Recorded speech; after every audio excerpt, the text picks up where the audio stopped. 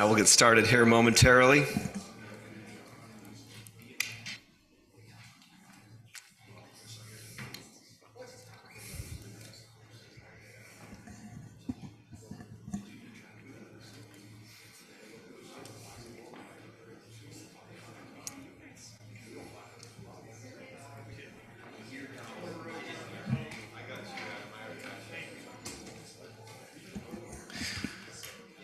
Today is Wednesday, February 28th, 2024. We are in the council chambers of Washington City Hall for our regularly scheduled workshop meeting.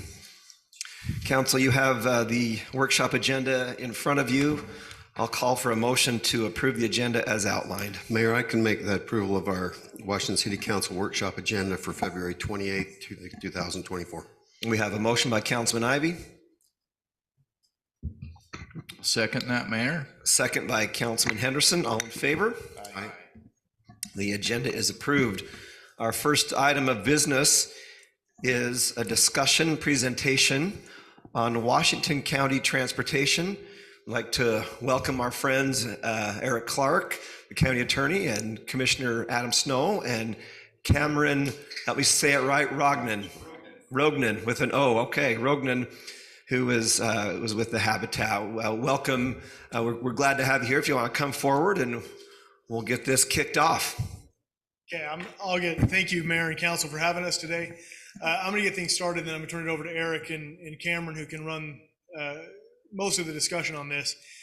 The reason why we wanted to come and talk to you is that we have the Dixie Transportation Executive Committee, or DTEC, that runs the executive committee over the Metropolitan Planning Organization, of which Washington City is obviously a part, encompasses the entire county.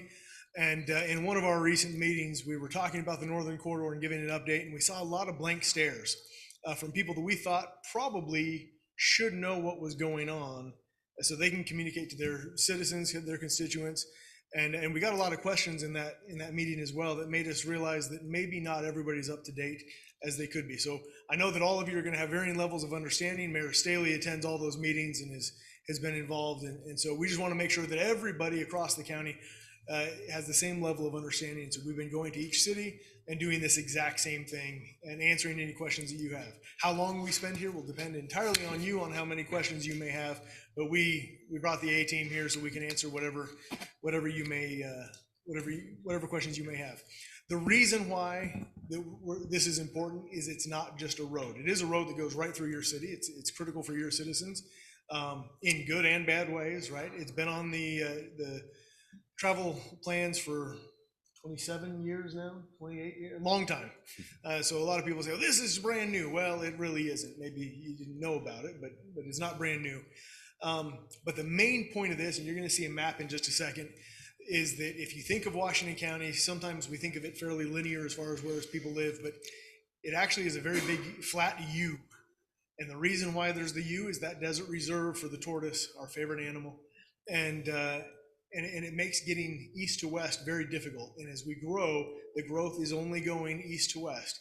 And so trying to get people side to side is a big deal. Not only for the 200,000 residents, but we have 4 state parks spread across that entire area. And obviously we have Zion National Park, all 4 facilitating 6.2 million visitors a year. So there's a lot of people coming through on any one day, and they're trying to get side to side. And so you've dealt a little bit with traffic here, right? You have a new underpass going in because of traffic. You understand how that all goes. And so the traffic modeling from the Metropolitan Planning Organization, the MPO, shows that we hit traffic collapse very quickly, where it's not just an annoyance. Right now, there's kind of annoyance. I just drove up River Road coming here just now, and it was an annoyance to sit through 2 lights. Sitting through 8 lights or 6 lights is not unheard of. And if you look at some of the planning and the modeling that UDOT and the MPO does, is you'll see traffic on I-15 trying to get off on the boulevard or trying to get off at Green Springs come to miles long, just trying to get off of just dead on the road cars, which actually leads to death sometimes because you've got trucks and people trying to get out. It creates a very dangerous situation. So we need to move people side to side, laterally across the county. And this road we can't force them down further. We can't say, well, that's fine. Everybody going from Santa Clara or Ivins, and you need to get to Washington, why don't you take the Southern Parkway? That's a nice roundabout way. They just won't do it. They'll sit in the traffic along the boulevard, along Red Cliffs, trying to get over here to your area, and it just collapses very quickly. So that's the reason why this road is actually important. We've talked with the governor about this. We've talked with the Congress about this many, many, many times. And so this really is actually a big issue. And a lot of people don't quite understand. They go, it's a little road. Who cares? It's only, it's a couple miles. No, it moves an enormous number of people through there and tries to disperse the traffic. So with that context, I'll turn it over to Eric, and he can kind of lay out the history of this a little bit, and then we'll come back up. Thanks, Commissioner. Thanks, council members and mayor, for having us today. I'm better at informal than formal. So if you have questions or something, just jump in. Don't hesitate, okay? And we just have a handful of like 4 or 5 slides that we'll kind of use as talking points. But this one, as you kind of look at this as this image, it's important to keep in mind one of the issues that we're going to continue to have as we grow. This is exiting I-15 coming from Washington to St. George Boulevard, right? And so you come through that, you can see the cut on the mountain where that's on both sides. We have frontage roads on both sides and freeway. So basically that whole area from that cut is all road right now. And we have backups on all of those at different times. But it's, and we're trying to plan transportation decades into the future. And that's going to continue to be a bottleneck spot that we're going to need to relieve some pressure from. There's no other way to get from this area to downtown St. George without going through that, unless, like Commissioner said, you want to go hop on the Southern Parkway. And I'm going to back up and do a little bit of history. So go ahead and, this is language from a 2009 lands bill, and you can just go ahead and, I won't read that to you, but you can go ahead and read that.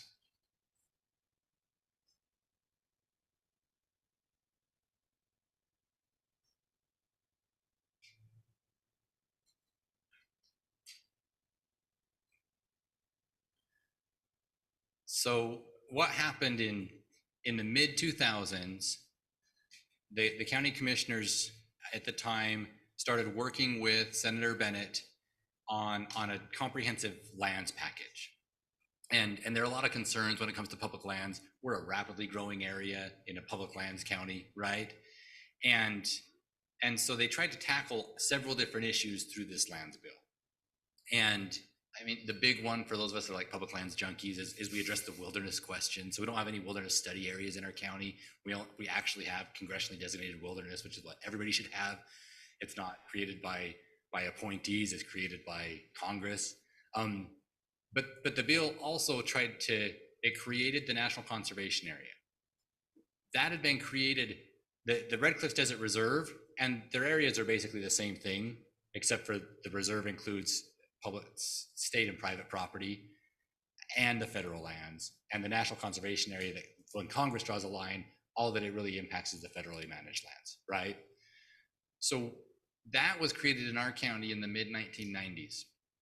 1990-ish, the desert tortoise becomes a protected species under the Endangered Species Act. And the U.S. Fish and Wildlife Service starts looking at where's the really important places for the tortoise to be protected and live. But it's protected everywhere initially. And so that happens.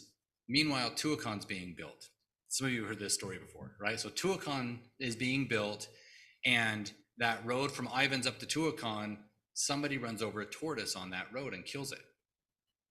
And the Fish and Wildlife comes in, so somebody calls and complains, Fish and Wildlife comes in, and because we didn't have any mechanism in place to try to protect private property interests, that dead tortoise halted construction at Tuacon.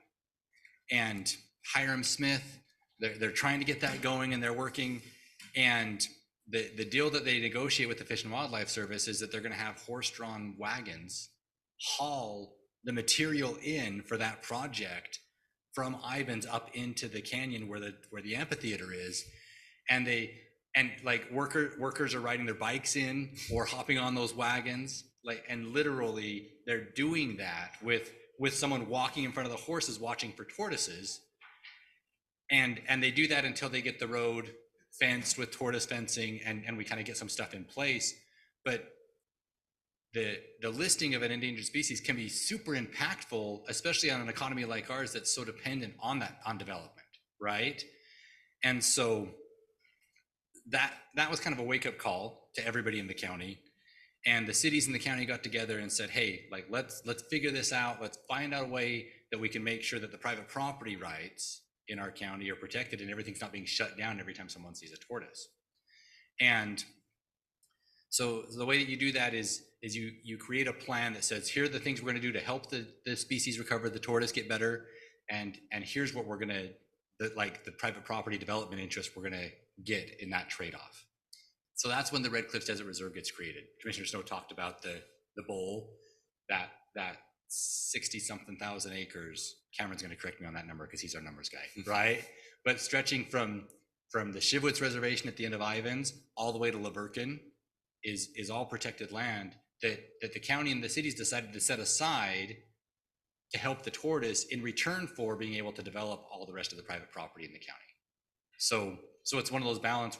We're being conservationists and we're being property rights, right? We're protecting private property and we're allowing for development. So that all happens in 1995, 1996. And then in 2009, we say, hey, we're gonna federally protect some of that land, which freed up some dollars to flow for some of our stuff. And in return for some of the things that we were doing, the county specifically got this language that requires BLM to put together a plan and to provide alternatives to the county and the cities for where a northern corridor can go, so that we're not having to funnel all of our traffic through that cut in the mountain. BLM had 3 years to complete this plan. The plan still isn't done. So during the Trump administration, the county worked with the state, and UDOT applied for a right of way, and that's the like middle magenta purple line. Like this middle one that we come through is the UDOT application. And you can see the reserve stretches there, like I said, from Ivins to Laverkin, and where the actual road would be. But UDOT applied for that, so it's road number 3, and we did all the environmental analysis. We got final decisions. We got the right of way issued like 3 days before President Trump left office, and so we thought, great, we're good. We had gone ahead. We obviously, putting a new road through desert tortoise habitat impacts the tortoise, right? So as our trade-off on that, we said, well, this zone 6 area wasn't originally part of the reserve. That's the Bear Claw Poppy Trail area. Bear Claw Poppy Trail alone has 100,000 mountain biker riders on it a year. So it's that area that has the whole trail systems and rock climbing stuff just west of St. George. That's super popular open space in our community, right?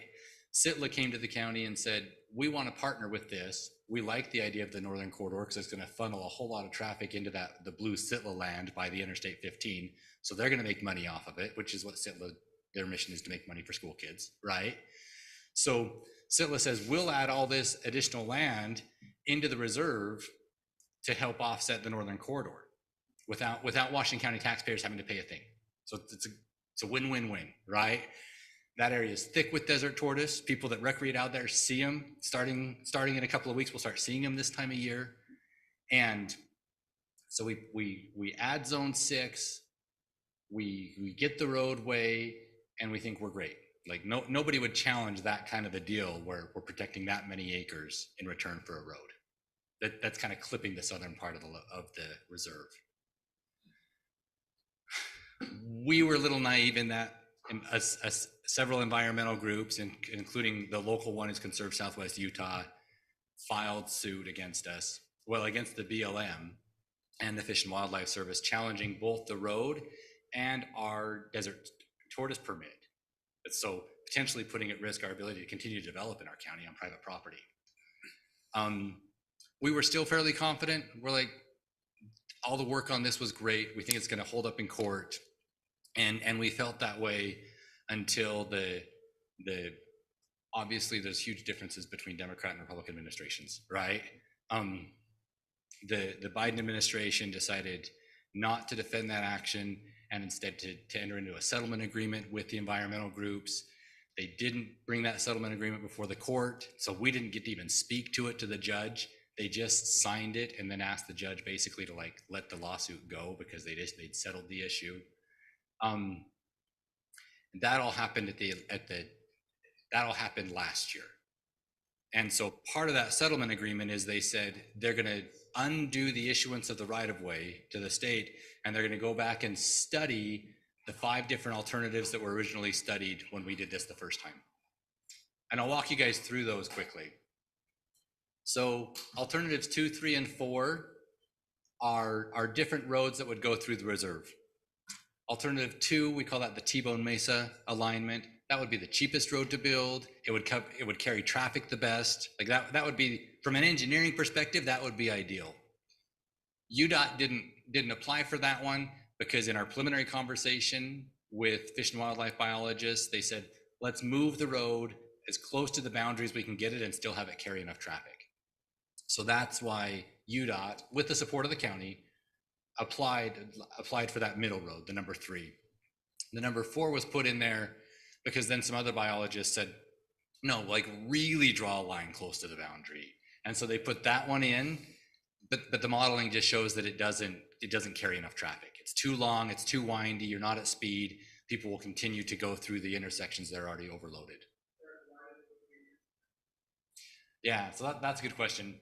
Thanks. So being against the boundary stops like bisecting the reserve. And initially there was a lot of concern about roads and how they impact tortoises. And Cameron will speak to that better. That's not as much of a concern now, is it? Like if we were doing this with the data we have now, UDOT might have gone for road like number 2, that option. But what they have is the right of way for number 3. So 2 and 3, both of them would work and meet our traffic need. Let all that traffic not have to go through the cut in the freeway and downtown St. George. 5, and these other ones were options that the computer spat out and said, hey, these are possibilities too. Like you just type into the computer, give us options. And so these are things that it generated. Alternative 5 would create a separate on-off ramp right before the Boulevard exit that would hop onto Red Hills Parkway, and Red Hills Parkway would become an expressway. So you would buy out the business access and the private access to that road. It would only be access to Red Hills Parkway with on-off ramps. You would figure out how to put an on-off ramp onto the freeway there and onto, is it 900 East that has the Tropical Smoothie Cafe right there? 10th East. So you'd have to figure out how to put an on-off ramp there with the hills and everything going on there, one at the freeway and one at Skyline Drive or 200 East where you come up the hill and there's that light there by the Sugar Loaf, right? You'd have to do all on-off ramps there. How you draw an on-off ramp without cutting into the Sugar Loaf at that point, or having a ramp that's like at the level of the Sugar Loaf so that you're up there looking at freeway is beyond me. But the computer says, hey, that's possible. Like that could carry enough traffic. It still runs everything through the split in the mountain before you get off the freeway. But again, like the computer modeling looks at that and is like, well, it's just a mountain, cut it out, right? Like they're not worried about cost. They're just saying, is this possible? So that option was discarded because St. George was like, that's super crazy impactful. And I talked to the UDOT engineers and they said, technically this may be possible, but engineering wise, trying to draw all those on-off ramps with all the slopes that are going on would be super difficult, let alone having the 2 freeway exits right next to each other between that one and Boulevard. So that was discarded last time around. Alternative 6 is called the one-way couplet. This is even a crazier idea.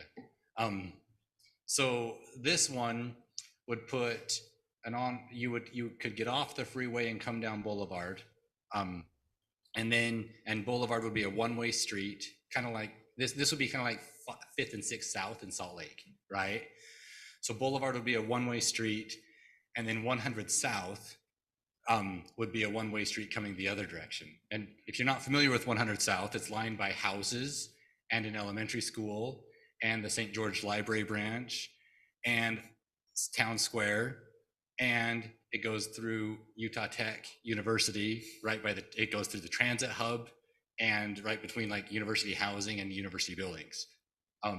So if you're looking to put something that would put 10 times the number of cars on a road, that probably wouldn't be the road that I would pick. But that, like, again, the computer said that would be a possibility. Last time around, the federal reviewers looked at that and St. George sent a letter saying, heck no, we've invested like us as a city, but even more private developers in that area have put a ton of money into making that a walkable area. We have a lot of mixed residential commercial, and turning it into a thoroughfare, it would be awful, right? So those are the options that BLM is considering right now. And they have committed in their settlement agreement to make a final decision by November of this year. Yeah, guess why they picked that date, but that's what they put in writing, is that they would have a final decision by November of this year. We're not sure how they're going to make that, how they're going to get there, and still do a good job on all of this. We're not sure how they're going to say, oh, we'll go ahead and put a road through. You look at alternatives 5 and 6, there's no BLM land there, right? So they would be picking alternatives through places that they don't have any jurisdiction. So when you say BLM's making the decision, is anybody else in that committee that's making the decision, or is it just straight BLM? So it's We don't have any UDOT reps in that So conversation, or what? It's straight BLM. There are cooperating agencies, and your city's participating in that. But to date, like, they hired their contractors to do this last August, September time.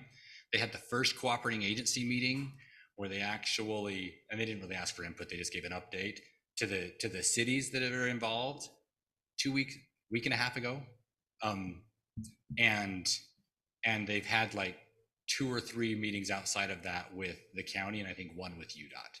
So we're feeling frozen out. I mean, we're feeling way injured, right? Like they're walking back a right of way, which is like a property right. They're not including us in the analysis. It's clear that they've been told what the outcome's going to be. They still have to go through the process, but at the end of the day, it's a discretionary decision that appointed decision makers can make in DC. Is there any recourse with us to them for backing out? Because like you said, there is rights that we have that we were granted. There is not a ready recourse for part of the issue with dealing with federal public lands, federally managed lands, is that there's just, it's hard to get to certainty. I mean, we watch the monument stuff that's happened in our state, right? So even though But it's we not were given a all- right of way, Yeah, sorry, I'll let you finish then. I'll ask. even though the state of Utah was given a right of way, that right of way was based on a decision, and what they did in their settlement agreement is they went to the judge and they said, hey, we would like to study wildfires a little bit more. We're not sure this decision was right in light of all the wildfires that happen in the area. And the standard that the judge applies, this is way nerdy, right? But sorry, you asked the question. So the standard the judge applies is Just a little. it's a bad faith. So as long as the judge to say no to that request to go back and study some more stuff, the judge would have to find that BLM was acting in bad faith, which is not something that judges are likely to do, or is something that's really easy to prove, right? I mean, unless we had like an email saying, regardless of all other facts, to get votes, this is what we're gonna do. And unless we had that kind of a smoking gun, we're not gonna get to bad faith. So that's how they're able to walk the process back. The flip side of that coin is that, you know, if the presidency changes this next year and we get a final decision before then, obviously the same thing can happen all over again. We just end up in this back and forth until we get to the point where we have some finality in a road built. Ask a question. So are they obligated to pick one of these, or can they pick none of them and say, forget it? So option number 1 is the no action alternative. Oh, And that is always an option that they can pick. And our beef with any of these is that the language in the law that President Obama signed in 2009, right, is that we feel like that tells us that BLM is supposed to identify one or more alternatives, working with the county and the cities so we can meet our needs. And to say that, well, so if they do no action, then they're not identifying any alternatives, right? If they say, oh, well, we're going to go with alternatives 5 or 6, you can pick between those. Well, then that's like saying, well, Congress told BLM to do St. George City's interior planning for them and not deal with BLM land. So we may be in dealing with all of that, right? And when this happens, we're going to continue to fight the fight. Like this road's going to happen eventually. We're going to be okay. But like, obviously these are issues that we're thinking about legally. Is where do we go next? Do we go administrative? Do we go legal? What happens to the Chevron deference standard in a couple of months when the Supreme Court issues a decision on that? How much does that play into what we do? So funding was set aside for this, right?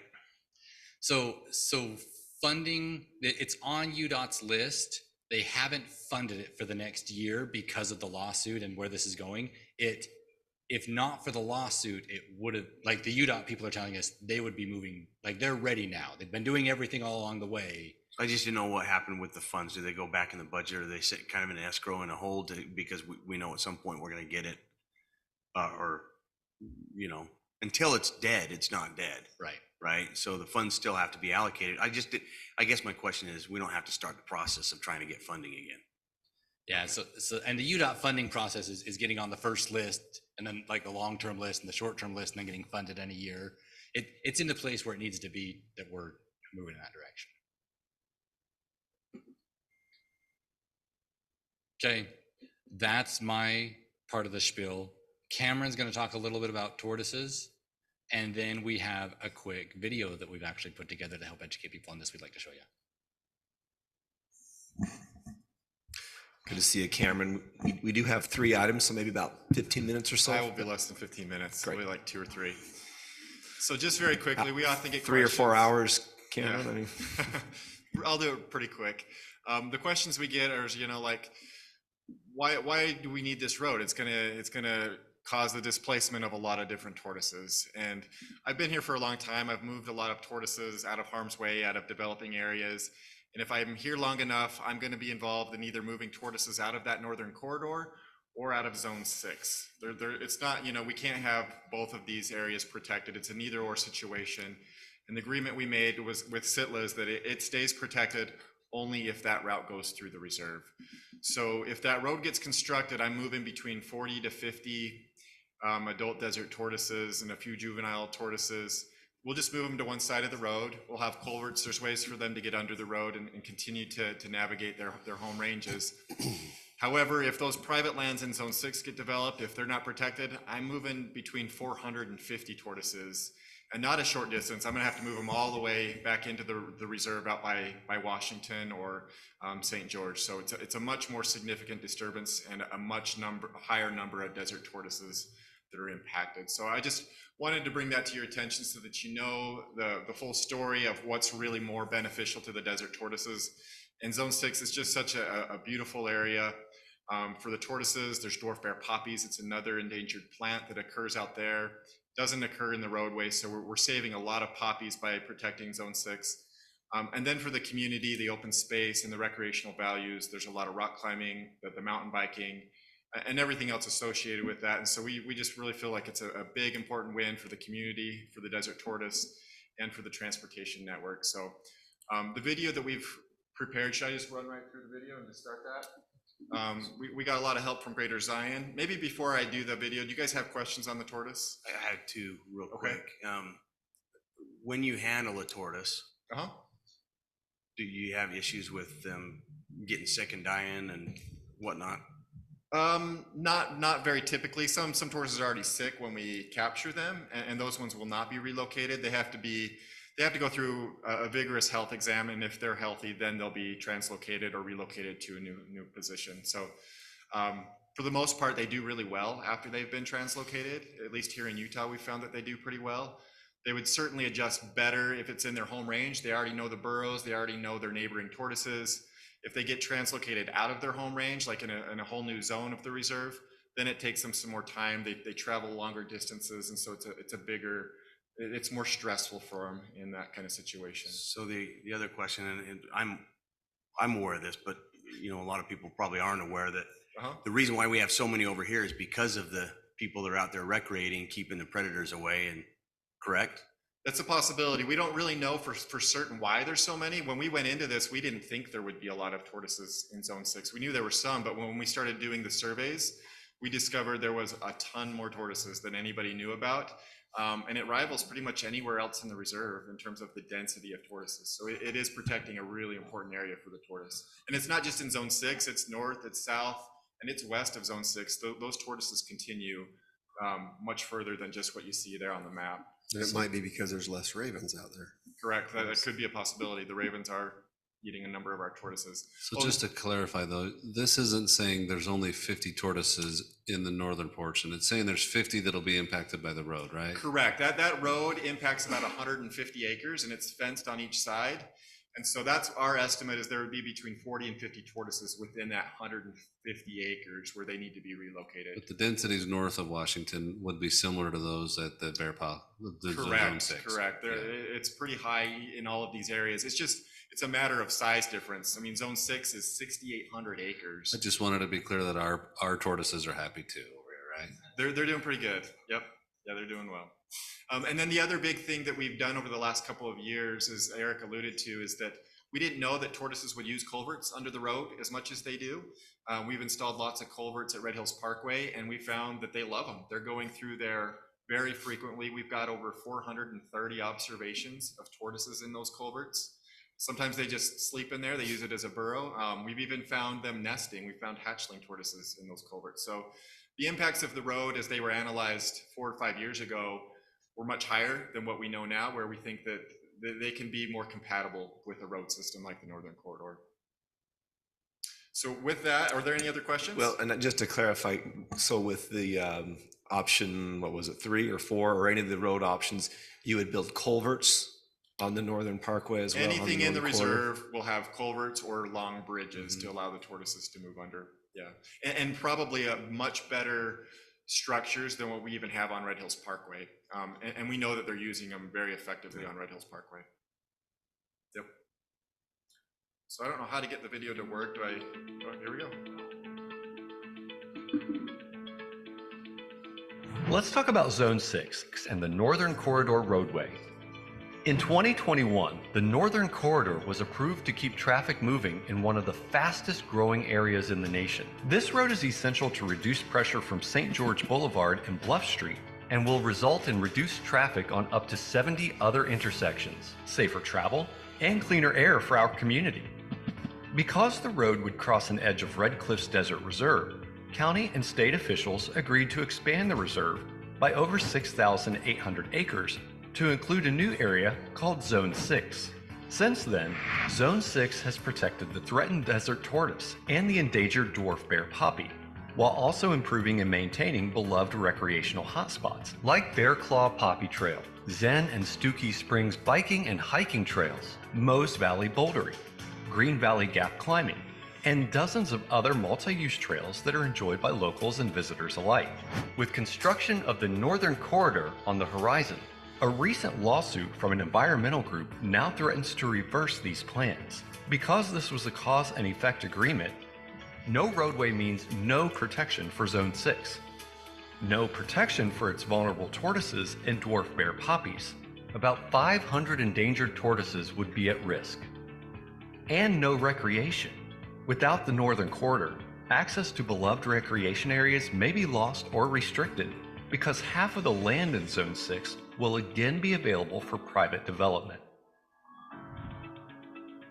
Your public lands may no longer be public, and a once thriving hub for outdoor recreation could be carved into another privately owned, commercially developed area. Within the original boundaries of the Red Cliffs Desert Reserve, 40 to 50 tortoises will require short distance relocation for road construction. But if the road does not occur, hundreds of tortoises and thousands of endangered poppies will permanently lose their homes. So, is stopping the Northern Corridor truly for the benefit of the tortoises? Limiting urban sprawl and reducing traffic is better for all of us, and losing Zone 6 would cause more harm than good. Speak up for the tortoises, recreation, and public lands. Learn the facts and make your voice heard by submitting a comment. Okay, so in Mayor, we're going to wrap up right now for you. So just want to come back to this real quick. So Eric covers the legal side. Thad enjoyed that part. Cameron covers the nerdy biological side. The reality here is in this picture right here. SITLA has one mission, which is to raise money for school kids. The value of the land in Zone 6, you will hear, if you haven't already, Conserve Southwest Utah and other groups will say, it can't be developed. They've said this publicly, they've said this on ads, they've said this in newspaper articles. They can't develop Zone 6, that's a lie. You're right, we can't develop the tan part of Zone 6, but the other half of it is not owned by the BLM. It's owned by the School Trust Lands of Utah, and that can absolutely be developed. And if anybody wants to know what that would look like, drive to Desert Color, because that's exactly what it will look like. And that land, now that we've pushed to the side and everybody's got this highlight on it, is insanely valuable land. They can sell those homes for a high premium, and they will do so the second they need to, because they will make more money in Washington County. We're the breadbasket of SITLA for the entire state. They make more money out of here than they do anywhere else in the state. So if you care about the tortoise, the picture's very indicative. Those aren't, representative one equals so many, but not very far off. And if you care about the tortoise, if you care about sprawl, the citizens of Washington City and all of Washington County need to understand what this really means, because they're being lied to by people that are not telling the truth as to what this actually means, what the agreement says, what the law says in 2009. We have heard that, well, Congress just doesn't understand our policies. Law beats policy every day of the week. And so this is the situation we're in right now, and we will continue to fight. And Commissioner or Councilman Coast, to your point of what are the other options, we have things that we strategize on constantly, that we work with the state attorneys and with our outside counsel. But who wants to do that? Why spend millions and millions of dollars fighting for years in dealing with the inevitable traffic concerns that you are going to continue to have to deal with between St. George and Washington? You are the two cities that will deal the most with this, when we could actually just move forward with what's best for the tortoise, best for traffic, best for the area, and protects the most amount of land. So that's what we've tried to accomplish, and that's what we'll be continuing to fight for. So thanks for letting us come, and we'll let you move on with your agenda unless there's other questions. Well, thank you, Commissioner. And maybe just, can I give you the last word in telling us, how can we support, and, what do you see the outcome by? I mean, are we just in a waiting game until November, or what? Where do we go from here? So I'll let Eric answer the waiting game, but we're playing however we can, and we're engaging at every opportunity that we're allowed to engage on. But like you said, we have been iced out of this by and large. I mean, this went to the Federal Register before the judge ever signed off on it. That's unheard of. The 2009 bill that said that you shall have a travel management plan, they still don't have it. It said within 3 years. That'd be 2012. There is no travel plan yet by the BLM. They don't care about most dates, but man, God himself came down and said that November of 2024, you will have this done, because that is the way they're acting about this settlement. And that November is now an immovable date for them. But other dates that Congress sets, those are really just suggestions. Commissioner, can you share a link to the video or a link to the video or something? That would be, thank you, because that would be the best way. Share this with everyone who will watch it, and we will certainly send the link to you. You can share. We post it constantly, trying to educate the public, because a lot of people I would say 99% of this county is just uninformed as to what this actually means, and they are being fed a bunch of lies by other people. So that would be one way. Tell your constituents and talk about this a lot, so that we can put the pressure on the people that need to hear it. And we appreciate that a lot. I think one of the things it's hard that we've been dealing with, with our affected in our city, is the road's been there 20 years. The right-of-way's been there for 10 years. And now we have houses against that right-of-way, and they're finding out because real estate agents aren't always the most truthful. You know, when they sell a house, it'll never come, right? And that's one thing that I think, just so the council knows, my feeling is we just have to educate like you're asking us to do. And I mean, I've seen it on a map for 25 plus years myself. I've known about it a long time, and it's hard because I think a lot of people thought it would never happen, but I think it's crucial for us to have it. And if there are any other groups that you have that you may suggest to us, that the three, stars here will love to go and talk to any other group that will have us come and spend a few minutes. Wonderful. From an administrative side, the city can continue to, fully participate as a cooperating agency. And like, when I say we're being frozen out, that doesn't mean that we're not tracking, working on stuff, doing everything we can to make sure that the federal administrative process, which would be a reason you couldn't walk through that in the time we've taken today, right? Rarely does a workday pass that Cameron or I aren't reviewing emails, making calls, doing something on this project. And so we're continuing to work diligently so that we're trying to hold BLM's feet to the fire as far as following the process and making sure that all the groundwork is laid so that if we end up in litigation, we're in as strong a place as we can be on that. You guys can help us by continuing to support and make sure that your staff and people are aware and being vocal and supportive in the cooperating agency meetings. Later this spring, there's going to be a draft plan that goes out for public comment. And in that plan, BLM is going to have a preferred alternative. We're going to be asking everybody to help us submit public comments on our position is we did a great deal, right? Like we met our transportation needs, we met our private property rights and our development needs, and we helped the tortoise. And we want people to help get that message through to BLM, sometimes over some of the counter messaging that's going on that isn't fully accurate. So when that happens, the county will have a link on the county's website that people can go and click and submit comments through that. And anything that you guys can do individually or as an organization to help us spread the word on that when that time is right, there's like a limited window on that, will be helpful. Perfect. You said 15 minutes. That was 14 from when you said it. You're right on the money, Commissioner. Thank you, gentlemen. Thank you for coming over, and excellent presentation. Very helpful, very informative. Next item. Power AMI System Project. Power Director Rick Hansen.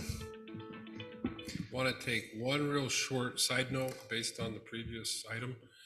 Keep in mind, all the power in Washington County comes through that reserve. And that legislation also provided for utility corridors. So this precedent could be detrimental to power, water, other things going on up there. So I think it's very important to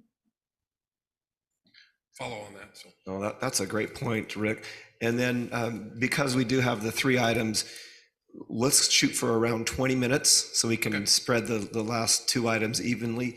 And then if there's more time needed, then we'll pick that rest of that back up for you on the regular meeting. yeah, that's fine.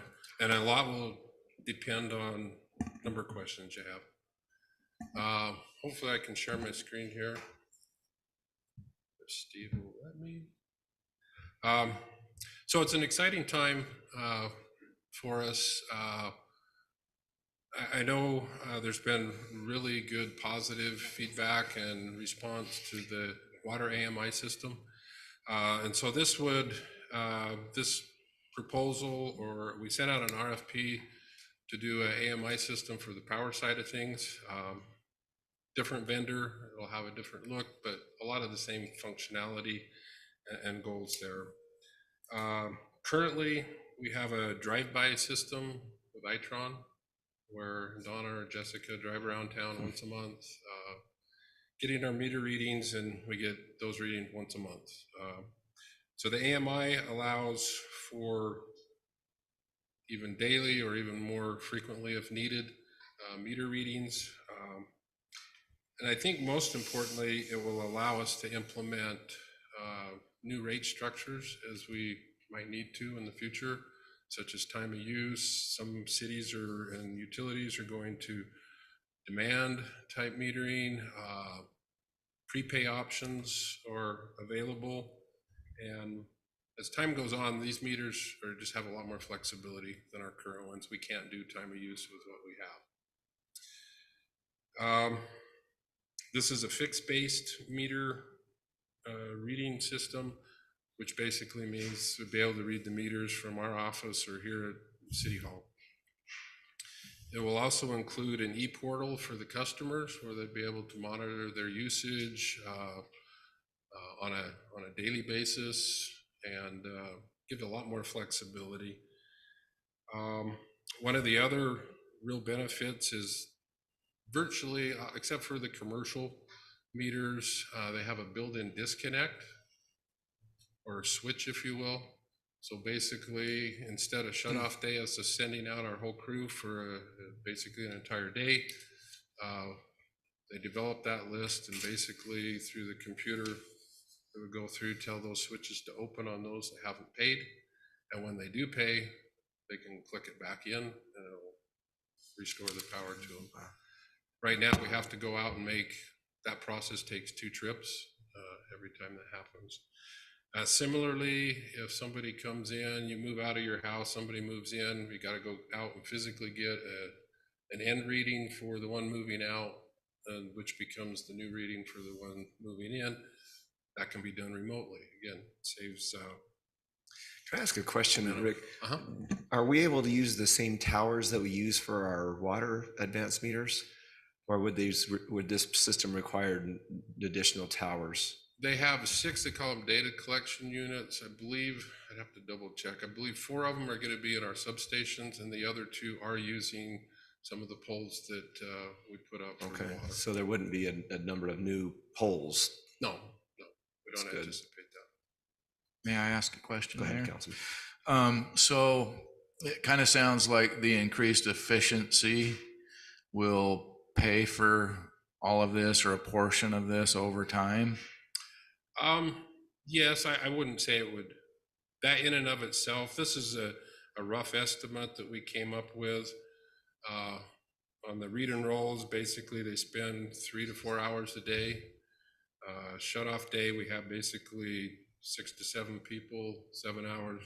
So roughly we've estimated 130-ish, 120 hours a month. So it's maybe roughly over a 2/3 of a 15-year person. period, it looks like, possibly.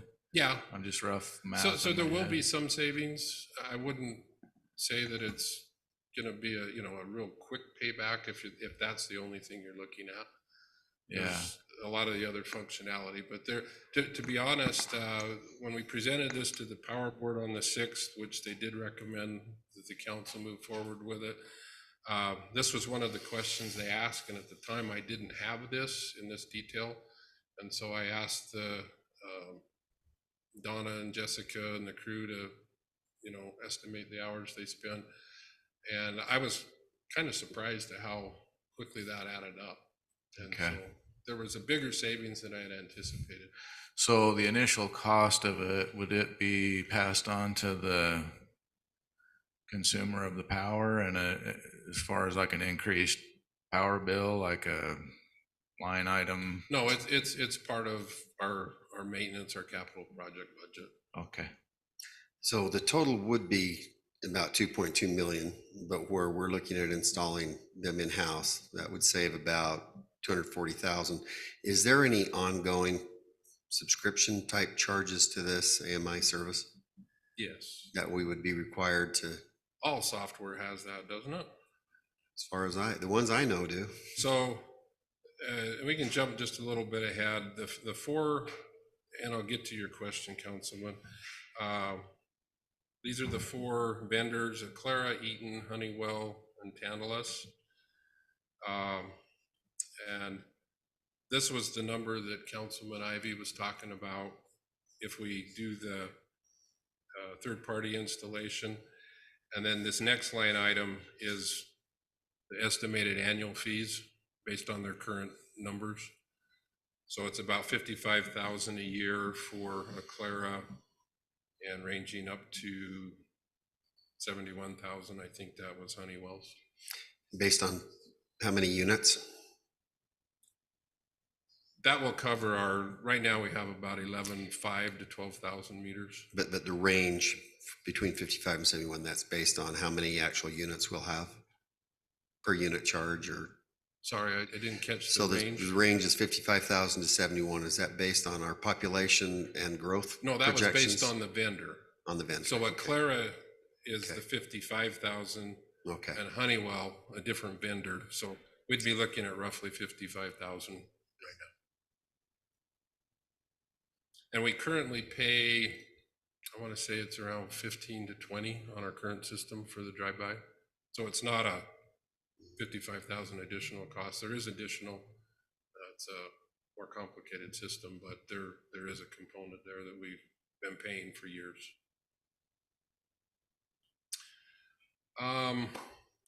Again, we had 4 responders, and this table summarizes the dollar side of it. We also looked at other things, you know, their customer support, talked to references, those kind of things. And we had not only the written RFPs, but in late November, we had each vendor came in and personally made a presentation. And so we had people from our department, from utilities, Dick Saunders from the Power Board sit in on those. And so we went through this big, long evaluation process of different weighting of different things.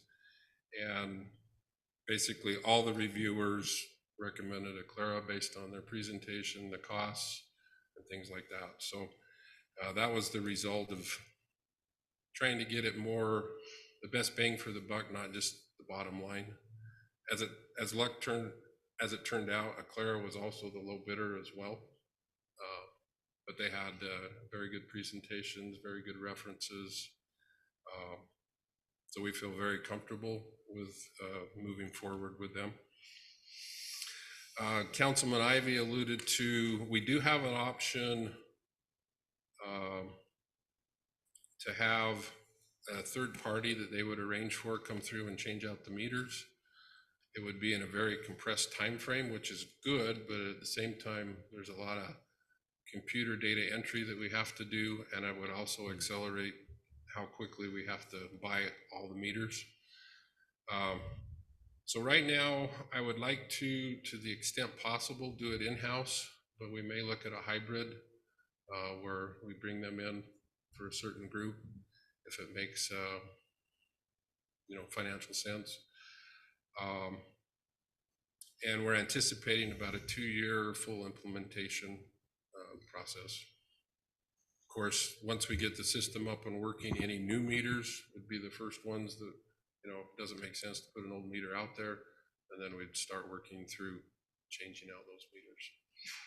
And Rick, that option is another $241,000. Correct. To do that. So correct. Otherwise, in-house will be our guys that are doing it on their side job, I guess. Is that well, we'd have to, obviously, that's my biggest concern of doing it in-house. It isn't the ability and even costs after I got to looking at it. It was more availability. Do we have enough extra hours to have it done in-house? So that would be the primary reason to maybe bring in a third party, is just to kind of expand the man hours we have available to do that. But the crew's very interested in doing it. And this little table, this was figuring about on average 20 minutes a meter. If you change that to 15 minutes a meter, it drops it down to about, I think it was 210,000. This would be actual, if you used our typical labor rate, it's $76. Again, that wouldn't be a budgeted amount on top because they're already here for the most part.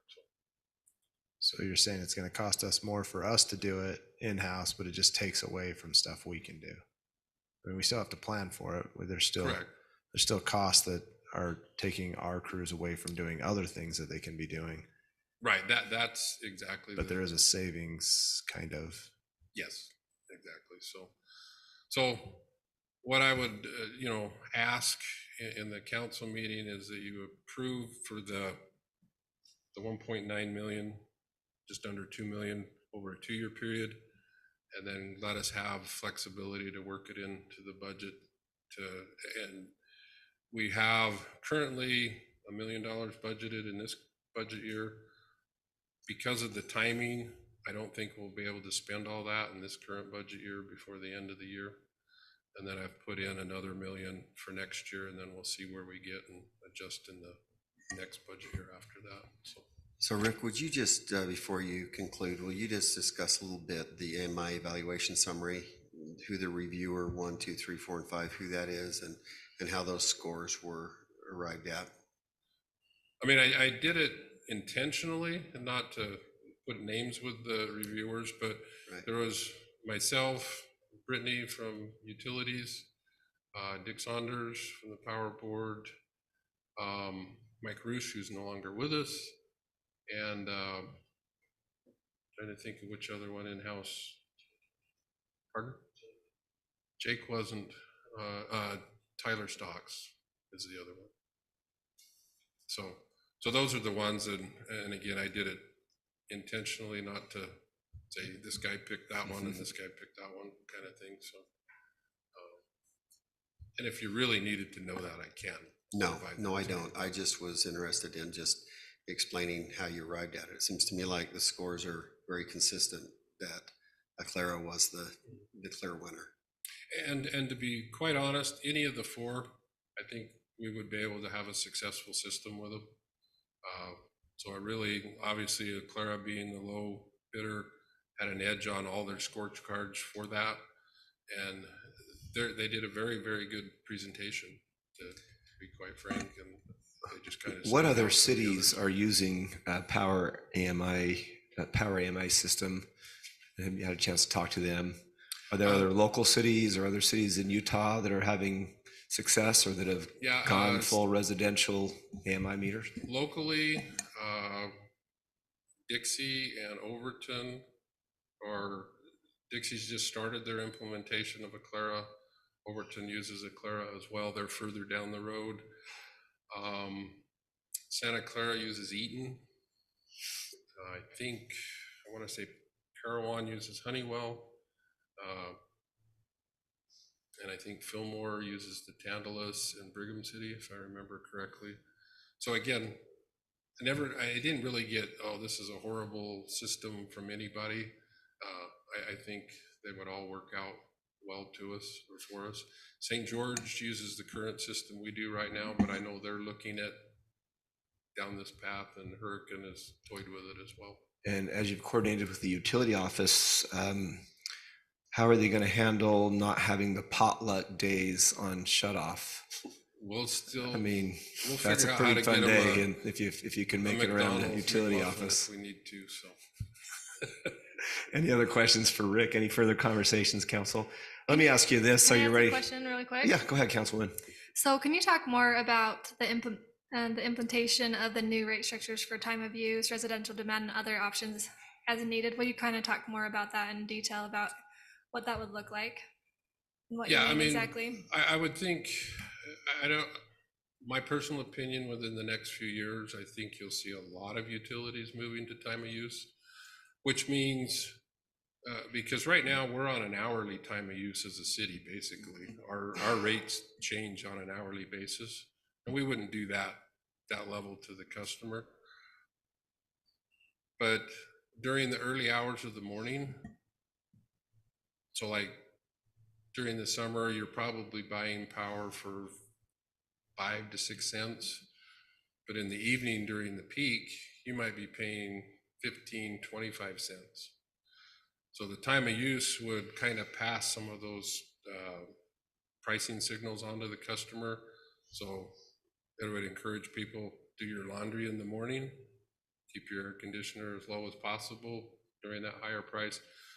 So it would send the same pricing signals that we're getting in closer match, and it would help us. In the ideal world, it would change behavior. It would get Jeremy to charge his car at 10 in the morning and not at 6 at night. But he can do that, but it's going to cost you more if you do that kind of thing. So the other options I always are, like when we bring up his car. Is there actually a charger here for him at the city? Or I don't think so. No, but we'll add it to the budget if you'd like. Just let me know. Put a generator in the trunk. And some of the other ones I put down there, like the prepay would be just basically, it would probably be more applicable to those that are habitual non-payers. So that you would put $100 in your account, and when it got to that, that disconnect would go click, kind of like you run out of gas in your car, so you'd have to fill up your tank ahead of time. I would like to add that to my house right now, so that when my kids just run out of money, they're done.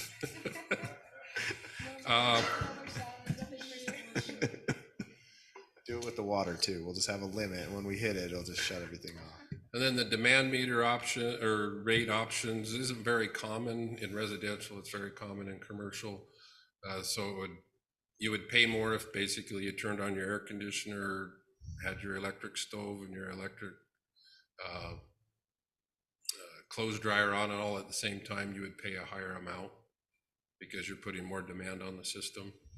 So some of those are probably further in the future, but I think time of use isn't that far out.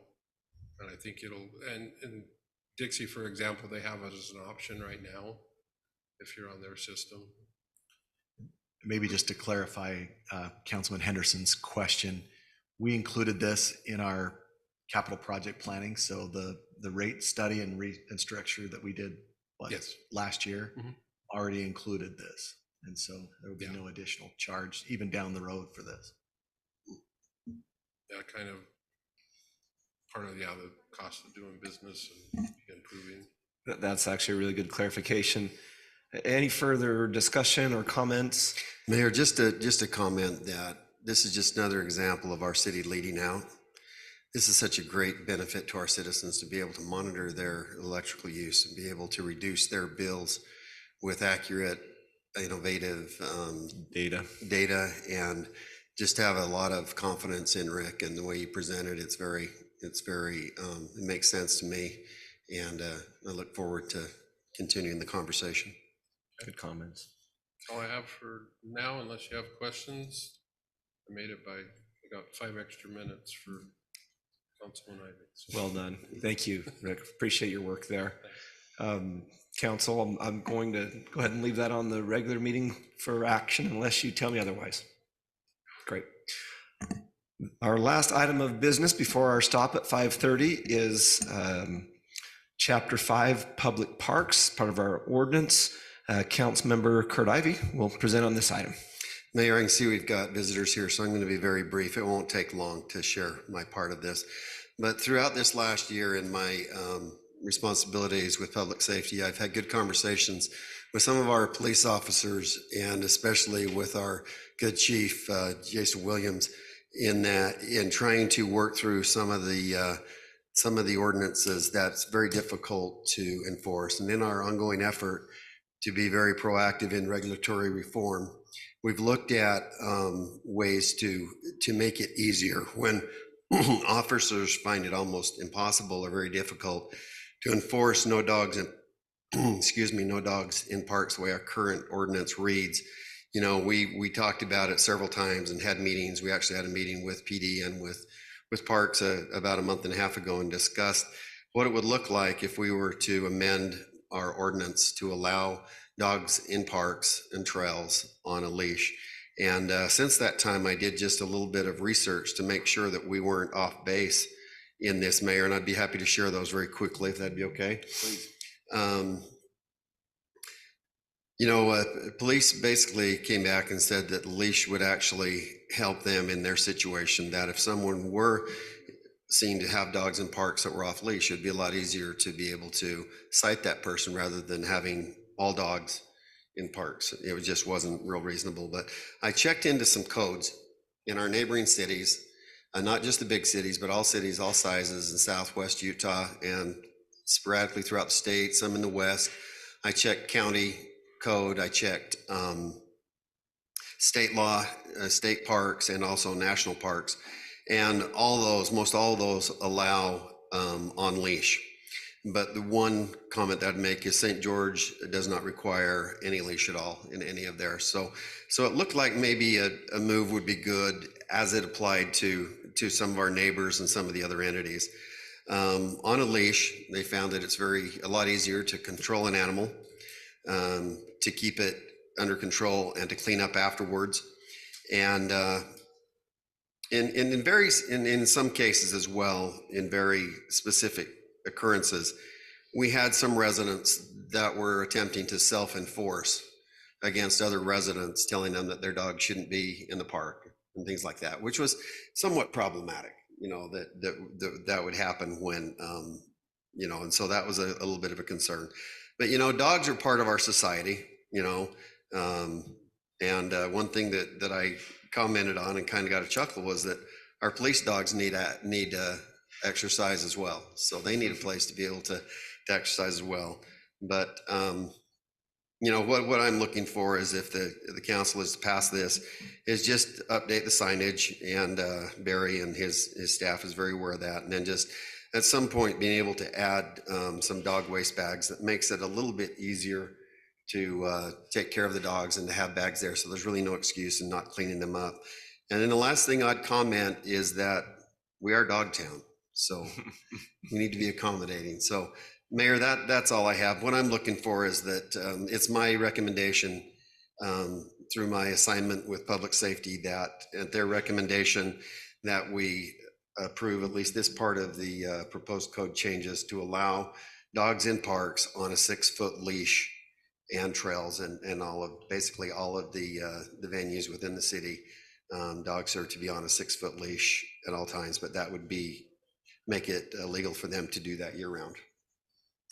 Thank you, Councilman. Council, questions for Councilman Ivy, comments on this proposed ordinance change?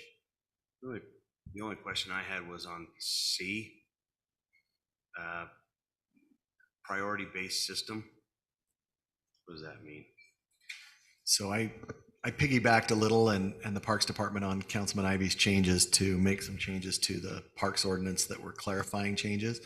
Okay. And the priority-based system, as I understand it, and they can answer that question if they need to, but it's not a first come, first served system. There's actually a priority system that takes into account, tournaments. It takes into account locals versus non-local teams and things like that as we account for the athletic fields. So we're cleaning up the language to better represent what we actually do.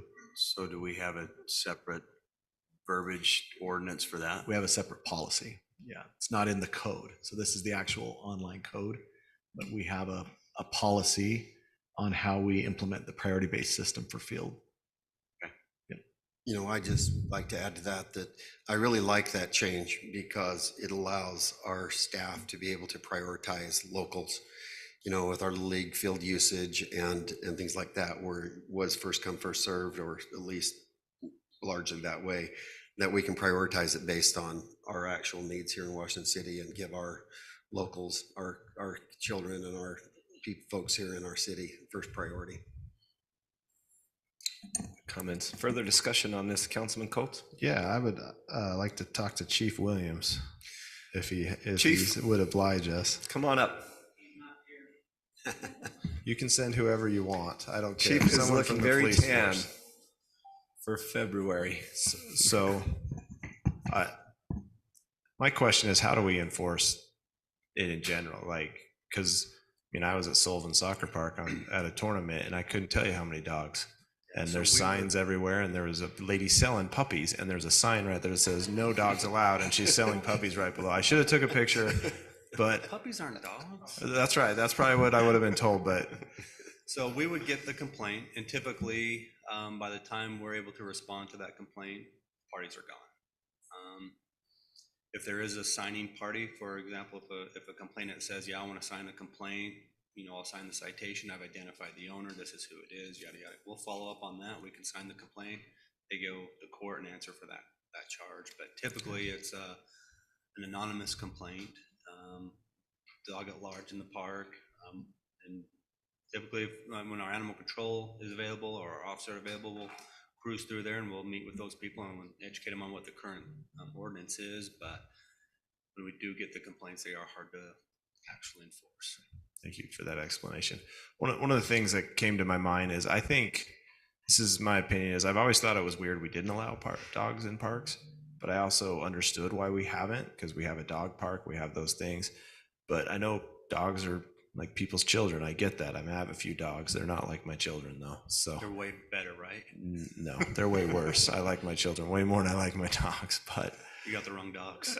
I'm not first one to admit it. But the reason why I bring it up is I don't think they're like at Sullivan Soccer Park. I don't think it's appropriate to have dogs there. There were so many people down there for that tournament, and just to have dogs in the chaos. And I'm telling you, I probably saw 5 to 6 different people with dogs. But it makes sense in a park that people are just playing in. I mean, I think But were those dogs on a leash? Were they loose? Were they? I don't think any were interfering with loose. any of the activity or anything? No, I just knew it was against our rules, right? So I'm sitting here going, okay. And I'm sure most people don't know it's against our rules. And I know we don't want to, I don't know, I'm just bringing it up for the conversation more for everyone. I like the idea that if it's on a leash, it's fine. I just don't want to get in a situation where like, well, dogs are allowed and I'm going to do what I want, because different dogs do different things. Like I know I have a friend who runs and his dog runs right beside him constantly, right? So it works for him. But in this rule, it doesn't work for him. And it's just, I'm nervous about the sports ones. I'm nervous about the Wills Park. What if a dog was free and some kid was skateboarding and ran into it? I mean, there's just potential for some of these specialty parks that we have versus a standard, just a grass filled park. And that position is reflected. Let's use Zion National Park. The policy there is you could have your dog on leash at the campground or the lodge, but if you wanted to enter the conservation or preservation, all of the other park areas that aren't developed, dogs are not allowed, right? And so the concept of there's certain spots where maybe animals aren't allowed does exist in these other parks. In the national park system, it's mostly all about introducing this non-native animal to the native areas that they're trying to protect and preserve, so they don't allow them in those areas. But you could at your tent site in the campground, for example. So how are we protecting ourselves on these? Say that again, sorry. How are we protecting ourselves on the specialty areas of our city? I wasn't answering that question. I was just I thought you were expressing that sentiment, and I wanted to just share that, the national park system has a similar policy where dogs might be allowed, but not in all of the spaces within that park. So the only thing I bring up is maybe in this language, we identify, I don't know the best way to say it. I don't know. What's everyone else think? Am I just over, is it too much? Am I worried about nothing? It's more of, I'm just trying to allow them, but hey, don't be putting your dog on the soccer field, right? During play, or, don't let them on the, whatever, don't let them on the playground. So the reality though is more and more people are going to the emotional support animals and whatever. And so, in multifamily, you can try to eliminate pets or dogs, but you're going to get them jammed down your throat. So you're better off trying to regulate it somewhat. I think that's what I'm asking. I totally understand. I agree with you 100% on what you're saying. My question is, do we want to, you're saying regulate it on these specialty areas of the city is my question to the council, or am I just, are we going to swing one way and it's not really going to matter either way is my question. And we can still, it's a work in progress still, but we could put some verbiage in there to where if we didn't want them on soccer fields, or if we didn't want them in the Wills Park because of, it's not necessarily a pet-friendly park. That stuff could be put in the ordinance. I would ask it to be put in an ordinance and not a rule or a policy. For us to be able to enforce something, it needs to be in the ordinance, so. When we were discussing that, I remember we kind of talked about different parks and different applications. First was it parks, but not trails and those kind of things, because there's people on bicycles that are going by and a dog might get tangled. But you have to remember that the owner of the dog is still responsible for the animal. For sure. And so by having them on a leash, it keeps them within their grasp or under their control. I think what was difficult in trying to isolate certain parks and not others is that I think some residents would find it confusing that they can be allowed here and not there.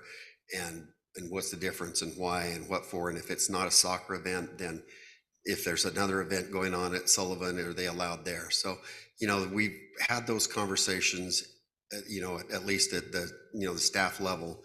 And I think it would just become very cumbersome in trying to monitor that. But again, the animal control is controlled by the owner on a leash, and that leash is where the protection comes from, is my thought on it. Mayor, may I make a comment Councilman. there? So this is just the world according to Brett. It might be a little unpopular, but I'm not a smoker, but I don't really, I don't really oppose somebody smoking in the park as long as they're respectful about it, and it seems like most smokers in this day and age are fairly respectful about it. They're not going to smoke, in a crowd at the soccer game or anything like that. So, I mean, to me, I feel bad when I think somebody that smokes should be able to smoke outside if they want to, so I like all of this except for that part myself. So that's just me. And I would, In our existing rule, I believe it's no smoking in any part of the park, right? Yeah, that's correct. And so this is really trying to just, again, update the code to what were our existing rules. They don't allow that, but I think it'd be a lot like dogs. If you go in there, people are vaping, they're smoking. If they're not being obnoxious, I doubt that there's a lot of. So this is not an addition because it's in blue. This is an addition, but it's not an addition to our current rules that are posted at all of our parks. Include no tobacco. So yeah, this is to update the code to match our rules. If we don't want that, then this is the time to do it, because when we change the rules, we want to eliminate that if that's something the council wants to do. Was it your intent, Jeremy, to add tobacco to the content or just the heading? Because it looks like we've added. We talked that through too, and it, we probably would need to add it not only just to the heading, but into the content of the language as well, if that's what we wanted to do. But it's a current park rule, just not in the code. I don't know. Do you get any calls, Chief, on people smoking in the park? I guess we get everything. Calls on everything. Do you get calls on people gambling? Have not got any gambling calls. I was going to ask if we can strike that. Not betting on the 10-year-old soccer game or anything. And we don't know friendly wager. We don't know what kind of intoxicating liquors. Hey, we got are a in those cornhole Stanley tournament cups. We have no idea. coming up, and I got Councilwoman Casperson paired up, so we're gonna. We might put a little wager on it, but it's not in one of our parks. I think It's against part the of other this- cities. I think part of this too is with what we're trying to accomplish with water conservation, affordable housing. Lot sizes are smaller, backyards are smaller. There's not a lot of grass. If someone does have a pet, where do they exercise that pet? And back in the day, you had a dog, but it was in the backyard, chained to a tree 9 hours of the day, and maybe brought inside. But I think nowadays pets are more part of the family, and all of our trails lead to parks. I think it makes sense if we can tailor it to where the onus is on the animal owner, that they're responsible for the actions of that animal, but to allow them on that leash, I think it would allow a friendlier environment. do we have to include cats in it though? Yeah, That seems might as a well. little We need to be all, extreme. we're a pretty inclusive society these days. So What about a well-trained paint horse? put it in there. I'm just teasing. I thought. So what about the guy who likes to throw his dog a Frisbee at a park? Can't do it? We're just saying no to that? He has to run with it. So he has to throw it, run with it. catch Well, it. and we have the new, I guess we do have, I think people are gonna probably do that unless there's a And- complaint, and we're probably just using good judgment, but we do have the expanded dog park with a lot more room to do that if they wanna. Yeah, I'm just me, I just like to bring up I all mean, the yeah, other you have to options. play both sides of it, but it's going to come down to judgment. I guess it gives you a way if there is a problem with that dog, you can say it's against our ordinance. If there becomes a problem. Yeah. It's a way for you to enforce what you need to. Thanks, Chief. Thank you. I'd like to invite Assistant Leisure Services Director Paul Walker come up and just kind of share his thoughts on this proposed ordinance change. Any feedback or insight on this, if Mr. Walker? Okay, thank you, council. Our parks, we could have them look really nice if we didn't allow dogs or people in the parks. So that's not really a reasonable request anymore, and it's also kind of not reasonable to not allow dogs in the parks anymore, like we've discussed. This will help the Parks Department. We do get a little bit of burden on the parks. Our employees are told all the time, hey, there's a dog in the park, and there's not really any enforcement the parks can do on that end. This is a good opportunity to control how we let dogs in the parks. I've liked the discussion we've had so far. There's a few concerning spaces that are listed on here, like playgrounds and courts. Some of those areas aren't designed for dogs, and if there's dog waste in those areas, they're not easy to clean up. But just a few minor things like that we may want to have a discussion on. But overall, we're happy to allow dogs in the parks. Yeah, I think that's an interesting word that you pointed out. Playgrounds is, in particular, Our youngest users maybe are in even on a leash playgrounds might not be the best. That might be a word to look to consider striking. But are you drafting, or is that who's drafting? Thad, or who's Jeremy? I didn't know you were a code ordinance guy. I bet you've never even been to a park. I would agree with you, Paul. Let's address those areas. That's kind of what I mentioned, the I specialty think areas. it's maybe a good compromise with a little bit of the concerns, but I think you nailed it. I mean, people are part of dogs are part of families anymore, and those athletic spaces, we've talked to some other cities. Some of the problems they've had are in fenced-in areas that people bring their dog and they let them off leash, whether that's a baseball field or a tennis court. So some of the problems other cities have had have been in those kind of spaces as well. And you feel like that would give your guys in the Parks Department ability to coordinate with law enforcement to maybe enforce this a little bit, to say you can have your dog, but it needs to stay on a leash. Yeah. Rather than you got to get your dog out of the park. Yeah, and that way if people come to play pickleball and there's a dog in the court and they come to the staff, we can try to talk to that individual and get them out to the park where it's more appropriate for their dogs to be. Okay. Any other comments, questions for Paul? Thank you. Councilman Ivey, give you the last word on this item. Good work.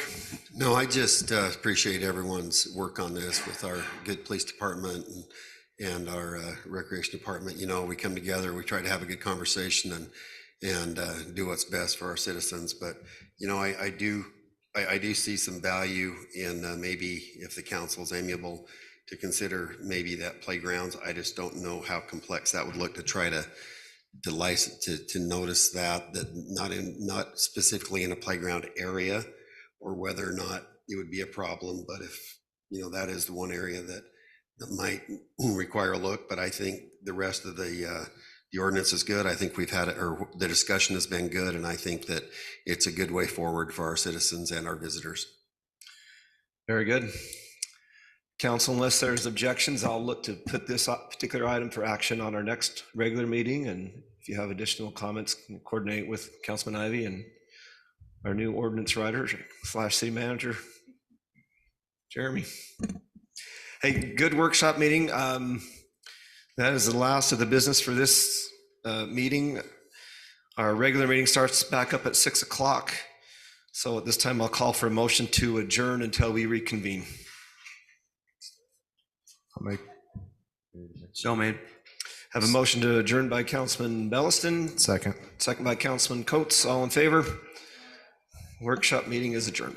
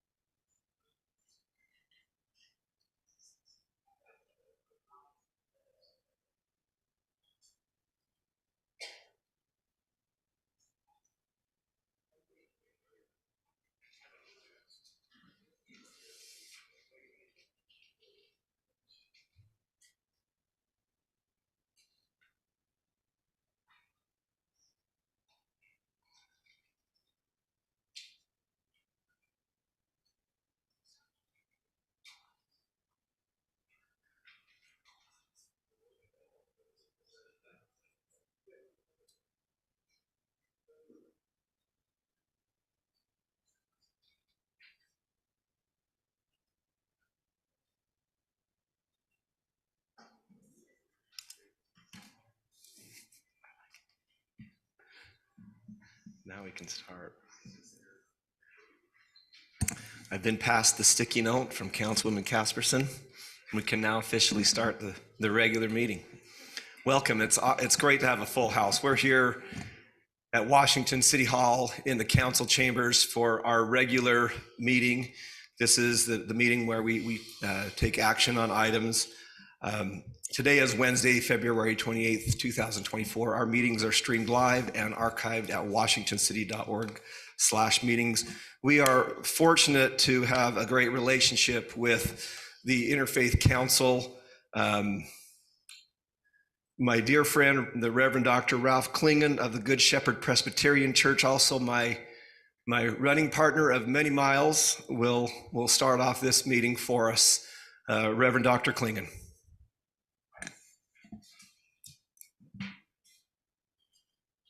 Thank you, Mayor Staley and council members of the Washington City Council. On behalf of the Interfaith Council, we'd like to express our great appreciation for your inviting us to come and offer the invocation at your meetings, and as well our great appreciation for your sending representation to attend our meetings. We do deem our positive relationship with our area city councils and county councils to be very important. Let us pray. Gracious Lord, we do praise and give you thanks for the many blessings that you continue to shower upon us. The blessing of our great nation conceived upon the ideals of liberty and justice for all. Our great state, our governor, for Honorable Mayor Staley, and for the Washington City Council.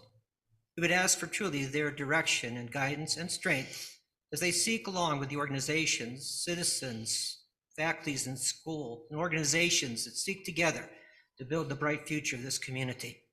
Grant them direction in your spirit and a true vision that together with one another, they may labor and indeed provide for a very bright future for all who are concerned. For this we pray in Jesus' name. Amen. Amen. Thank you, Reverend. We appreciate you.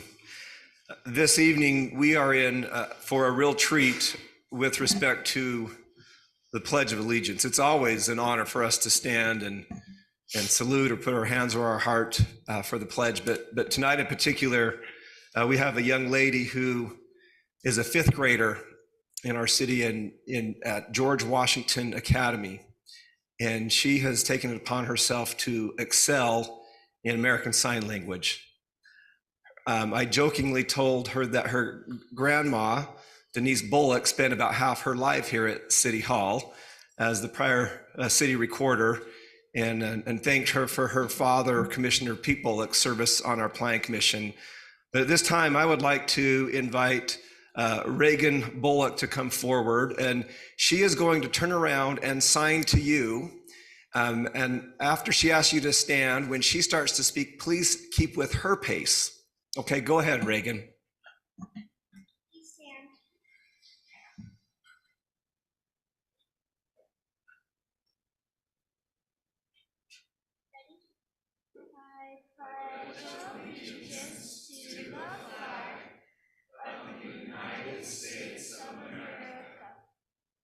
To the republic for which it stands, one nation, under God, indivisible, with liberty and justice for all. It's awesome. With youth like that, the future is very bright. Thank you, Reagan. Well done. I recommend going out for ice cream. Council, we do need to go to closed session this evening for a few brief items. Those would be in regards to purchase, exchange, release of property, and pending or potential litigation. I'll also just note that on the consent agenda, I will ask you to pull item 4DI and 4DII from the consent and consider those individually. And I will make note that going forward, I will ask the recorder to list award of bid as separate items. That said, Council, I'm now turning to you for an approval of the agenda. Mayor, I'll make a motion that we approve the agenda with pulling item 4D items off the consent agenda. You've heard the motion by Councilman Coates. Second. Second by Councilman Belliston. All in favor? Aye. We have an approved agenda. Okay, a few items of community before we list enough announcements and get into our detailed business. This is really exciting.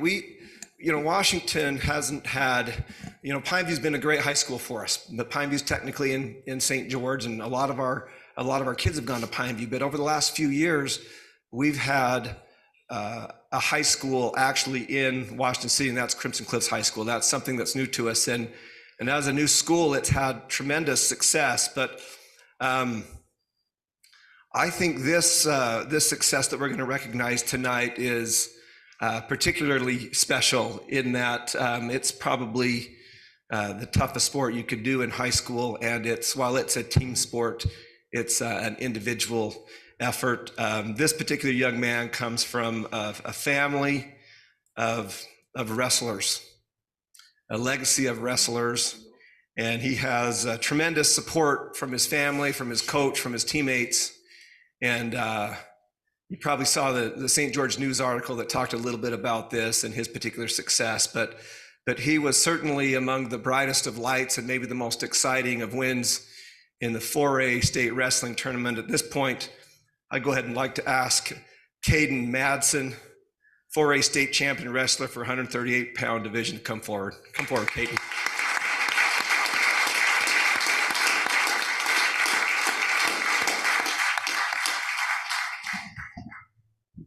Hey, congratulations on behalf of all of us. We're really proud of you. Was it true when I said that wrestling is the hardest sport you can do? Oh yeah, it's one of the toughest ones out there. Tell us about your journey. Tell us about the final. And I understand there was a really tough match leading up to the final. Just tell us a little bit about your journey. So I've been wrestling since I was like 5 years old. And my family all wrestled. So I've had wrestling in my life ever since I was little. And I got to watch my uncles go win, like all these people around me win. So I always, when I was younger, I just wanted to win one. So freshman year comes around, I'm like, okay, I gotta go get this. And I didn't even qualify for state. So I didn't even get to go to state and have a chance. And then sophomore year, I did better. I got to state and I took third. So I was like, okay, I got this, like I can get there. Then junior year came and I took fourth. So it was a little bit of a setback my junior year. But then finally the senior year, I broke through and I got to get the gold. So the finals match, it was a tough match. I'd wrestled Isaac two other times. This was the third match. First time he beat me. Second time I won in divisionals the 2 weeks before, and then this last match won in triple overtime. And it was a nail biter for sure. Yeah. It was horrible to watch. It was like he had to stretch it out to the last second to win. We were all dying in the stands watching it. Yeah, it was. He's my nephew, by the way, and I'm so proud of him. He is just so awesome. He's a leader at his school and his family and our family, and he's such a great example for our kids. I'm just so proud of him and just who he is and who he stands for and what he stands for. Thanks. Sorry, go ahead though. But leading up to that, I wrestled my first match and I won. I got that one out of the way. It's just you just gotta get all the chills and the nerves out that first match. Then my second match, I versed a Timpanogos kid, never wrestled him before, and his style, I couldn't get past it. Like I couldn't. And he was tall, right? Yeah, he was tall, and he just was defensive. Like I couldn't get any shots, nothing on him. And so we're going in, and I think it's tied up 1-1. And so I did an illegal move. I did the full Nelson, and I was like, oh, okay, so like I really got to get points now to win this match because I got to go get it done. So finally, it's like 20 seconds left, and I'm riding on top, and I finally get 2 near fall to win by 1 point, and it was too close, but we got it, and then went to the finals, and yeah. So how did that moment when you realized that you were the 138-pound 4A state champ? How did it feel in that moment? It just felt so good. Like all those years of hard work and like all the coaches and like my family, my parents, and all those people who believed in me. Like I got it. Like I did it for them. Like I got the dub in the end. So now is it Coach Hatch? Yeah. Is he here tonight? He's here. Coach, do you have anything to add to this conversation? Come up and tell. Tell your team how proud you are. Doesn't give options. And let us thank you. I mean, sometimes coaching, you put in a lot of hours and it can be a thankless job. So, and I know you're building wrestlers, but you're building young men and young women. Yeah. Talk to us about this wrestler a little bit. Right there into the mic. I know. I know. Well, across the whole United States, I think there's a lot of kids every year, boys and girls, that lace up their shoes and this is their dream, you know. And it's emotional because you watch what he puts into it on the mat, off the mat. The leader that he is, like the kids. I mean, we're doing a youth wrestling camp right now. He's there every night wrestling with little kids, and he definitely brings that practice. He elevates everybody in the room to be better. I mean, Caden is the example. Is if you can do more, he's doing more. And to get to witness him win state was, well, I was just glad to be along for the ride. Well said. Well said, Coach. You said one word. You said watch. Hey, Steve, can you cue that up for us? Go ahead and have a seat. We're going to cue this up, but you're not off the hook yet, Caden. Go ahead and sit right.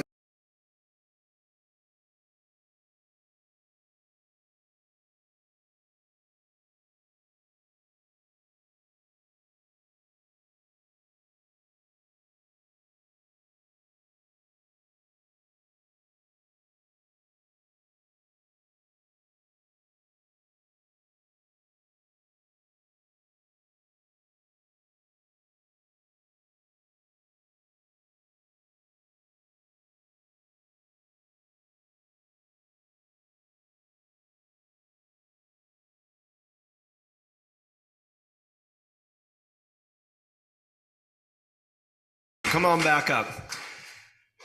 That's a pretty cool picture. That's pretty cool. Hey, tell us what Councilman Casperson brings to this wrestling family.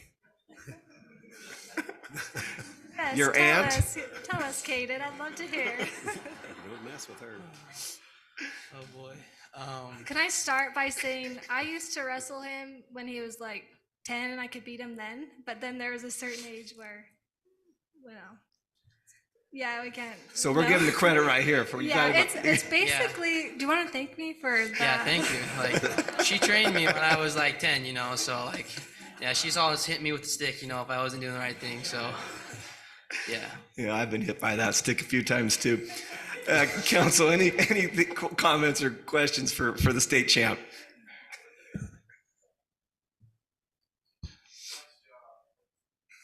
Nice job.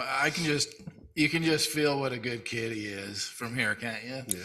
And so we need more kids like you in our community. And we just thank you for being the good kid that you are, the good example that you are to all the younger kids. And hats off to your coach. We could feel the emotion from your coach, and that tells me that he is a wonderful coach and a great example to the young man that are in his program, and well done. So thank you. Thank you. I just want to say thanks for Coach Hatch coming up. He did tell me that he didn't want to, but I actually handed the note and said what your name is so we could call you up.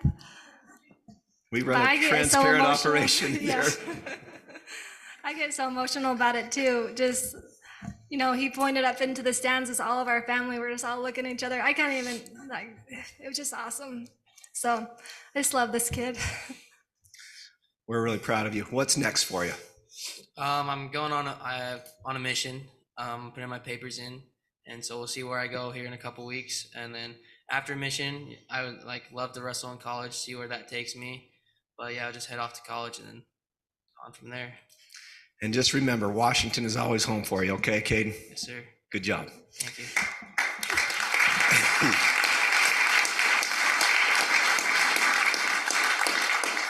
So Mayor, can I make just one quick note? Go ahead, Councilman. So I don't know if you're aware or not, but they mentioned young ladies as well. So the State Activities Association now allows young ladies to wrestle in high school as well. And I can't remember who won state, but I think it was a local school, but in the girls wrestling title. So I think there might have been a Snow Canyon and Desert Hills. I'm sure these guys know. Does that sound right? Those two schools had Snow Canyon. Well, that's awesome. Hey, one more really appropriate community item here before we get into our itemized business. One of my favorite people and really kind of mentor hero is a former mayor of Washington City. He served as mayor for 16 years.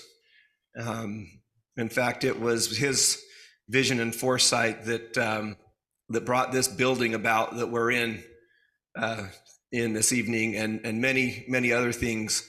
But I had the opportunity, as I have done a few times recently, is to go down to their house and visit with him and his wife, and Marilee Clove, along with Mayor Terrell Clove, brought out a picture that had hung in his office for years and years, and wanted to give that to the city. And I said, we'll accept it only if you'll come and present it formally to council.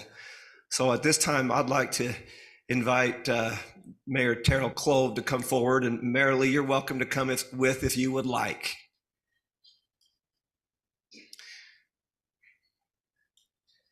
And I've asked Councilman Henderson to help present that gift. I wish I was in better shape and could do this without this. But can you hear me without the mic?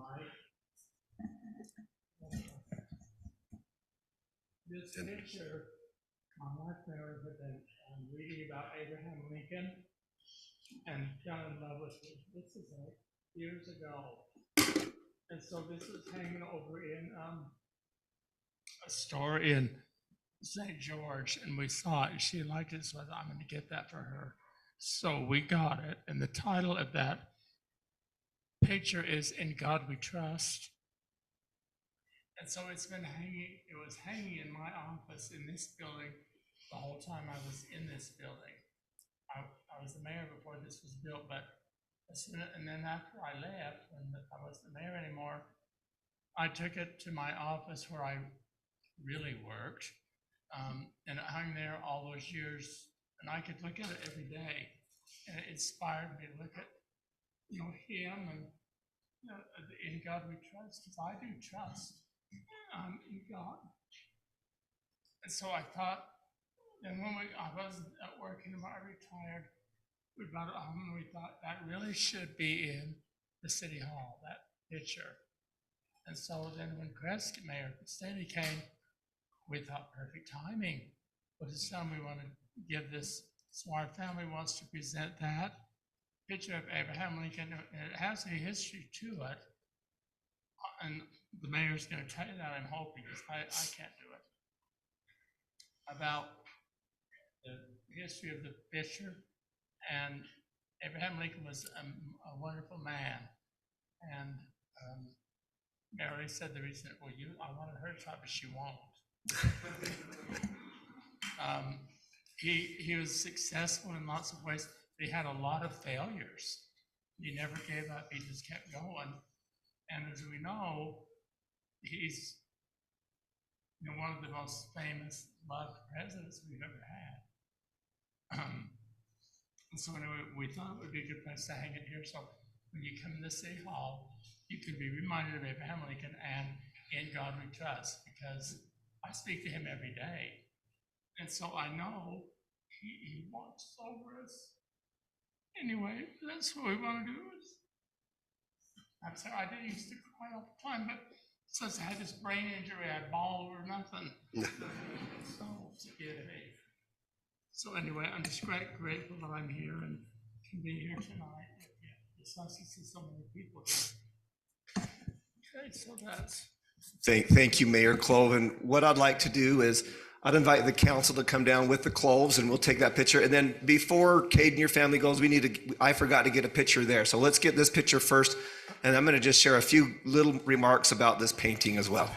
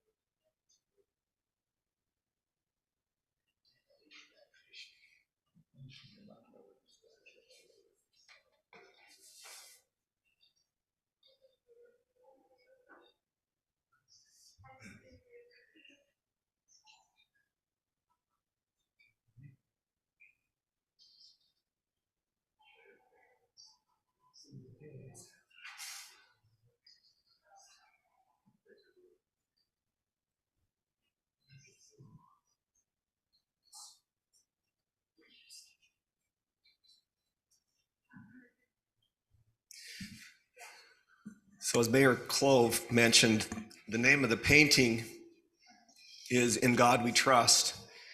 And I'm really proud to be able to work with this council. It was only a few months ago that this council passed an ordinance recognizing the national motto of In God We Trust.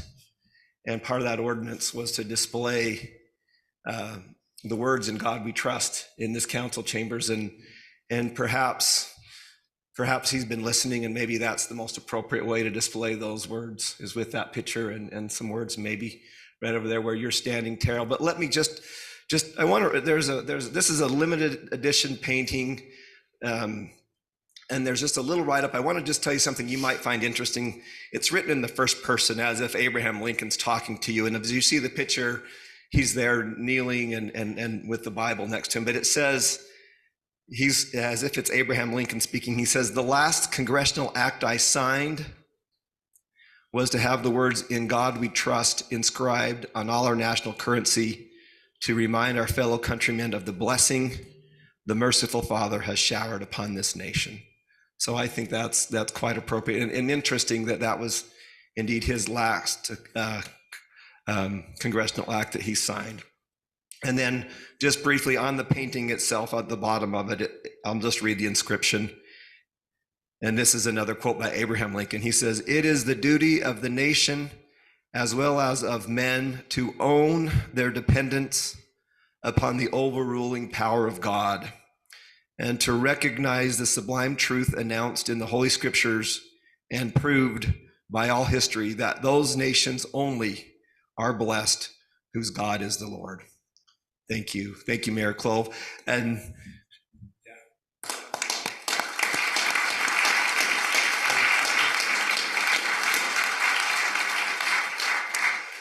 all of those here with Caden Madsen, if you want to come forward, let's get a picture right up here, right up front. Come on up, and then you guys can call it a night. Come on, and if you're there, coach, family, friends, whoever's here with that, come on forward.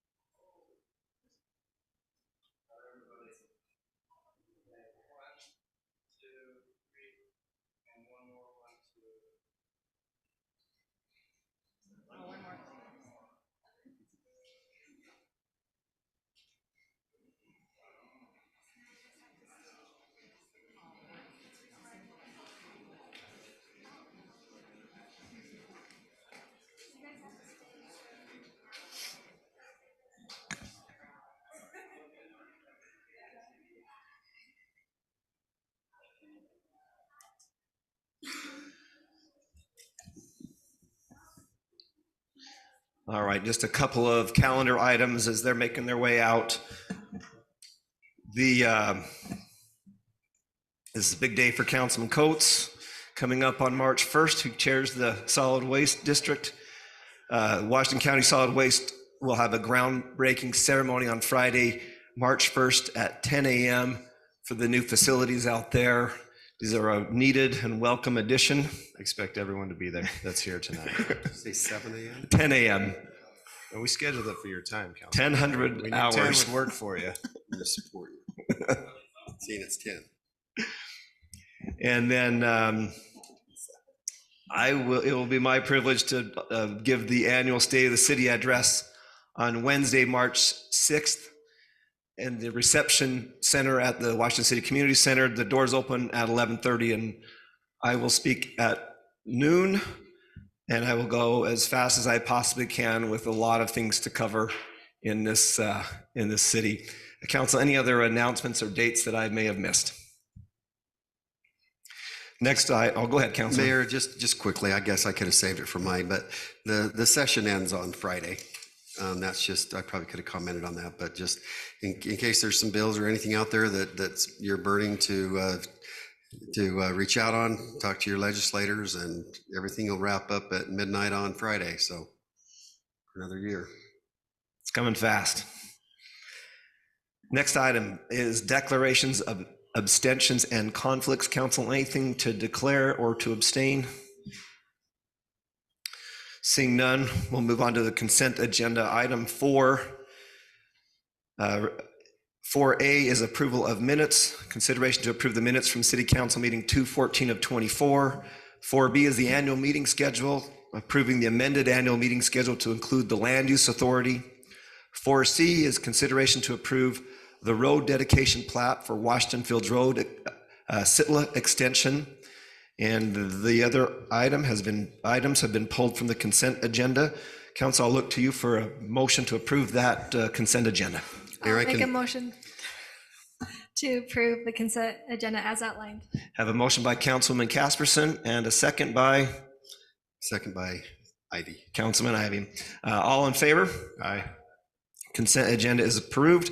Let's move on to item 4DI. This is consideration to award the bid for Telegraph Street and 1100 East traffic signal project to Interstate Rock Products, Inc. in the amount of $357,024.28. Andy, are you going to present on this item? Come on forward, Assistant Public Works Director Andy Stevens. Mayor, Council, thank you for your time. So on February 20th, we opened bids for a traffic signal on 1100 East and Telegraph. And we had one bidder for this project, which was Interstate Rock. And their price came in right at what the engineer estimate was. So we're comfortable with and recommend to award the bid to Interstate Rock. Thank you, Andy. Council, questions for Andy or further discussion on this item? Yeah, so I have some questions for you, Andy. Sure. One of the things that caught my eye is, first off, I drive this road a couple times a day. It's just my route around town and to my house, and I'm just shocked we're doing this in the first place on this intersection on 1100 East.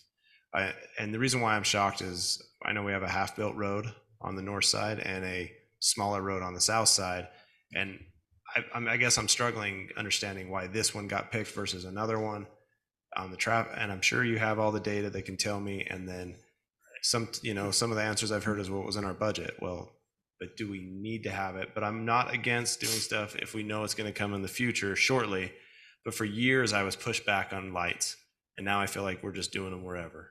Right. And that's just kind of my thought. I'm just being honest with you. And so I'm shocked about this intersection. The other one, I don't have any. The next agenda item, I have no questions on that one. So we had Mainline Engineering do a warrant study for us on 1100 East and Bella Vista at the same time. So Bella Vista only met one of the 9 warrants, okay, where 1100 East met 4 of the 9 warrants. And the additional cost is we're widening that intersection to create turn pockets so that intersection isn't so dangerous, but the crash data is high there now. What is it? Just curious. I mean, I can't remember what it was, but it's a lot. Like there was 0 crashes at Bella Vista and a few at 1100. It met warrants on the crash data, plus the traffic volumes, plus the alignment of the intersection. Okay. And we'll address the alignment of the intersection with this project. There's a little bit of road work there to widen the intersection to make that better. Yeah, and that came up to my question is I know that there's a development that just came in and now we're improving their half of the road. I know it's just a small section, but that was kind of the thought process in my mind, is that they would someday come in and improve that half of the road. The traffic volumes there right now are meet the traffic volumes to warrant a signal at that intersection. What is that traffic? Like, what's a standard traffic volume that would meet it? Paul would probably know better, the city engineer. So my goal tonight is to call out every staff employee that's here and can come up and speak to us. I'm pulling up the warrant study. Off the top of my head, I don't know what those numbers are, but it meets it for, so when you do a warrant study, there's 9 things that you're looking at. 3 of them have to do with traffic volume, and it met for all 3 of them on the traffic volume. And then the other one was crash history. And with the crash history, if there's been 5 crashes in a 1-year period, then it meets the requirement. And so I'm just pulling up the study. I don't know what the actual volumes are and what the crash is, but I know it's at least 5 in a 1-year period, and the volumes are enough that it meets the warrants. So there's crash and there's volumes, and you have to meet 4 of the 9. Uh-huh. What are the other 9? Like, what's the remainder? So, sorry, I might Paul, bore you to calling death out. here. I'm sorry. So the first one is based on 8-hour vehicular volume. The second one is 4-hour vehicular volume. And then the third one is peak hour, what your volumes are during the peak hour. The fourth one is pedestrian volume, if you got a lot of ped traffic. Fifth one is school crossing. The sixth one is coordinated signal system. So if you got other traffic signals in the area and you're trying to coordinate stuff. Seventh one is the crash experience.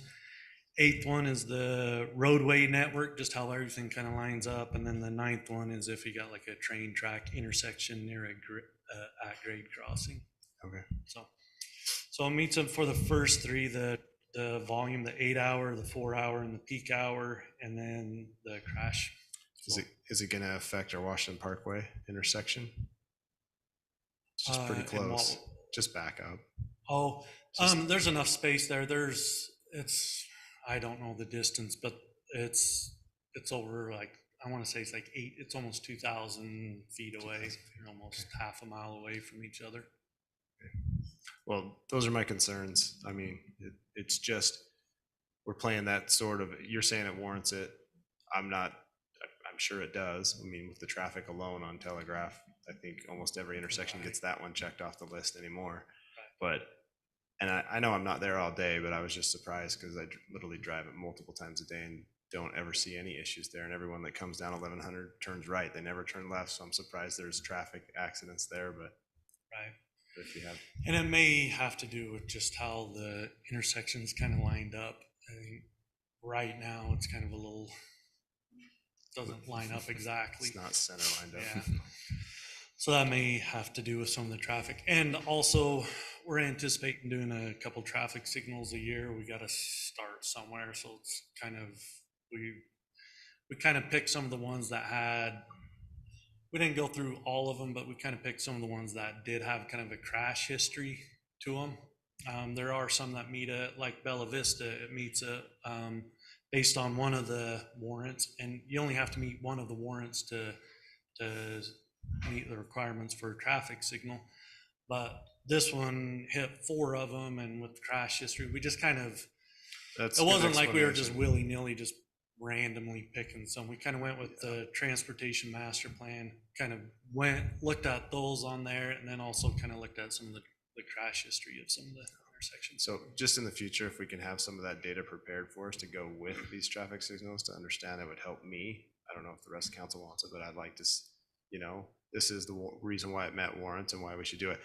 Truly, I'm looking at this, do we need to spend $360,000 today? That's what I'm looking at as a budget. Do I think it'll need it? For sure, yes, but is it worth the 360 today? That's where I'm struggling, not knowing the information until you just told me. Something else to consider too is, Drew, do you mind showing that on the screen? There's a community that, so like as someone's turning out of their community, I don't know if it's to that there's like is that a trailer park down below on the RV park? So as they're turning out of their community to go left, there's people, I don't know, it's a conflict. It seems like I could see why there's crashes there because there's a road and then there's that community. And then, so you've seen people in the median that are, going as this person's turning on, I don't know what street that is, 1100. And also as that traffic signal goes in, that connection there at Sunflower Drive will go away and it will force them over to 1100 East. The aerial's outdated. There's a connection that goes from Sunflower over to 1100. If you remember when they did the Desert Flower, they took out that wall and realigned the road to get as much inner line up with 1100 that they could. Even still, Yeah. there's still issues there with the traffic, and so. The Councilman Coates, when I was working in the area, so that's predominantly retirees, and then the next one over, Ridge Point's predominantly retirees as well, and we witnessed multiple wrecks right in there from people just trying to get out. I guess as they get older, they have a hard time judging the spacing and the distances, and so part of that light is to help break up some of the distance or some of the spacing of the car so they can get in and out. And that's just the data I'm looking for. You guys know me by now. I've been doing this long enough. I want data, and I like it. And again, just because we have a budget and I'm always trying to make sure we're spending the public's money properly, because that's a lot. It's crazy how much these lights cost us. I want to make a comment to that too, if I could, Mayor.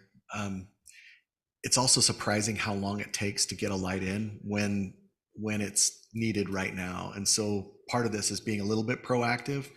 If you remember the light at George Washington Parkway and the Fields Road, we put that in and we were a little proactive, and now there's no way you could survive without a light there. And so it takes about 12 months from the warrant study, the design, ordering the parts and having them installed. And our next light, I get called constantly. And so we're a little behind on that one. So if we had to err on the side of being a little bit ahead or a little bit behind, I would recommend being a little bit ahead.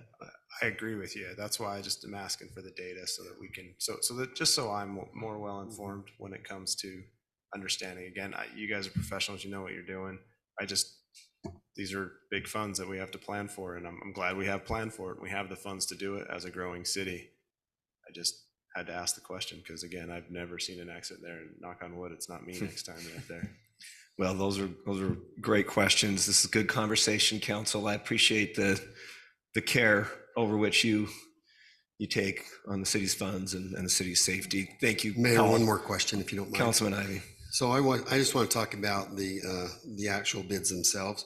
So I realize these are apples and oranges. You've got ancillary costs that are different on each traffic signal.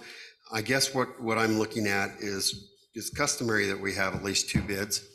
And I know that the council has realized in recent times that engineering bids have actually turned out to be much less than what the engineer estimate is. I'm just wondering how comfortable you are. I mean, you know the costs, and you've talked to the bidders.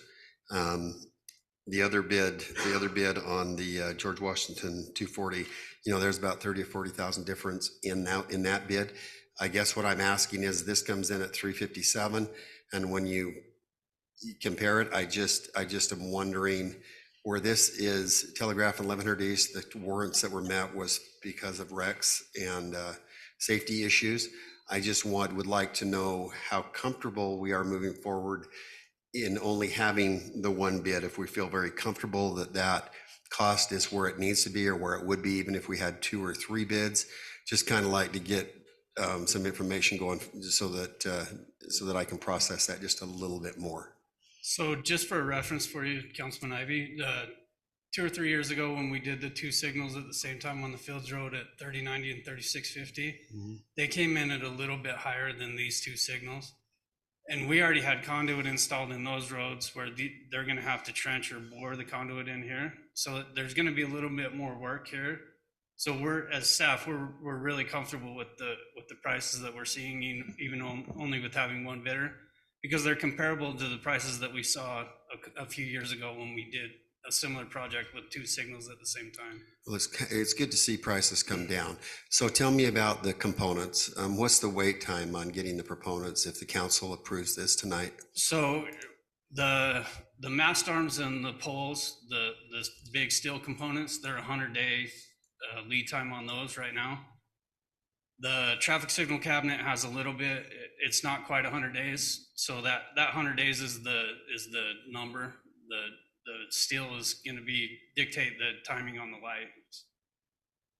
Everything else will come in way faster than that 100 days. What's the construction time if we have 3 months of ordering? So the contract documents only give them 75 days per signal. So we're 6 months essentially before they'll be up and running if we execute tonight. So you're a man of many talents. You don't just do traffic lights. Tell me about the other bids that you're seeing for equipment, for other things within the city. Are you seeing kind of that trend that things are coming down still, or are they leveled off, or?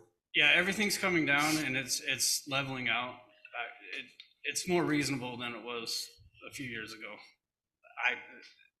From what I'm seeing, everything's coming down in price a little bit. As inflation subsides, that's what we can hope for. That's all I have, Mayor. Good comments. Thanks, Andy. All right, let's have a motion on item 4DI. Mayor, can I make a motion on both? I don't see why not. Let me just read that 4DII is consideration to award the bid for the George Washington Boulevard and 240 West down by the Red Cliffs Temple. It's a traffic signal project, and that would be to Interstate Rock Products in the amount of $271,568.76. And on this one, we have received many calls, especially with some of the pedestrian school traffic there trying to cross down to Crimson Cliffs Middle and High School. So at this time, I'll entertain a motion on items 4DI and 4DII. Mayor, I'll make a motion that we approve item 4DI and II. For I, the $357,024.28, and for item 4DII, $271,568.76 to the low bidder, which was Interstate on both? Interstate Rock Products. Interstate Rock Products on both. Second. Thank you, Councilman Coates, for your motion. Thank you, Councilman Belson, for your second. All in favor? Aye. Aye. Those bids are approved unanimously. It's time to go to work, Andy. Next item of business, we've got a couple of public hearings, and we did not receive any electronic public comment on these items. So item 5A, this is a public hearing to receive input from the public with respect to the issuance of the Series 2024 bonds. The bonds are for improvements to the water system and any potential economic impact that improvements to the water system to be financed with the proceeds of the bonds may have on the private sector. That is a mouthful. City Manager Jeremy Redd, we present to the council on this, and I understand you also have some updated information to share. Yes, thanks, Mayor.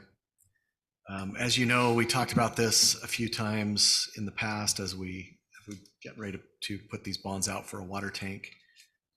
I just wanted to show you really quick. We did get, just this afternoon, we received the bids back. This is going to be a little bit small, but I'm going to see if I can get it up on the screen here and get it big enough that you can see it.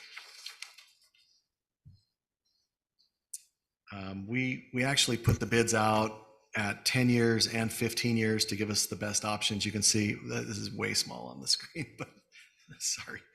Let me try to just look at part of it. Maybe you'll be able to see it well enough. I'm not looking for any sort of action tonight. I'm just kind of letting you know where things came out, and then it might, if anybody has any comments regarding the public hearing. But you can see we put it out for 15 years. That's the top batch, and 20 years is the bottom. We received quite a few bidders. Each one of those lines are different options or different bidders that bid on this bond. After going through it and with our bond counsel, our municipal advisor, Zion's Public Finance, We recommend the bottom 20-year amortization, Bank of Utah, with a total interest cost of 4.518%. It also has the fixed rate, which some of these were variable rate, which we wanted to avoid, and it also allows us to refinance it without any penalty at any time. And some of the other bidders either wouldn't let us refinance or had certain dates that we could do it, or we had to pay more to get out of the bond when we refinance. So all things considered, that's the recommendation, and that's the one I believe we'll go with. But that's the presentation before the public hearing, Mayor. Thank you, Jeremy. As the manager said, part of that process is to have a public hearing. So anyone who would like to speak to the issuance of bonds for a water tank and related infrastructure, the opportunity is yours now to come speak to that particular item. Seeing no one, I will go ahead and close that public hearing, and we can check the box that has been done, and council will report back to you when we have further details from our bond advisor.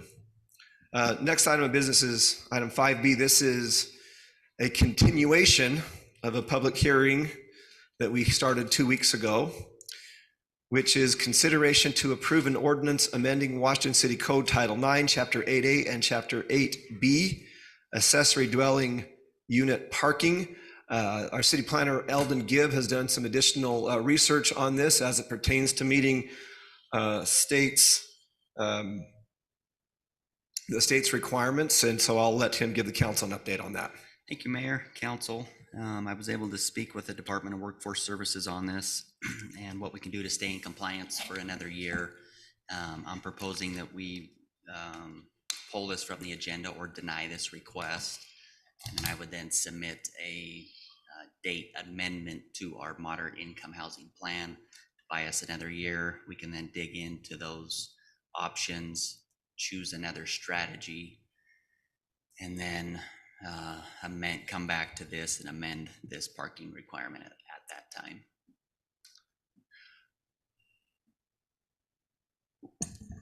I appreciate you bringing this back, Eldon. We spent 30 seconds on this item, and it seemed like 3 hours on the other item. The consensus, as I read the council, is that we would like to remove the requirement for 2 parking stalls for an accessory dwelling unit. We like the idea of only requiring 1. It's also a balancing act, just, to maintain and achieve compliance with the state. And I'm not sure how the council will want to move forward on this, but if the council does not want to amend this at this time, maybe this is something that you could bring forward if something comes forward that would merit, 1 unit instead of 2. I'm not sure. Maybe do it on an as-needed basis. And but at this time, council, I'll let you have that conversation and ask Eldon any questions you may have. So Eldon, can I ask what changed in the state? They were happy with what we're doing? They are. They're going to allow me to modify the dates to the moderate income housing general plan. This element is due this year. We have to report on this item. So I am going to submit to you guys for approval that those dates be amended, and they're happy with that, which will buy us another year.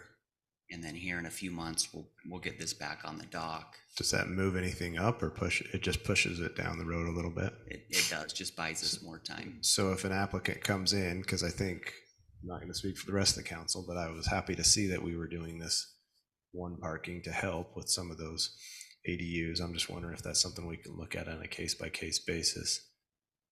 Potentially, can we do that, or is that not? I know we don't like to do that. I don't know if we've ever had one denied due to this on a positive note. All right, I think we're fine then. You have all the confidence in the world in both of you in your department, Drew.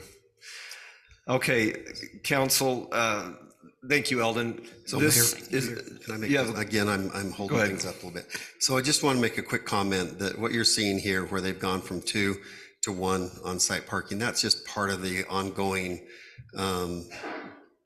priorities that our state legislatures are bringing forward, that they're trying to make things more accommodating, more available, more accessible, and requiring one additional on-site parking is just very typical of what the state's oversight in all their bills and all their direction right now are, is that they are trying to just get people in houses and get people, so less parking is kind of the standard from what I've seen, Mayor. Thank you.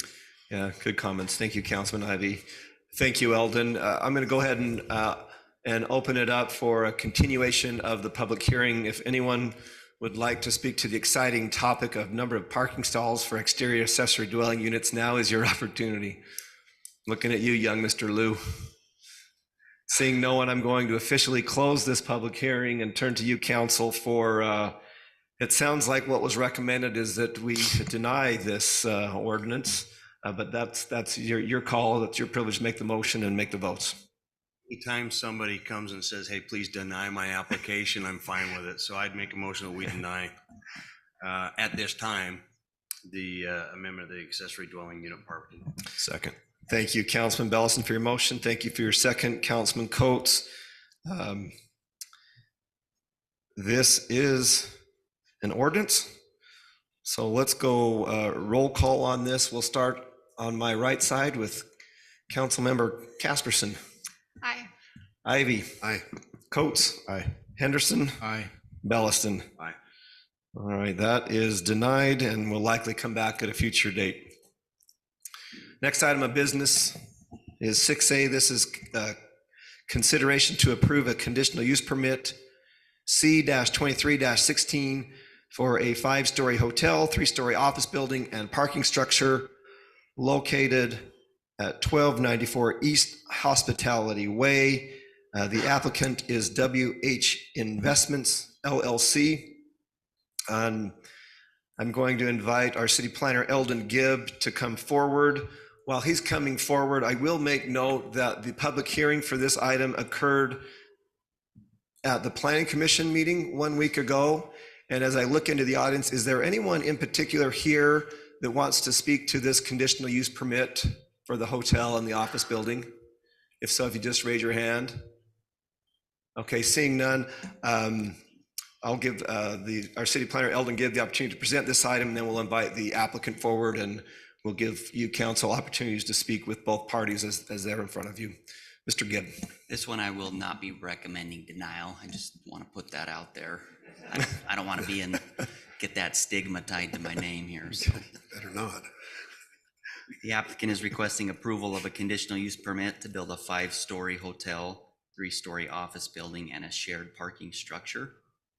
This project previously received a height waiver of 65 feet by City Council.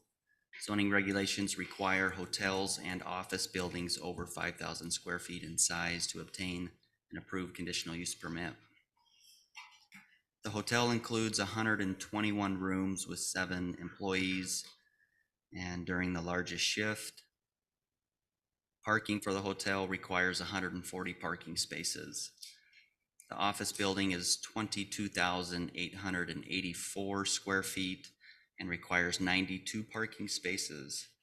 The required parking for both uses is 232.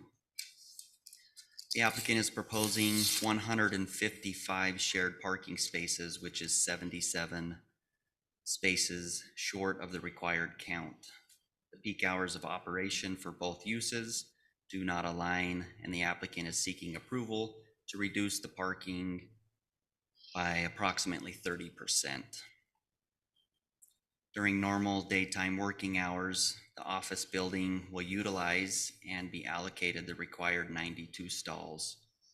This would leave 63 stalls available for the hotel use. During the evening hours and when the office is not in use, the hotel would use and be allocated the required 140 stalls, leaving 15 parking stalls for late night office use. Staff likes the idea of providing shared parking between the two uses. However, staff is concerned for the few events in the year that parking would become a problem and overflow onto Hospitality Way. Staff has added a condition addressing this concern, asking the applicant to install no parking signs along Hospitality Way. This parcel is zone C2. The area is designated in the general plan as regional commercial. Staff has reviewed the proposed project and finds that it meets the standards as outlined in the general plan and zoning ordinance.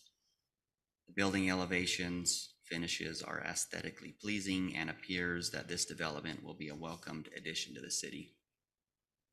Planning Commission reviewed this request on February 21st and had concern with the 155 parking stalls. The Planning Commission felt comfortable with a parking reduction of 10%, which is 23 parking stalls of the required parking stalls, which would require the applicant to provide 209 parking stalls, which is an increase of 54 stalls. The Planning Commission, with a 3-to-1 vote, recommended approval of C-23-16, allowing for a 5-story hotel, 3-story office building, and parking structure to be located at 1294 East Hospitality Way. And that was based on the following findings and subject to the conditions. And condition 14, which came from the commissioners, has been added also. Council, what questions do you have for Eldon? So Eldon, as you listened to this, talked about this a little bit longer than we have. So I can think of probably 3 or 4 weekends a year that we could probably have all of our football fields and ball fields all have parking as well. And we probably wouldn't have enough even on those busy weekends, but I'm thinking of Easter, I'm thinking of, you know, just a few of those times. So the shared use is not a new idea. It's something that has been tested and brought forward. Could you just, what I'm looking for is I'm thinking that with the shared use where there's such direct opposites, that would probably work well. But would you just speak more about the shared use and maybe what your experiences have been with that? Yeah, so what they've detailed out makes sense. The hotel is going to use the parking that's allocated for the office during the night, which is when it's in high demand, and vice versa. The office, when it's opened, the majority of the parking stalls in the hotel are not in use, and they'll be able to use those on a shared basis as needed. Does your data show that kind of integrates what I'm saying, is that there's going to be a couple of weekends a year that's probably going to be impacted? Does your modules run that you've ran, is it for typical weekends, it's probably well within that parking, that if you consider like even at operating like an 80% rather than 70, if you go 80 even, what does that look to you like? We all know there's a handful of weekends that are very demanding on the city and require parking. I haven't ran specific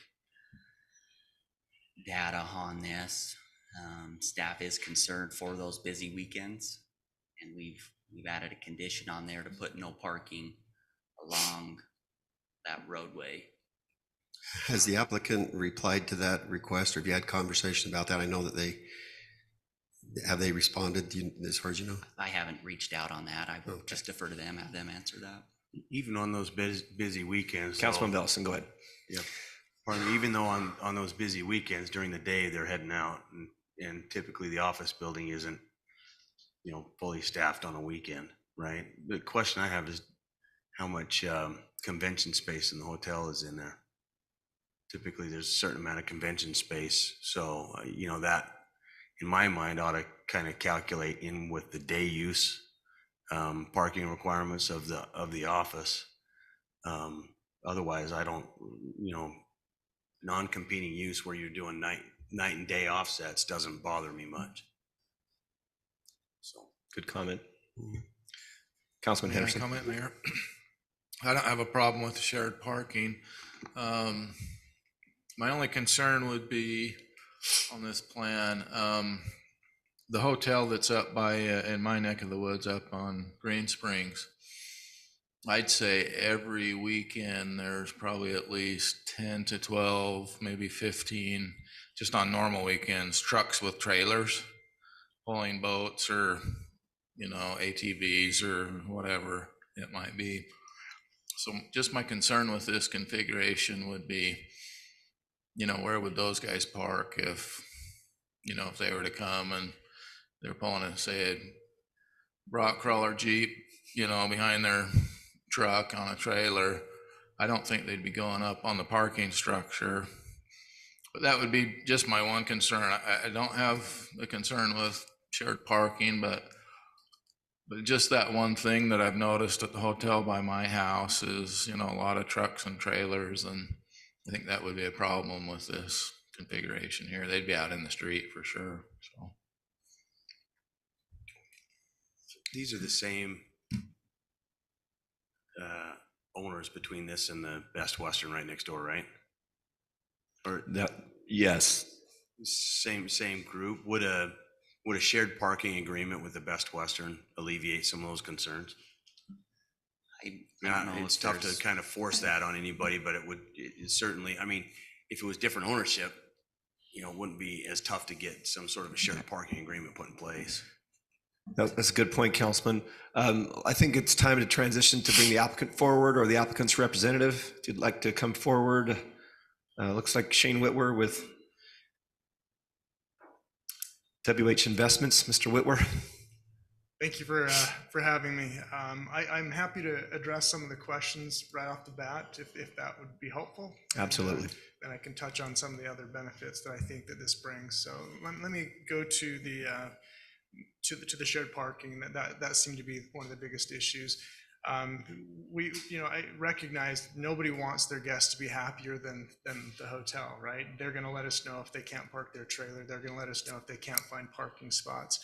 The brand itself is requiring less than the city just based on their extensive experience. But we've also operated hotels in Washington County since 1955. And a few of those actually have similar parking agreements, shared parking agreements with office buildings. And having managed one of those hotels for 18 years, we never used that parking, that shared parking. It was, every like 2 or 3 years on very rare occasions. And I see the same here. At the same time, we understand the concern with the trailers. We are addressing that. That's a conversation that we've been having. And to your point, we definitely have the space with Settlers Point available to us. And when the guests are here on the weekends, the office building will likely be closed during the day. Our parking lots at our hotels are almost empty. Even when we have conventions and meetings, which we do have meeting space, we have close to 2,000 square feet of meeting space, which is not huge, but enough to hold a small convention. Typically, those guests are staying at the hotel, and so the cars would be one and the same. If they're not staying at the hotel, it might be for a lunch event or something like that. That really wouldn't take up, more than 40 or 50 stalls, which we would have ample to accommodate. Just on the impact of this hotel, the projections on this will bring in between $350,000 to $380,000 in sales tax, enough to pay for a traffic light. It sounds like what we heard tonight. Are you offering to help us with the traffic light? Is that what I heard? That's your decision. Once it goes into the coffer, you guys make that choice. From a transit room tax, this would from a county standpoint, and the city, there would be an additional 4.25%, an additional 1%. So between those two, you're close to $300,000 that would be used to bring other visitors here to the area and help with the infrastructure for tourism. As for that development alone, it's a huge impact. It increases the value of that property, but more so, it increases the appeal. It'll make it easier to bring in more restaurants, shops, for the car dealerships, the hospital that we've been hoping will come, and everything else in that area that will be developed. A hotel will be key to that, and an additional hotel will be key to that. And this is a higher end hotel that has extended stay features that will allow it to be for long-term use for the nurses and doctors and those coming in, as well as for just the general public, which will be great. As a company, we support the community. We've been here for a long time. We'll work closely with your chamber, with the city, just to help make this a great place for people to come. As for your questions, I'm happy to address those, but we would prefer to see that 90% reduced. It limits us tremendously. As we met with the Planning Commission, it was a quick conversation that we really didn't have time to crunch and see what we could do with that. But I will say that the 90%, from our standpoint, feels like overkill, especially with that shared parking agreement. So, Mr. Whitwer, right?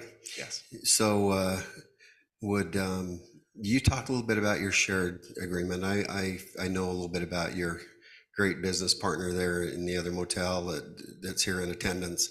Would you just kind of talk about that? Because I don't know if the Planning Commission ever heard that little tidbit right there, which this could be a game changer for those numbers. Yeah, the original. And also, if you would please talk about your company's process, how they determine the parking spaces, because like you said, it's very important that your people that stay there are happy in their stay, and they wouldn't be if they can't find parking. Yeah, okay, wonderful, thank you. The original property owner of this area is Dean Terry and his family. And Dean developed the Best Western Plus Settlers Point, which is right next door, and that's, I think, been a wonderful addition to the city. We had the opportunity to come on as the management company, and so we've been involved with that from before it was open. The parking agreement would definitely benefit both, and frankly, having the two hotels together is a huge benefit for both. As we have meetings and events and just events in general, those two will work very closely together. So we will be able to utilize that parking from the two hotels. When Settlers Point is full, we'll be able to push into ours and vice versa. And when we have events, it will benefit everybody. So yeah. As for our history with Mr. Terry, it's been wonderful, and we have a great agreement. He's in full support of this, and again, it's a win-win situation for everyone. Your second question was, I'm sorry. Oh, I was so enamored with what you were saying, I forgot what my second question was. It had to do with the company guidelines for parking. Yeah, for the Hyatt, I think of Hyatt, right? With Hyatt, and traditionally what you'll see, it depends on the type of urban or rural. In rural markets, it's less or more in downtown locations. You'll typically see almost no parking for hotels. It's almost fend for yourself. We're certainly not to that, but in a location like ours, we found that one parking stall per room suffices, and then enough for staff parking, and that calculation is based on how many will be coming in during different hours, and our calculation was anywhere between 7 and 14.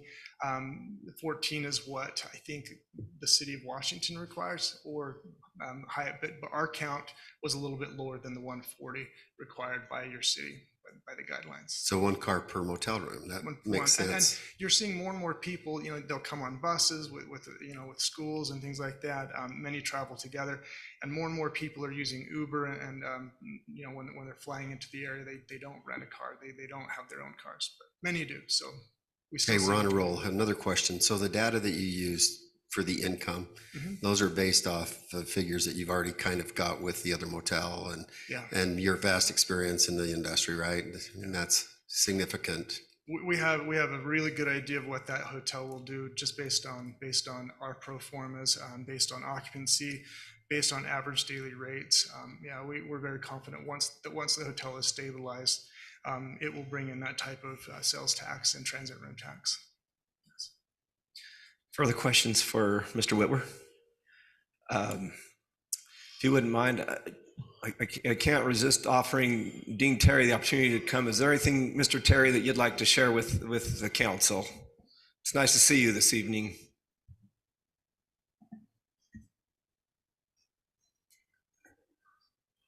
Thank you, Mayor, City Council, men and ladies. It's a pleasure to be here. Thank you for getting those brand new chairs. Wow, are they nice? You spent your money well. That was all Councilwoman Casperson on those chairs. I'm just about to go to sleep here. So nice. I thought Drew thought Drew made a requisition for those chairs. They were so nice. I know most of you. Well, you might know me more than good. We appreciate you, Mayor, and your council, all of you putting your time to help this city grow. I want to say thank you. We hope we are part of it. We feel like we are.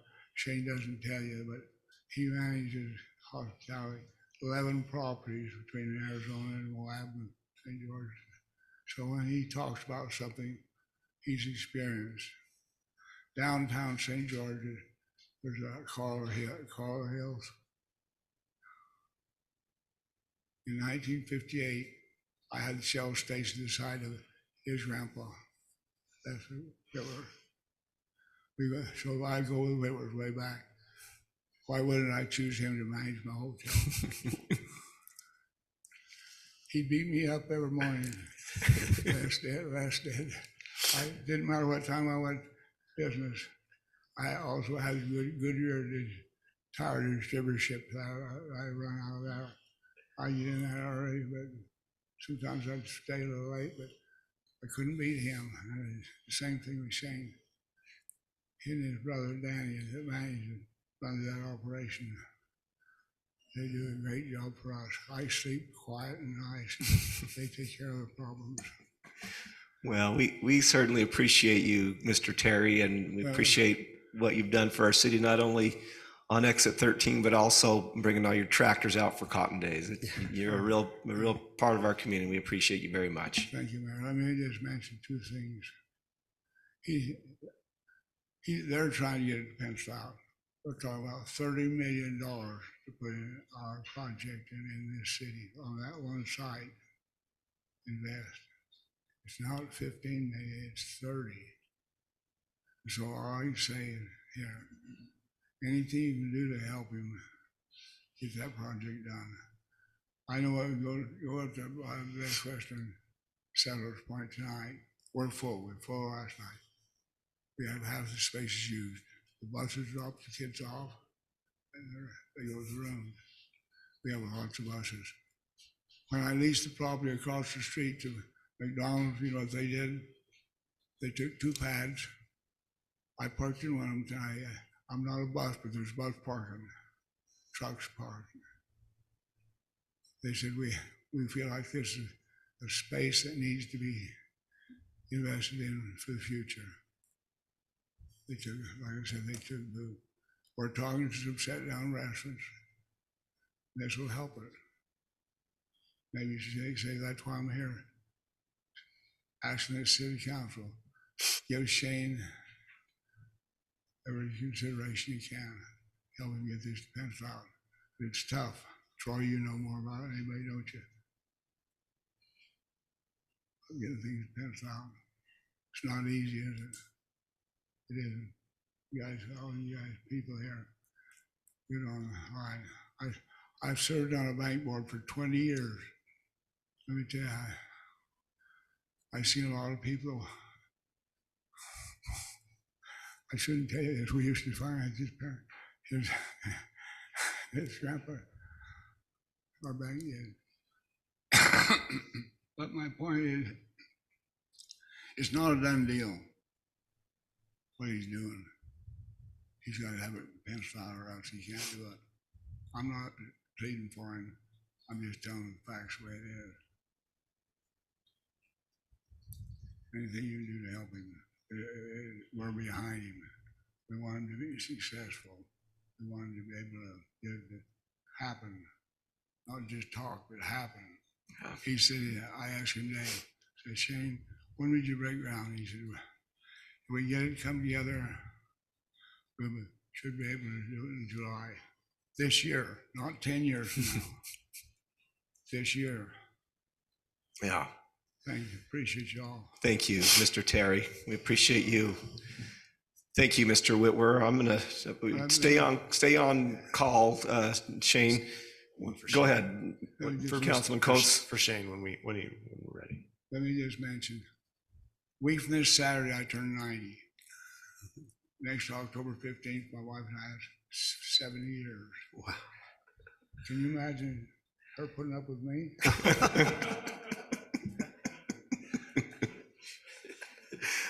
Go ahead, Councilman. So, Mr. Whitwer, I just want to make sure I'm clear, because the planning commission recommended only a 10%. Is that within your range that you want for your shared parking? You made a comment that it didn't work for you. No, we would prefer to see that amount reduced. What was the staff recommendation? The staff recommendation was actually 67%. Yes. Is. So you're saying the 67% is just a lot of numbers flying around. I'm just trying to figure out, because I read you're saying not exceed more than 10% reduction. Oh, and you want to have it be 67% reduction? Or somewhere in the middle. 33.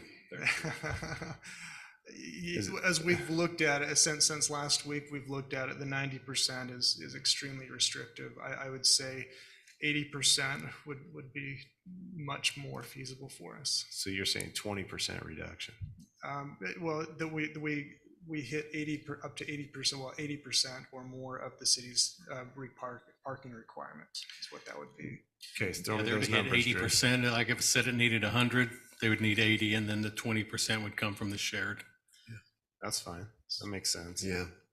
I thought you meant the other way around. No, I'm sorry. It would increase the number of stalls, but I'm not like, as I much don't as before. think we can give you a 90%. Yeah. Councilman Henderson, did you have something to add to the conversation?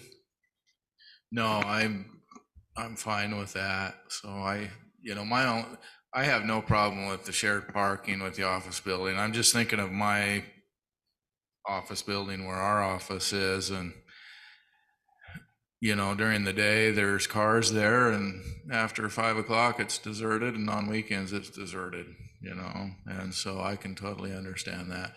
My main concern was just the trucks with trailers, but if you're not concerned, we are concerned. Yeah, we're addressing that, absolutely. Yeah, I really like this. It's wonderful. So, and you guys have the parking with the hotel next door, and you guys will be able to work it out. So I'm fine with it. So, Mayor, I'm ready for a motion when you are, sir. You ready for a motion? Go ahead, Councilman Ivy. I'd make a motion to approve conditional use permit C-23-16 for a 5-story hotel, 3-story office building, and a parking structure located at 1294 East Hospitality Way, with one condition that the parking would be at 80% of the recommended, the original recommendation. Okay, you've heard the motion. Let's get some clarification. Councilman Ivy, may I recommend that we just modify the current condition 14 to, instead of saying 10% reduction, as 20% reduction? Yes, if you'd rather do the one condition, I will change that from 90 to 80%. Okay, you've heard the motion. Not 90 to 80. Right now it says required parking shall not exceed more than 10%, and we're changing it shall not exceed more than 20%, right, which is 80% standard. And, yes, I'm good with it. And let that motion hold there for just a second. I'm just looking to the applicant. Is that a condition that you can make work? It's different than what the staff recommended. It kind of meets in the middle between the Plan Commission recommendation and the staff recommendation, and that works for you and your design. Council, you've heard the motion. Second, Mayor. I have a motion by Councilman Ivy, a second by Councilman Coates. We're going roll call. We're starting on my right this time with Council Member Ivy. Aye. Coates. Aye. Henderson. Aye. Belliston. Aye. Casperson. Aye.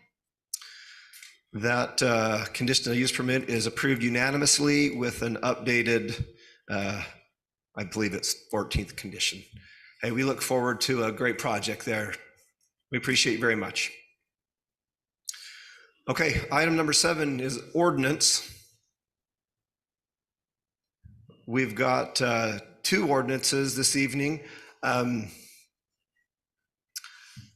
The first ordinance, item 7A, this is consideration to approve an ordinance for zone change request Z-23-13 from open space to R112, located at approximately Highland Parkway and Vineyard Road.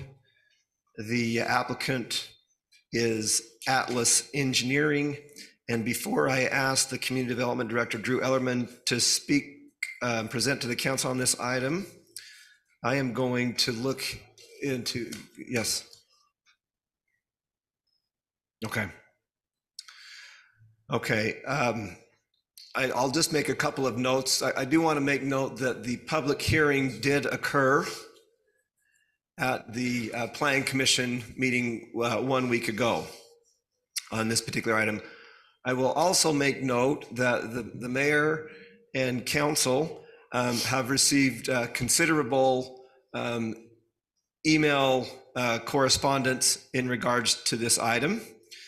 Further, I will make note that there are those, I assume, here in attendance for this item in person. There are also those in attendance for this item online. And lastly, by raise of hand, who's here specifically for item 7A? The applicant. I see the applicant, and I see some of the neighborhood. Okay. What I'm going to do is after the staff report, I'm going to just share one bit of correspondence that I received, and I'll open up for maybe just a couple of comments. I want to make sure that you are heard and feel heard. So all of that said, Drew Ellerman, will you present on item 7A? Thank you, Mayor. As stated, the applicant is requesting approval of a zone change of approximately 22.23 acres. The requested change is from the current open space designated zoning to a proposed plan unit development residential. They will be utilizing the single lot development standards as found in the zoning regulations. The proposed development is proposing 26 single-family residential lots, which can be either single-story or two-story homes. With the total acreage combined with the number of units in the development, this project has a 1.17 dwelling unit per acre ratio. The maximum height for any home would be limited as stated in the city code at 35 feet. The project is providing access to the trail system throughout this area between Coral Canyon, Sienna Hills, and the connecting trails that go under the I-15 corridor. There are also no disturb areas as part of this proposal on the hillside portions of the development. Those are the areas you see in that kind of odd green color up here. Anything in there would be a no disturb, which means no build as well. The single lot standards of the PUD regulations do not require that building designs or exterior finishes be provided.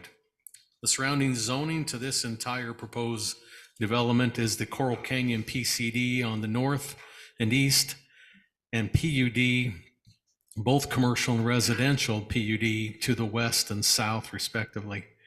The general plan land use designation is PUD and open space. Staff is supportive of the proposal at this location. The Planning Commission reviewed this request at their February 21st meeting last week, and they came with a proposal to the City Council, and that is the Planning Commission by a vote of 3-1 recommended approval of Z-23-13 for the proposed zone change from the current open space to the proposed plan unit development residential, which will have the single lot development standards as per the zoning regulations. And that recommendation was on to you, the City Council, of course, based on the findings and with the following conditions added in your report. I just wanted to point out, Mayor, before we go in, just to give a little, it might help answer some questions, but it's pretty self-explanatory. But as we zoom in a little bit, you kind of see the little different colorings. These green hashed areas are the setback on a one-story home. The blue colored hashed areas would be for a two-story home. So just to point out, there will be certain lots that will not have a two-story home on them. Just to give you an example, right here, 17, 18, 19, 14, 13, 11, 10, 9, probably 26 would be pushing it, but there would be probably at least a third of them that would not even be able to have a two-story home just because of the setback. If you go to a two-story on the hillside, you have to be 100 feet off of the crest, where it's 50 foot, and that's where those setbacks are coming into play.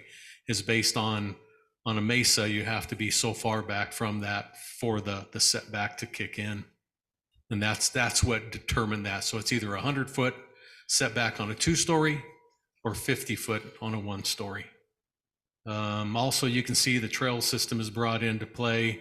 Again, this was brought up and questioned by the planning commissioners, and we had our parks superintendent, Paul, came in and said this would actually work best for him to run it down one of the sides of the street, just because of the play of everything that we have on the east and the west.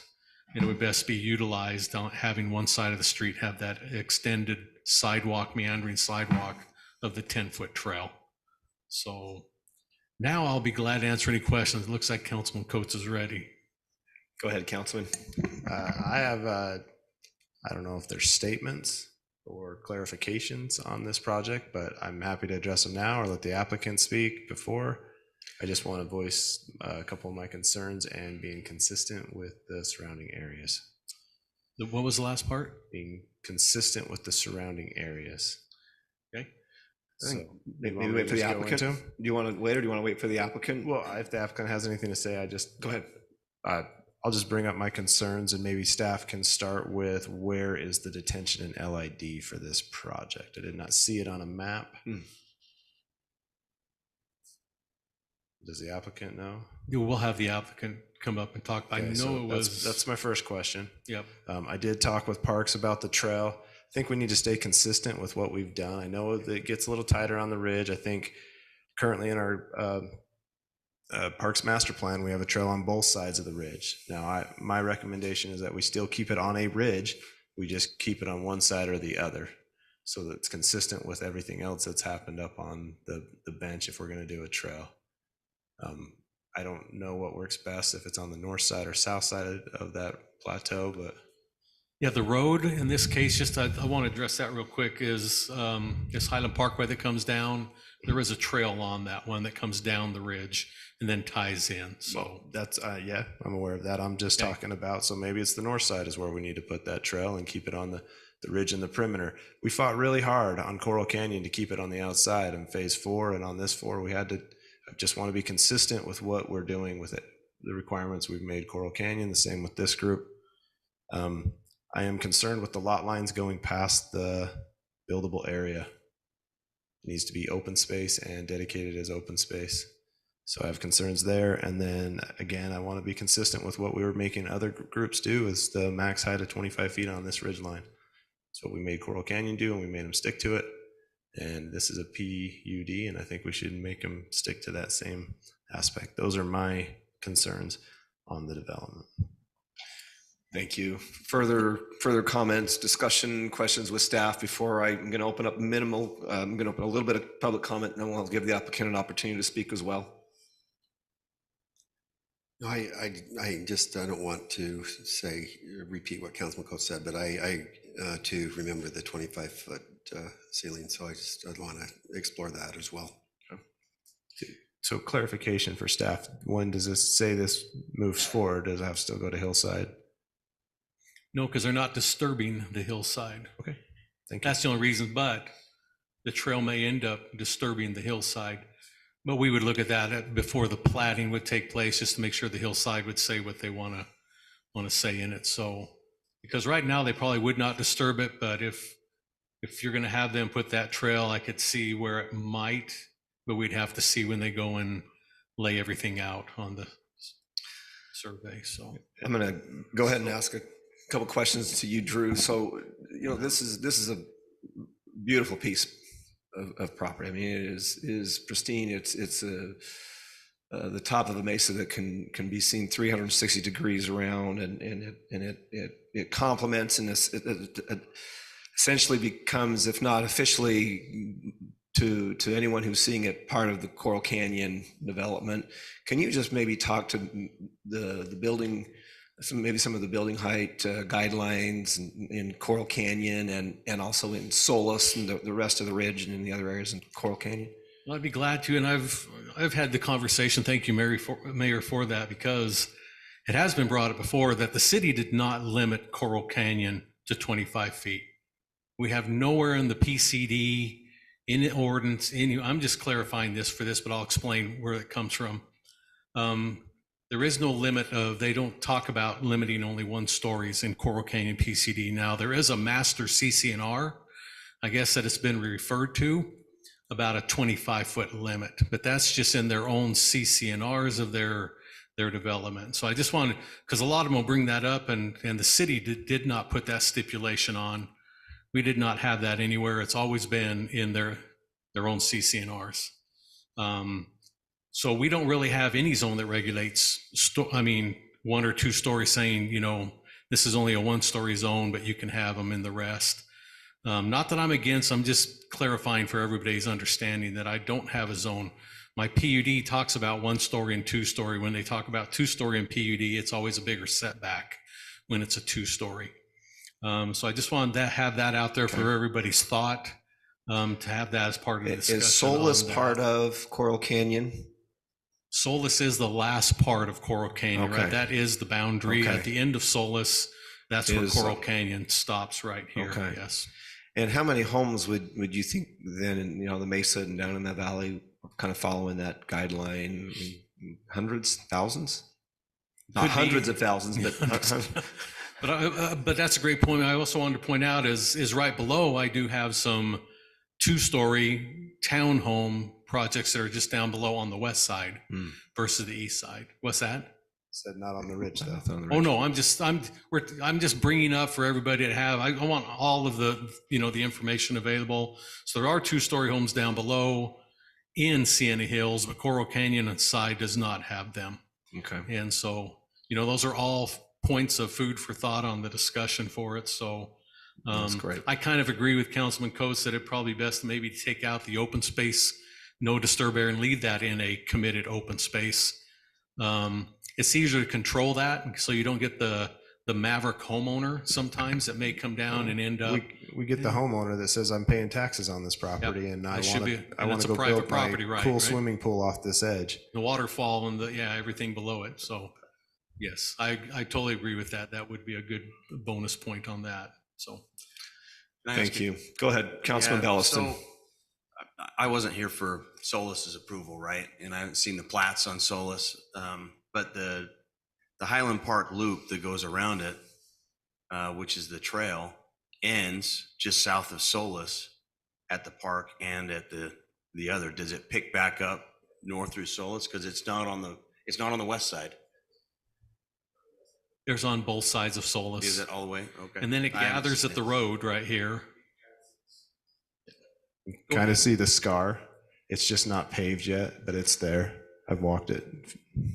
It's on both sides, all the way up. And Councilman Coates, why am I not surprised that you walked it? I'm just teasing. We don't have time for you joking around tonight, Mayor. I know, it's all business. No, so and on phase 4, can you scroll down to area 4? Well, you want the high clear down south, area 4. Oh, the views, right? From where I'm at, looking up, I see rock wall, and then I see we did a good job hiding it, didn't we? back walls. Yeah. So that the rock wall you're seeing, the trail is right next to it, below it. So the rock wall is the lot and the trail. But our images are too old. But we fought really hard to make sure that trail stayed on that south side too, and be the aesthetics that was the intent from the beginning. You can kind of see it graded in there. On the south side of the views there? Yeah, all the way around. It makes a loop. The intent of the master plan for Coral Canyon was to have a trail that goes the perimeter of the lots all the way around. Now, this isn't Coral Canyon, but it's the same hillside. And so it's one of the items I think is important. I do understand the Titans, but if we can work and do one side and do whatever jockeying we need to do on the site. Stay right there, Drew. I think that's a good view to have as we discuss. I do have a letter just from the Coral Canyon HOA. It's brief. I'll read it, and then I'll look to the, I think it's fairly indicative of the cross-section of public comment, well, of feedback we received by email. So this is dated today. It's from the Coral Canyon Board of Directors. It says, Dear Washington City Council, we have watched the landscape around Coral Canyon change dramatically over the years due to an increase in development. While development of the land is expected, it is important that the aesthetics in Washington remain, not just for the homes in Coral Canyon, but the entire Washington City Valley. Upon hearing of the plans for the Elevate development to build custom homes of up to 35 feet in height, we are concerned at the April 2023 meeting. Elevate Development presented its proposal, and the landowners agreed to build single-story homes with designs like those in Solis. Please hold to the single-story design initially agreed to, signed Coral Canyon Board of Directors. I'd be happy to allow a few public comments be made to the council. Is there anybody in particular who'd like to come forward? Go ahead, come on forward at this time, and if you could, we'll just try to not be repetitive on things that we've already heard and somewhat succinct. And I know you, and I know you've had you've been to your fair share of city council meetings, so welcome to this city council meeting. And remind us your name for the record. My name's Mike Bowis. I live at 1857 North Crimson Creek Drive, which if one of the great big road graders fell off, it would be in my backyard. That's how close I am to what I see every day up on the hill. First of all, I want to thank you for holding to a very nice wall and with the boulders and the trail. That's very nice. My grandkids go up there, my kids go up there, and it's just a beautiful view and a beautiful trail. We moved here to Coral Canyon in 1918 after I retired after being an administrator of a college. And our goal was to have a second home here. And that second home was in Prospector Lane in the old section of Coral Canyon. And then I found this beautiful home that a contractor built where I'm at today. And it's our dream home. We want to stay here forever. I look right out of my window up this mountain. It's a vegetated mountain that at the top has a trail. And I'm very concerned about two-story houses in my landscape view. When I was in Layton, I was on Layton City Council for 12 years, so I was on your side of the fence. This is the first time I've been testifying on this side of the fence. But I felt strongly enough that I wanted to come forward and say, I think we ought to hold to 25 feet. The comment was made that it's not maybe a city restriction, but as a Coral Canyon board member, we hold dearly to the covenants that were established for us, including 25 feet. Burke Springs, where I now live, is the same way. So we've developed 1,600 homes with a maximum height of 25 feet, and it is a beautiful community. I think it's a gemstone for Washington City. The landscaping in our facility and the care we take for our buildings and for our homes and for our landscaping, I think is second to none. So I would strongly encourage this group to hold to one-story homes on this property. I'm especially impacted if you move the setback back to where the house gets further back in the lot, because then that means I can see it even easier. So that's my pitch to you, and I thank you for all the work that you do. I know how hard it is. I've done it, and I appreciate your work. Thank you. Mayor, if I can just clarify real quick for this Hold on a gentleman. second. I'm going to just. The setback is pushed away from the ridge, not towards the Oh, ridge. good. I misunderstood that. Yeah, they're 100 foot. The backyards have to be bigger, Yeah. not smaller. Well, if you can put it 15 feet from the curb, I'm very happy. It's close. Well, Mr. Bowers, you did a pretty good job on the other side of the table this evening. Thank you for your comments. Maybe one or two more if somebody's interested in making some comments. We've heard the feedback about the elevation and things. We've read the emails and received the public comment. If there's no one else that would like to speak, Mr. Saunders, come on forward. And I will make note that we did get an email from Mrs. Saunders. Yeah, she's all over it.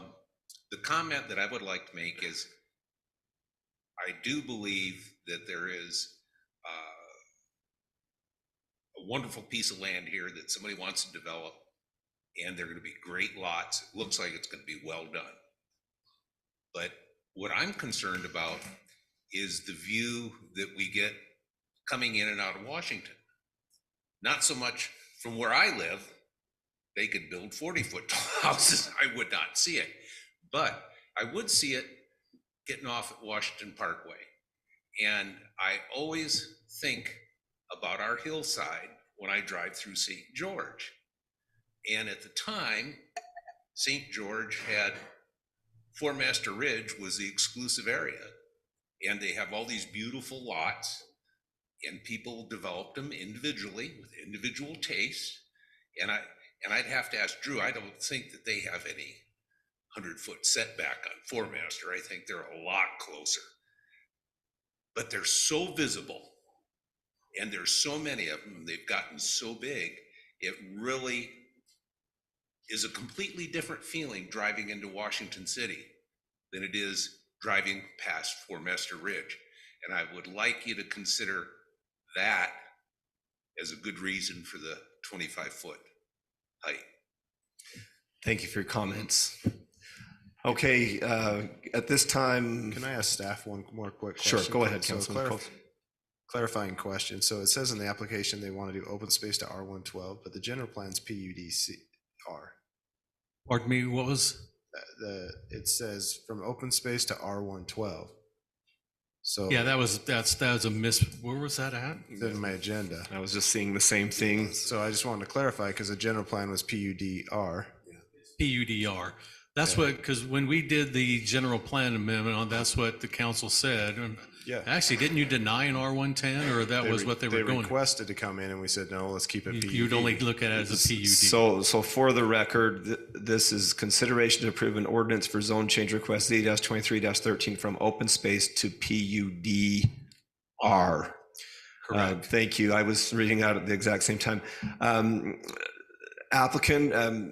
Applicants, if you'd like to come forward, and I will, I'll tell you what I've heard, and I'm sure you've heard too, and then I will step out of this conversation and let you work with the council here.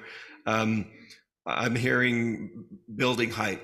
There's a consensus with the feedback that we've kind of received to stick to that consistent 25-foot that's on the mesa and on the west side in Coral Canyon. You've heard the comments about trails and a trail on the perimeter on the west or east side. And then you've heard the comments about open space. If you could just address those and any other the council would like, and go ahead and just for the record, state your names too, Yeah, please. so Tate Murphy here, Austin Pritchett, Elevate Development. Good to see you guys again.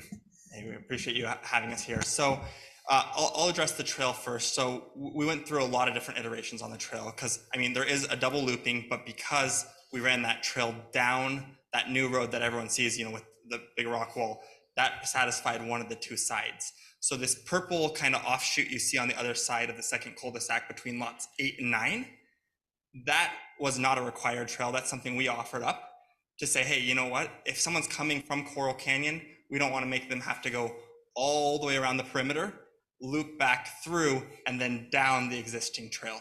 So we said, if we go through the trail that's through the road, I mean, we're not talking a busy road, right? This is a dead end road. I understand some of the concerns with Coral Canyon and the perimeter trail was that it was really busy roads, right? Small homes, a lot of traffic. That's not true.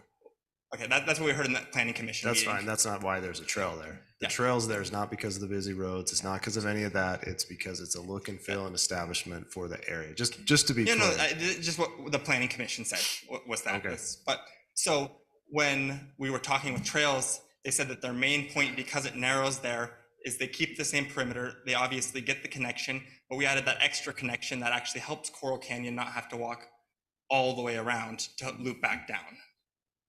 Okay, so I can tell we're going to agree to disagree.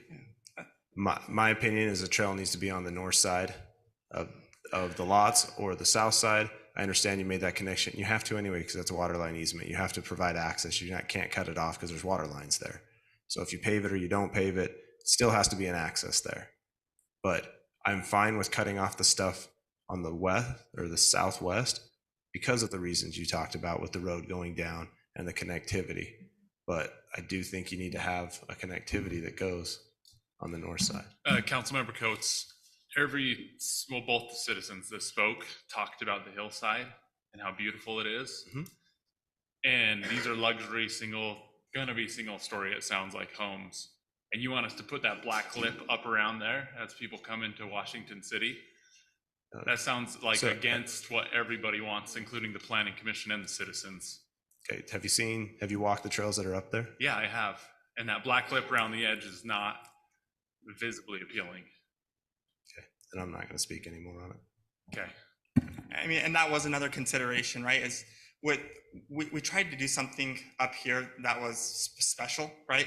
I mean, we did bigger homes, nicer homes, and because of that, we did hear a lot of feedback about the black lip from people. And I mean, with that small connection, still completing the loop, providing the access, staff thought it was sufficient. We tried to make the trail still meander through, right? I understand why you're there. I'm 100% disagree with you. Had the same argument with the last developer. He made it work, and he actually came back and apologized to me because he said it made it better for his community. I'm just stating what I'm saying. That in between 8 and 9, that comes down and goes around the edge, right? Below those black rocks, there's like a 20-foot black rock setback there. And then it comes down the street. So on both edges, the street edge and the higher edge, we already have trails there. Austin, does that, where it comes between 8 and 9, does that catch kind of that existing road trail?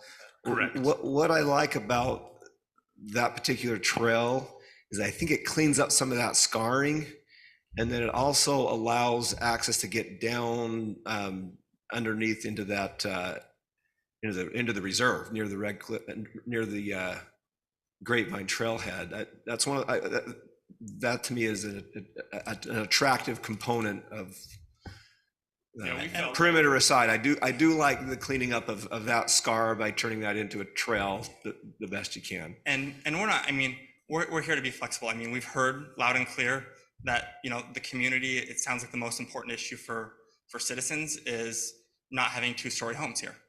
I mean, we talked about this extensively. Obviously, we would love 2-story homes, but we understand that there is a look and feel in Washington.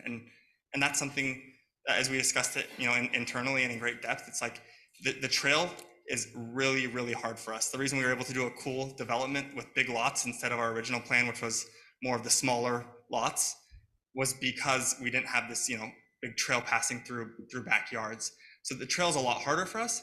When it comes to 2-story homes, I mean, we'd prefer it, but we've heard the feedback and we understand it. And because of that, I mean, that's something that we're willing to do. What about a trail, and I shouldn't be speaking for the council, but what about a trail, on the east side perimeter that also contemplates, cleaning up scarring along that side rather than through the middle?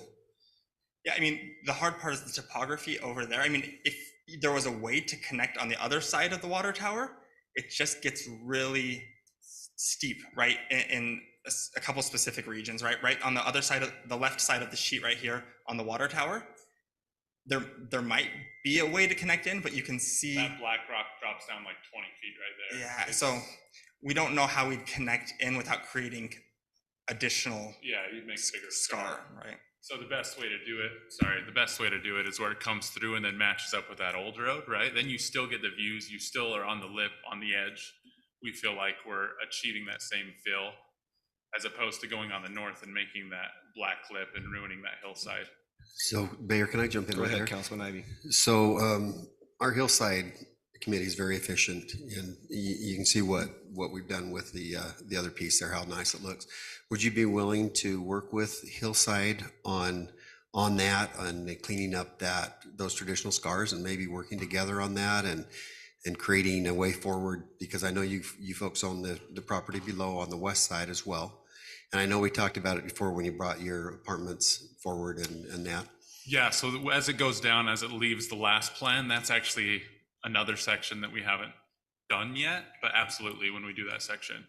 Oh, you'd prefer to, well, what I'm asking is on this development piece right here where you're working on the top coming down, if you'd if you would be all right with working with Hillside to be able to mitigate the scars that are there.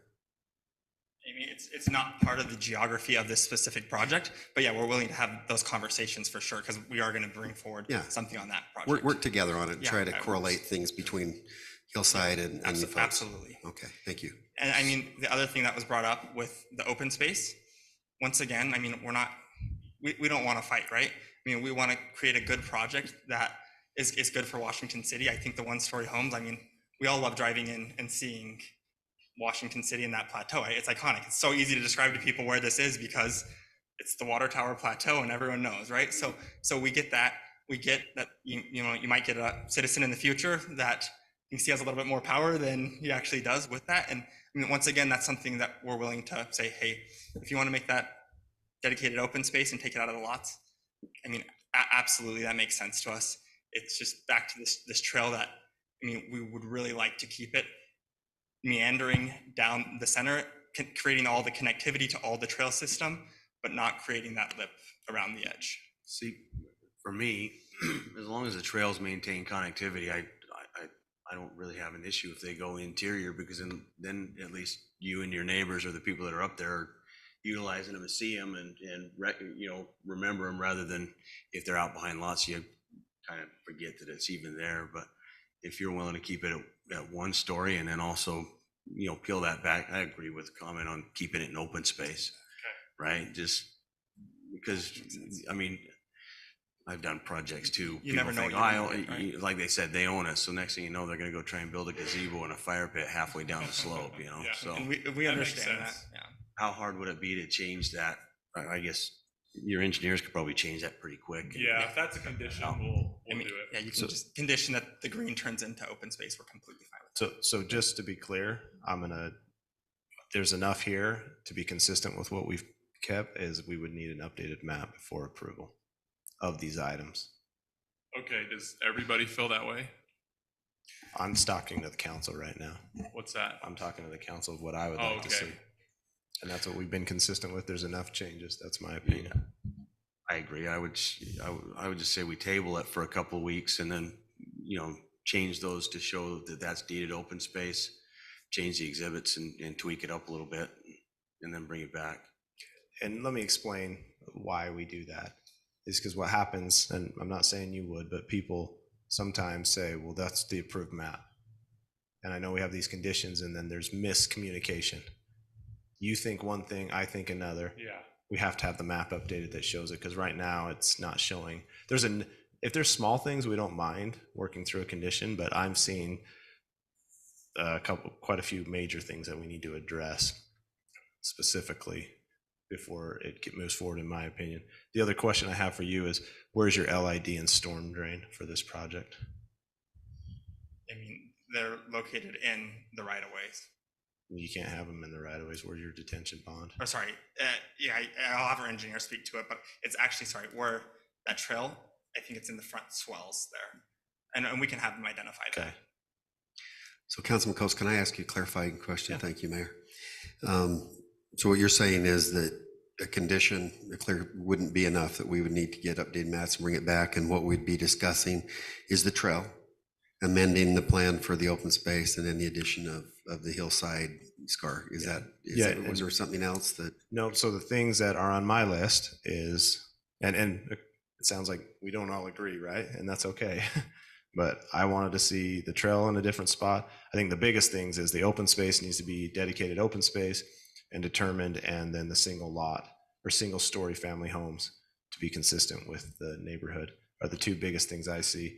We need to have, we need to understand where their detention ponds are and the LID, and understand that, because none of that's been shown on the exhibits that I've had.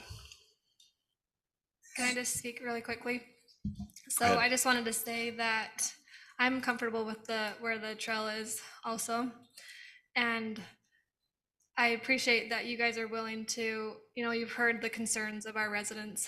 They're really concerned about, having two stories there. And so I appreciate your willingness to be able to, do that on these homes.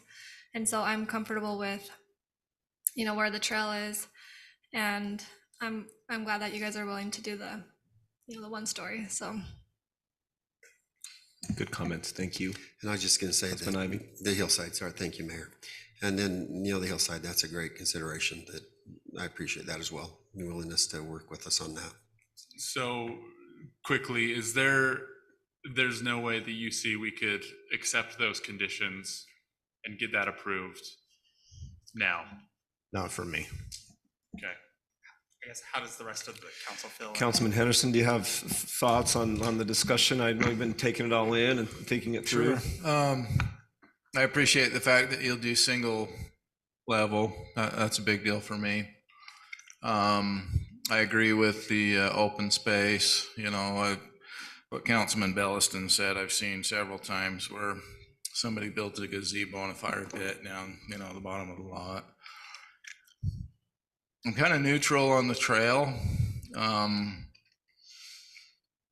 like to see consistency throughout the whole ridge there on the trail.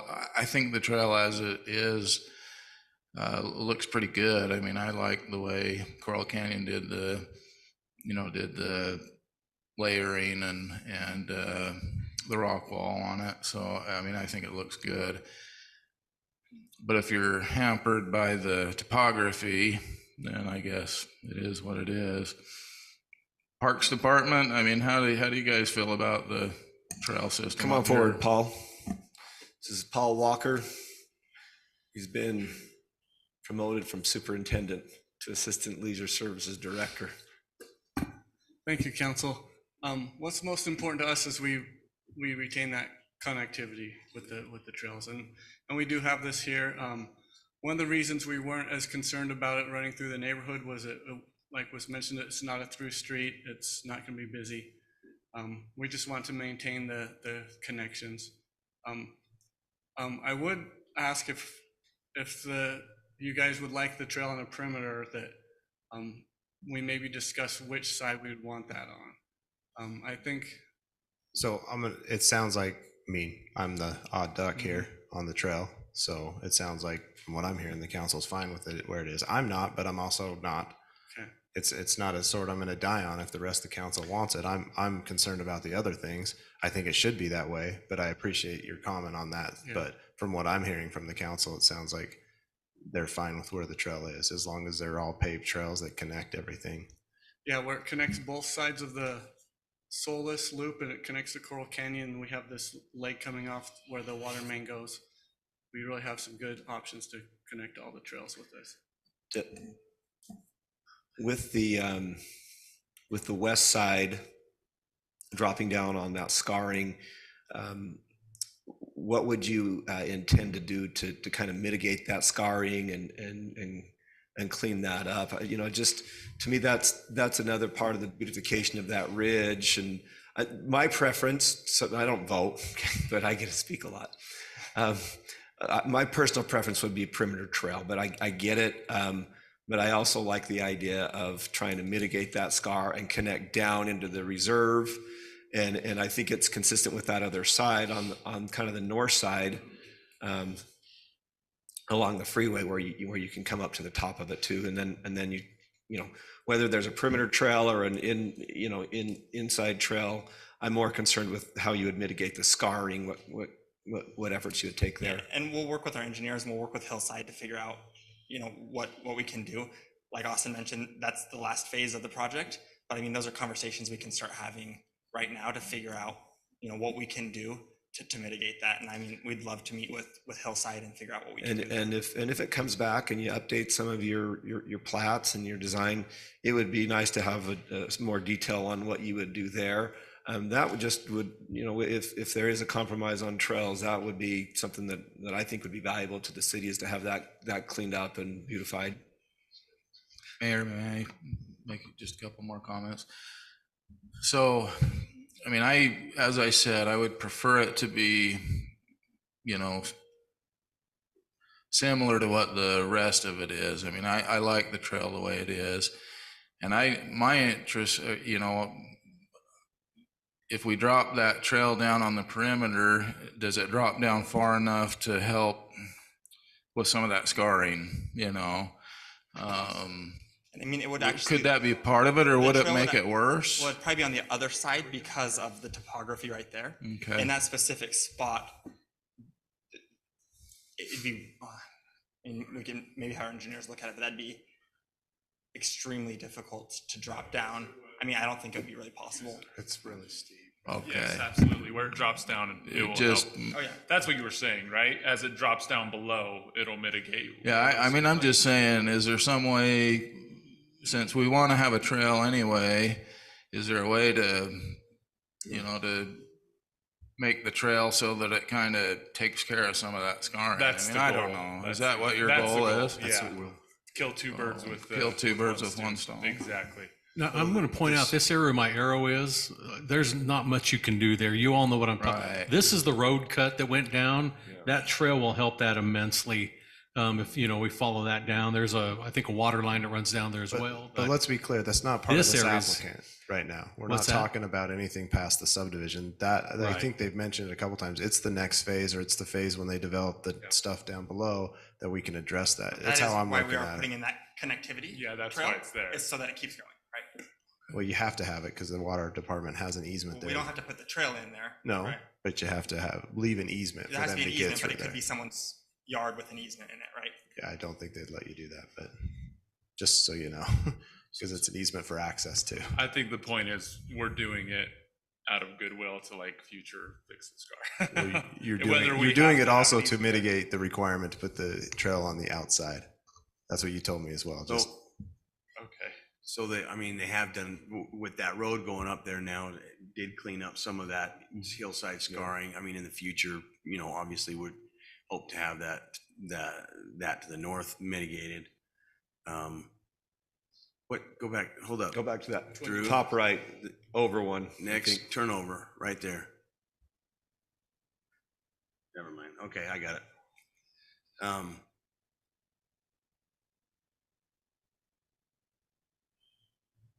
Totally lost my train of thought. So I guess our preference, if possible, would to say that anything that's in the no disturb zone is now dedicated open space and a restriction for 25-foot homes without the requirement to come back. I mean, I think those conditions can be pretty clear if it's possible. Mayor, I'm ready to make a motion if we're ready. Yeah, you've got good feedback, and go, we ready for motion? With the scar, with the hillside. Go ahead, So I'd Councilman. like to make a motion that we table this item to address the map of the concerns we have with the LID detention, open space, and one-story homes to update their maps for in 2 weeks. Our next meeting is What's the date on it? Does anybody have that? March. March 13th? Second. Okay, we have a motion by Councilman Coates, second by Councilman Belliston. Let's go roll call with Coates. Aye. Henderson. Aye. Belliston. Aye. Casperson. Aye. Ivy. Aye. Thank you, gentlemen. We appreciate the way you're working with the community and being a good neighbor with some of those things that are important to them, and still making it a great project development for yourself. That is tabled unanimously until March 13th, Mayor, may I 6 p.m. say one more thing? Go ahead, Councilman. I'm excited for these development. I am. So don't let me get, I get passionate about Coral Canyon. I fought really hard for Coral Canyon over the years, and we just want the best development. I know you're going to do a good job. As you can see, I bend on the trail a little bit. I didn't add that into my motion. So we appreciate you making the connectivity. I'm excited about the connectivity of these trails finally connecting from, I mean, you're going to have trails from the very top end of Coral Canyon all the way to loop through this and eventually down to Sienna Hills and connect into those. It's a big thing for our community. So I appreciate you, and sorry for any inconvenience, but we have to get it right, and we just want to make sure we're all clear. Mayor, can I get the last word? Councilman Ivy. I just want to say how much I appreciate your work in listening to our citizens, our residents. You've brought in a tremendous amount of goodwill tonight. There's good people in here that are concerned about where they live. They love their views, they love their area, and I know I'm going to recommend people to come and buy in your subdivision once it's built. So thank you so much.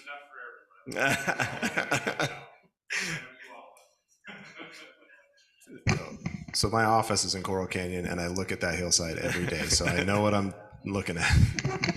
Thank you, Austin and Tate. It's clear this council cares about the community. All right, we're going to continue to move along, and if you were here for that item, don't feel obligated to stay. Who knows how much longer we're going to be here. Except Dick and Lori have to stay. Mike's been there before, right? Been there, done that? Okay. Thank you, everyone. We're moving along to item 7B. Is there anyone in the audience specifically for item 7B? Other than Don Bean, which almost rhymes. Okay, this is consideration to approve an ordinance for zone change request Z-23-17, amending the Long Valley PCD. Eldon Gibbs, city planner, will present to the council.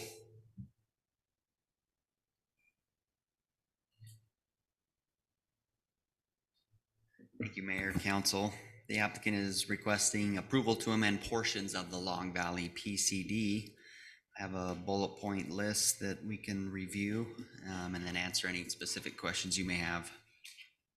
They're proposing to, in section 2, have a new pod layout.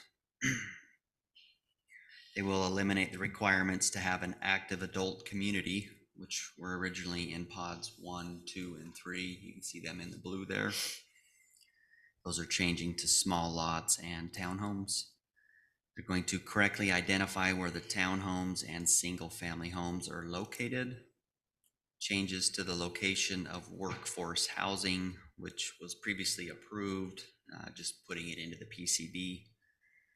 Changes in section 2, the project plan. They're proposing a new table with updates of product type, acres, units, and densities. The overall density of 2361 is staying the same, just shuffling those units around in each of the pods. Minimum amenities the developer is committed to build, just being more specific in defining those, being more specific. Workforce housing defined and associated benefits. HOA organization described in more detail. And then changes in section 3 of the design guidelines, proposing to convert the 110-foot right-of-way to 80 feet at both entrances up to the roundabout. An added option to park on one side of the 34-foot roads. Various landscaping changes. Removed requirements for the builder to install gates. Added asphalt as an option for roofing material. Removed builder requirements to build structures surrounding mailboxes. Removed guest house, long-term rental prohibition. Eliminated the requirement of fire chief approving every setback. Eliminated the requirements to have trash collection areas for anything other than single-family development.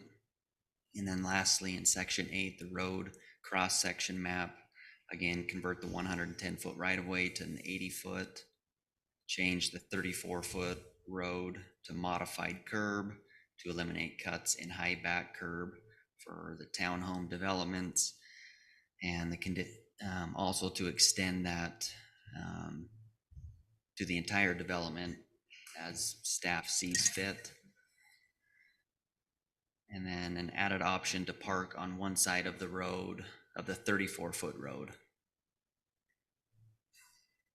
Planning Commission unanimously recommended approval of Z-23-17 for the zone change request, amending the pod layout map, section 2, changes to verbiage in section 2 and 3, along with changes to section 8, which include a new road classification map, street cross-section map showing modified curb, and a parking map.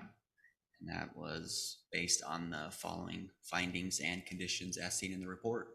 And I'm happy to answer any questions you may have at this time. Council, what questions do you have for For Eldon? I don't for Eldon, for the applicant one this time. Thank you, Eldon. Mr. Bean? Don Bean, D.R. Horton? Thank you. Don Bean, D.R. Horton, resident of Washington City. A proud resident. Yes, I am. I thought he said president of Washington City, and I was And, you know, all right. the- thank you. Don. you know, you would be a great president. Appreciate that.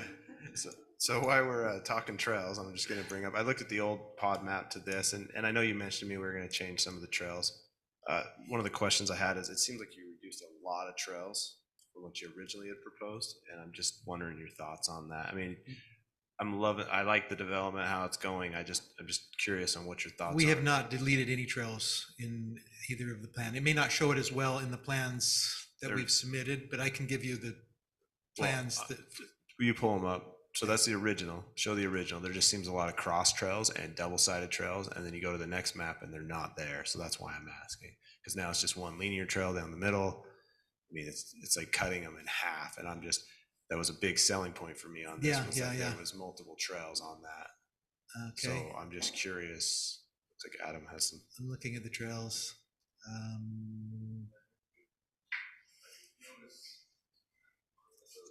Yeah, I'm gonna go real fast and then you can know. But like right down here, you had more of a track system all through here.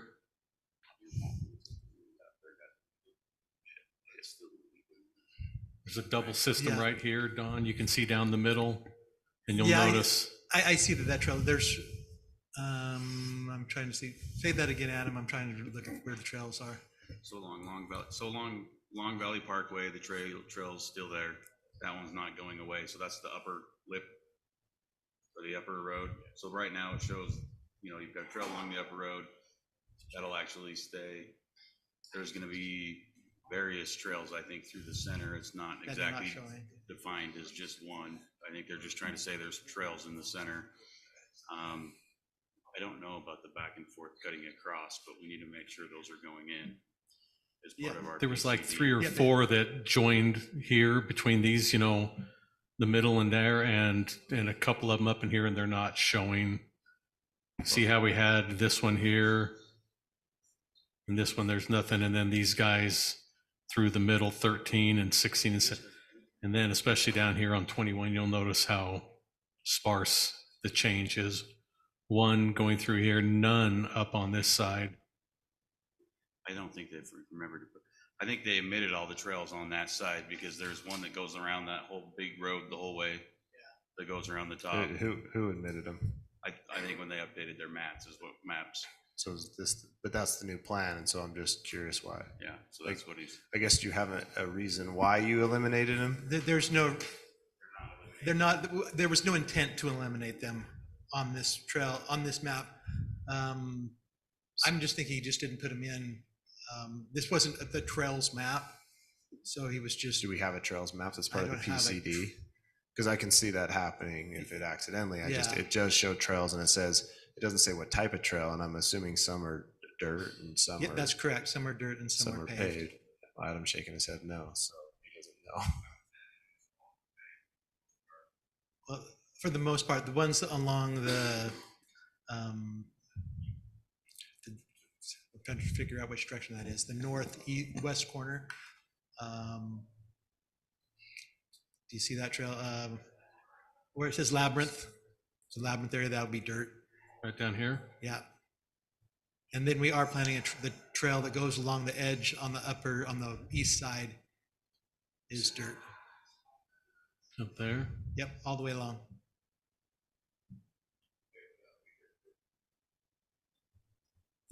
From north to south. Yeah, let me see if there was one put in just for trails. I don't know if you specifically Yeah, I don't think it. put one in here. So in essence, they'd have to be tied, because this is only amending these sections that you're seeing.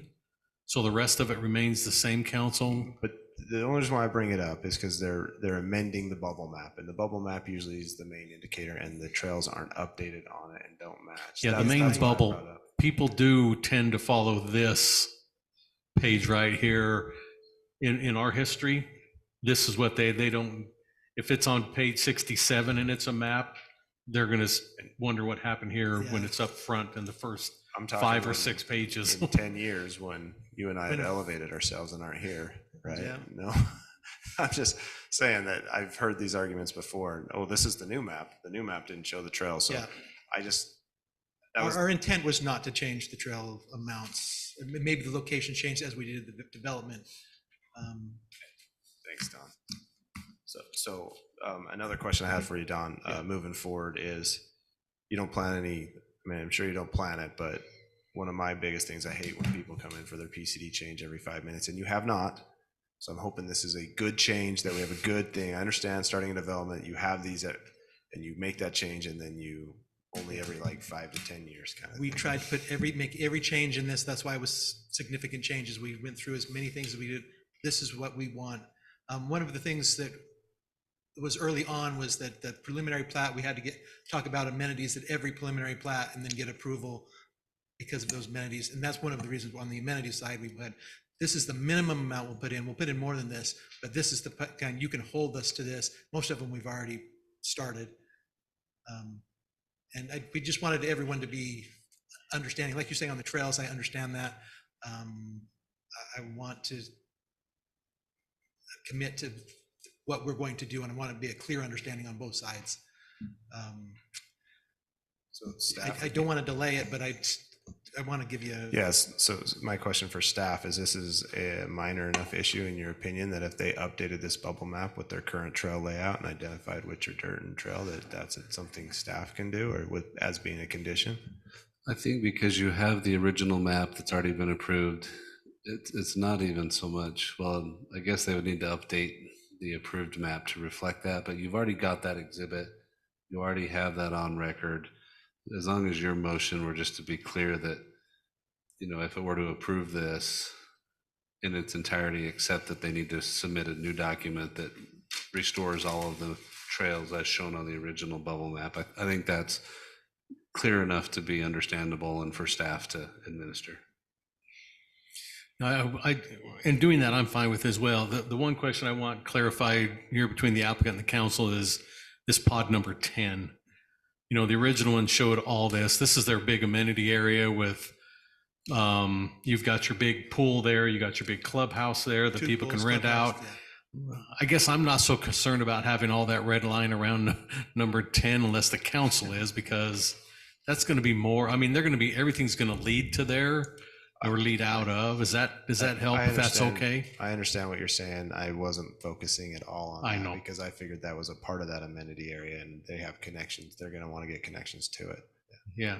So, which I felt the same way, but I just thought, well, that one, because again, we're talking about the people that come look at it as well. I don't want them to walk through there and say, where's my 15-foot trail going all through this area? I just as soon let them lead into it and lead out of, but not circle around as much and just have them fix that up. Say the trails, since there's been changes in the development, the trails may not be exactly, but our intent was to keep the same linear feet of trail throughout the development that we promised at the beginning.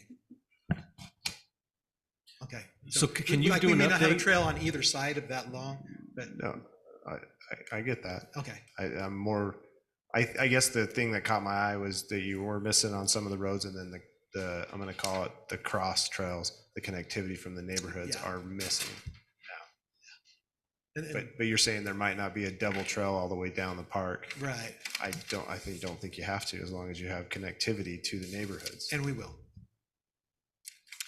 Otherwise, you'll have to change the name from Long Valley Trails to something else that doesn't include the name Trails. Long Valley somewhat. Yeah. Yeah. Good point. What other questions do you have for Mr. Bean? Council, I'll look to you now for further discussion and or a motion on zone change request Z-23-17, amending the Long Valley PCD. So I'm happy to make a motion that we approve the ordinance for the zone change request Z-13-17, amending the Long Valley PCD with the stipulation that they submit a new overall bubble map to address the concerns of the original trails And I'm fine with your suggestion, Drew, that it doesn't include, I'm looking on, one sheet shows pod 15, the other one shows pod 10. So, you know, whatever that may be. Say the amenity center. What? That's an amenity center. The amenity center works for me. So I'll second that. the only thing I would add is on the front end, get all your PCD changes in as much as possible, because on the back end, it's not nearly as fun. So. Okay, you've heard the motion by Councilman Belliston and a second by Councilman Coates. This is an ordinance, so we'll go roll call. Are we on to you? I'll go Coates, aye. Councilman Henderson. Aye. Belliston. Aye. Casperson. Aye. Ivy. Aye. That is approved unanimously. Thanks for hanging with us on another long night. At least it's not Valentine's this time.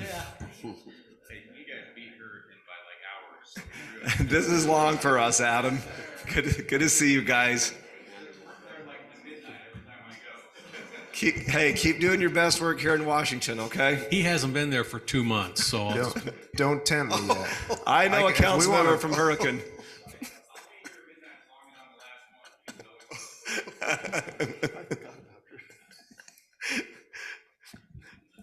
All right, rein this back in. I'm getting this off.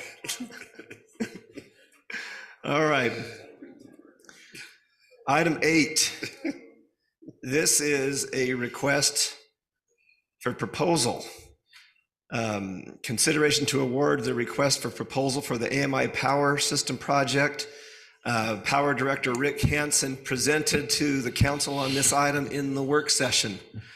Are there any additional questions for Mr. Hansen? I think we covered it pretty well in the work setting. Is there further discussion among the council, or is someone prepared to make a motion on this item? Mayor, I'd be very happy to make a motion if council is ready. If you're ready. Go ahead, Councilman Ivy. Make a motion to award the request for proposal for the AMI Power System Project to Aclara for $1,952,390.54. Gotta get that 54 cents. I don't want to mess it up. We've got a motion by Councilman Ivy, a second by Councilman Belliston. Let's go roll call on this. Councilmember Henderson. Aye. Belliston. Aye. Casperson. I'm a nay just because I don't know, I didn't get a chance to be able to before you made your motion, but I feel like I need a little bit more time on this before I'm ready. Because I just don't feel like I have all the information to make, to have a confident decision right now. So my decision's a nay. Ivy. Aye. And Coates. Aye. Rick, will you keep us informed how it goes in the next year on just the install? Just give us an update. Yeah, Make sure if we need to outsource, just please let us know so we're up to The date. next 6 months, we'll be getting the infrastructure in and the software set up, and meters would probably be starting in the fall. So. Hey, and way to be forward thinking. We appreciate that. Good job. Okay, thank you. And you almost did it without saying anything other than 54 cents. I shouldn't have said that. Thanks again. I was all over it. And this is the moment we've all been waiting for. Item number 9 is finance. This is a presentation of the financial quarterly report. Finance Director, Mr. Brian Brown. Thank you, Mayor and Council. A boring budget is the best budget. That's right. I wanted to say, since we know accountants can't be funny, I'll just give you some useful information. That's pretty funny. I didn't find this out probably till, it's probably 20 years ago, but if you're on the bi-weekly payroll, every 11 years, normally there's 26 payrolls, but every 11 years, there's actually 27 payrolls, and it's because of tomorrow, leap year. So when we go to budget every 11 years, we have to account for that.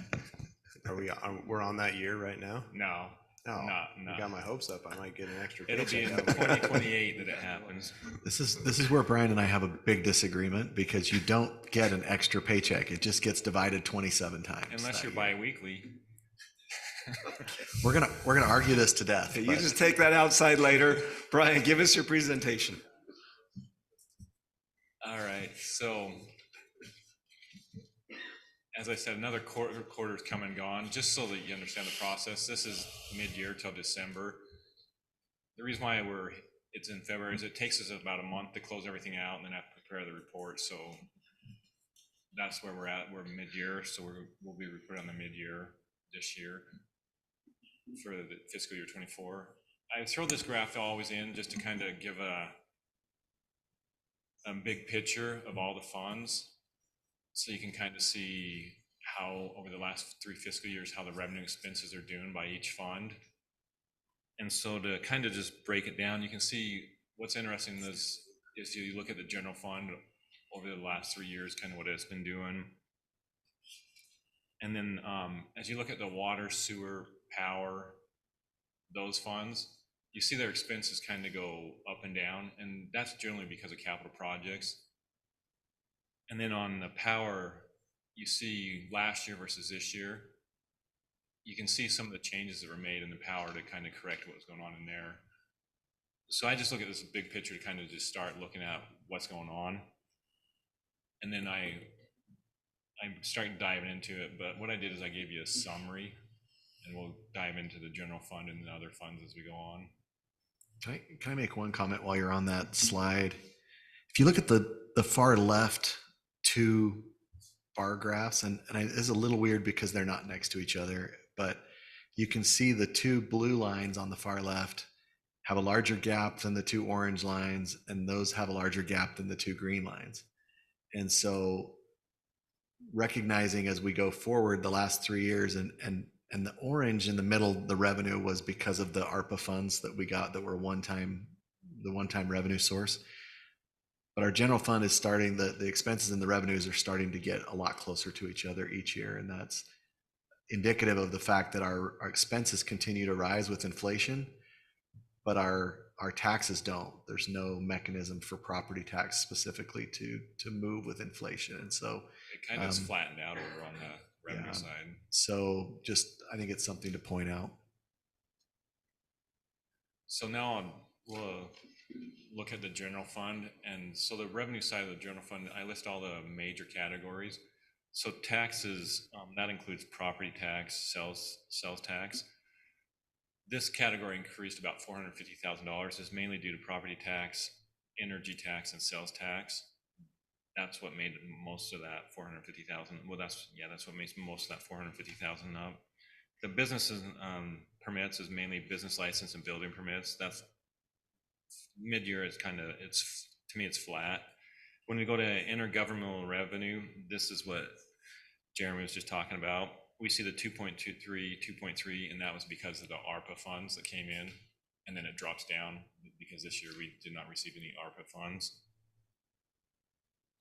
And then charges for service, we see about a $100,000 decrease in there. So we did see an increase in the golf course, about 140,000, the community center about 70,000, but the development and building and zoning fees dropped.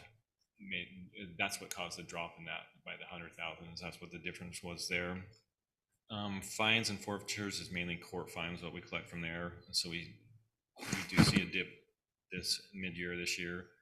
And then miscellaneous revenues, we have a miscellaneous revenue because we don't want to create a GL account for everything, so we just kind of drop it in. But the main reason why that's increased is our PHP rebate. Every year we get a rebate. And so that was $265,000, the rebate. So that drops into that miscellaneous category. And then to go over the expenses, once again, these are major categories. So the general fund, we do see an increase in the general fund by about $250,000, and that's wages and actually insurance. Public safety, it was about a $760,000 increase, and that was because this year we purchased a fire engine. And then highway improvements, which is streets, it's pretty close. It's kind of flat there. When you go to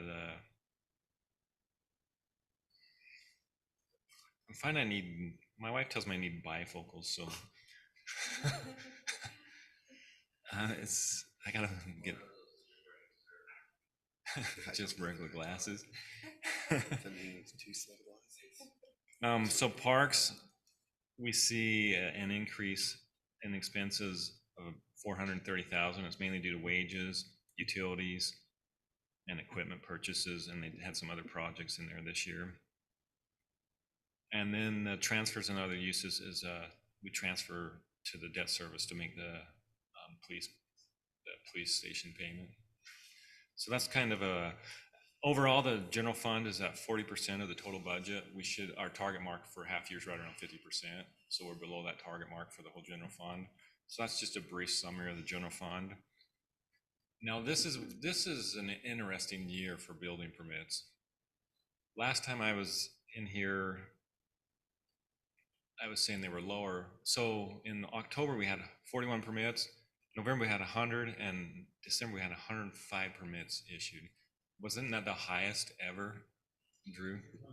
January. It was until January happened the month later. 117. So first quarter we had 113 total permits. Second quarter we had 246 permits. So that permit equals 359 issued for this year. So it's like the first quarter was down, now all of a sudden we jumped right back up. So it's been an interesting year for building permits.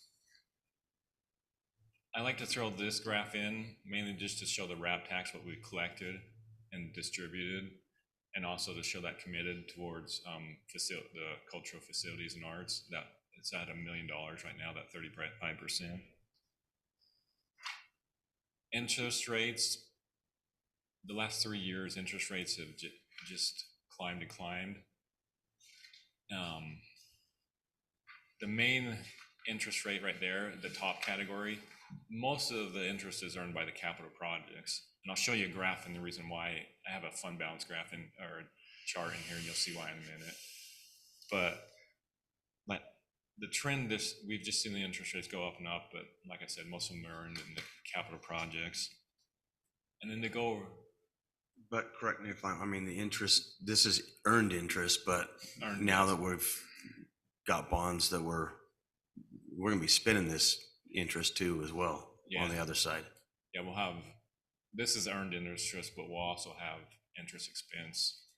On current projects and future projects potentially. Correct.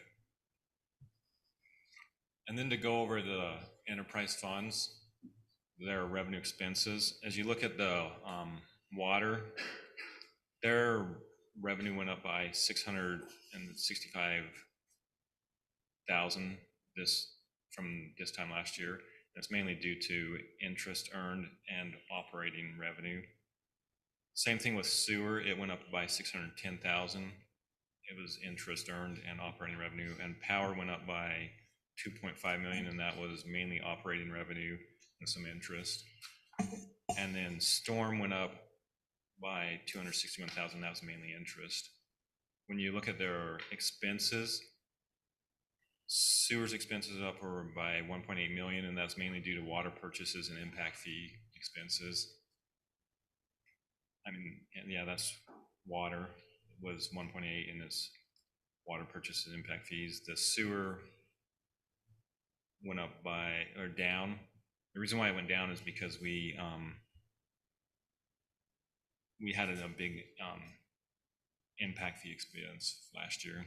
So because we're not doing that this year, they actually went down. And then power went down by 1.5 million, and that's mainly because of power cost, and they did not do as many capital projects this year. And storm went down by $1 million, and that was due to capital projects. So that's kind of where the expenses are this year, this time. Now the next one is a new graph, a new chart, and this shows the fund balance by each fund, and it shows it by restricted and unrestricted. And so the restricted funds are earmarked for a specific purpose. So for example, these are water, impact fees, B&C road funds, and also the RAP tax are examples. So as you can see in there, the general fund, most of that $4 million is the B&C funds, and then the others are mainly impact fees. And then the unrestricted, that's money that's not tied to anything. So you can see we have 89 million, but most of it is restricted for certain purposes. And I did calculate an estimated fund balance on the general fund. So I was just gonna, for clarification though, on the unrestricted line, it may not be tied to anything except for like in the water, it's tied to water department, right? Power is tied to the power department. Correct. They have to stay in that fund. They have to stay for those projects and those funds. We can't cross it over. It has to stay in that fund. Right. Okay. But I did calculate the fund balance for general fund and estimated at mid-year, and it's at 24%. So in conclusion, to me, this year's kind of been a roller coaster year.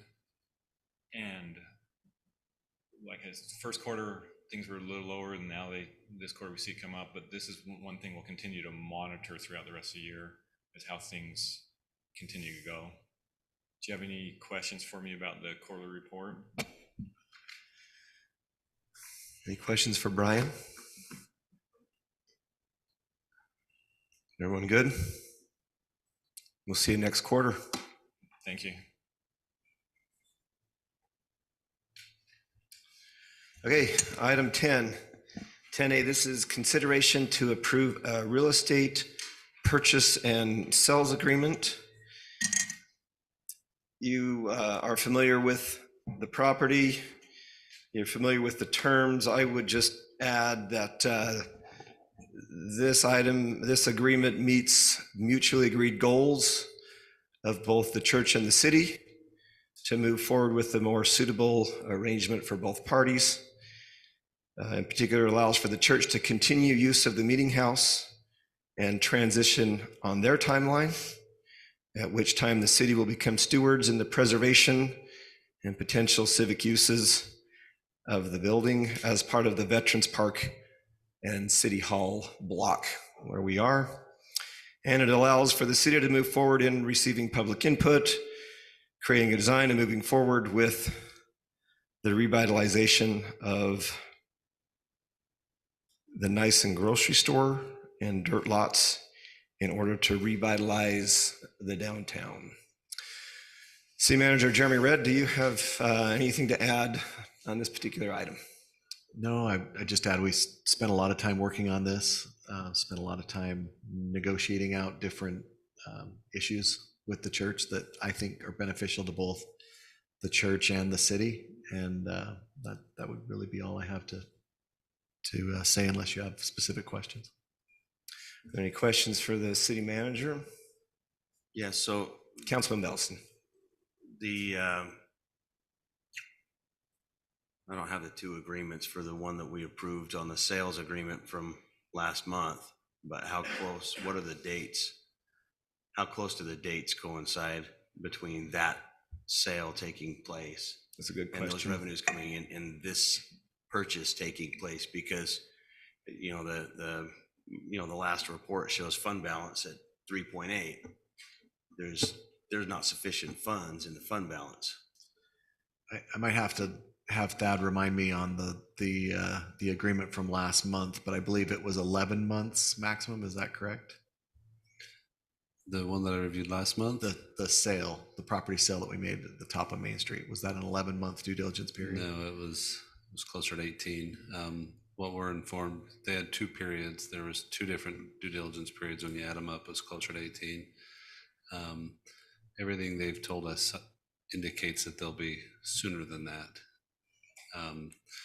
We're already receiving and talking about title insurance policies and things like that. So I don't think it'll take that full term.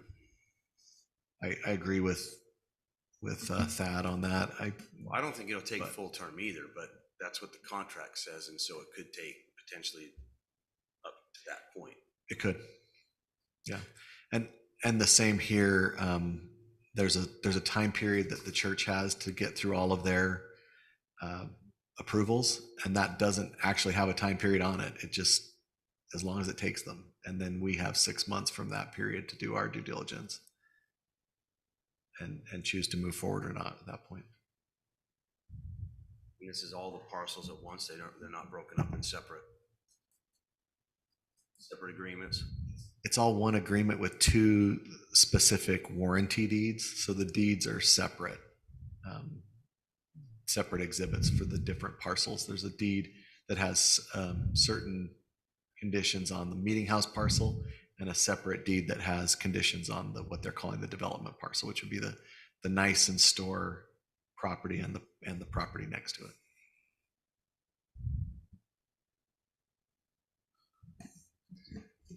Further questions for the city manager? I don't have questions, but just discussion for the Yeah, council. further discussion and or motion? So spent a lot of time the last little bit discussing this and some of the things that I've learned in going through this contract, and just maybe if anyone doesn't agree with me, then speak up and tell me I'm wrong. But talking with the agent, that there's the lease back agreement, especially on the church parcel, and how those kind of negotiations go. I'm looking at this is our agreement to get things going. One of the conditions I'm going to request is that before any signature, it comes back to council and get our eyes on the final purchase going forward.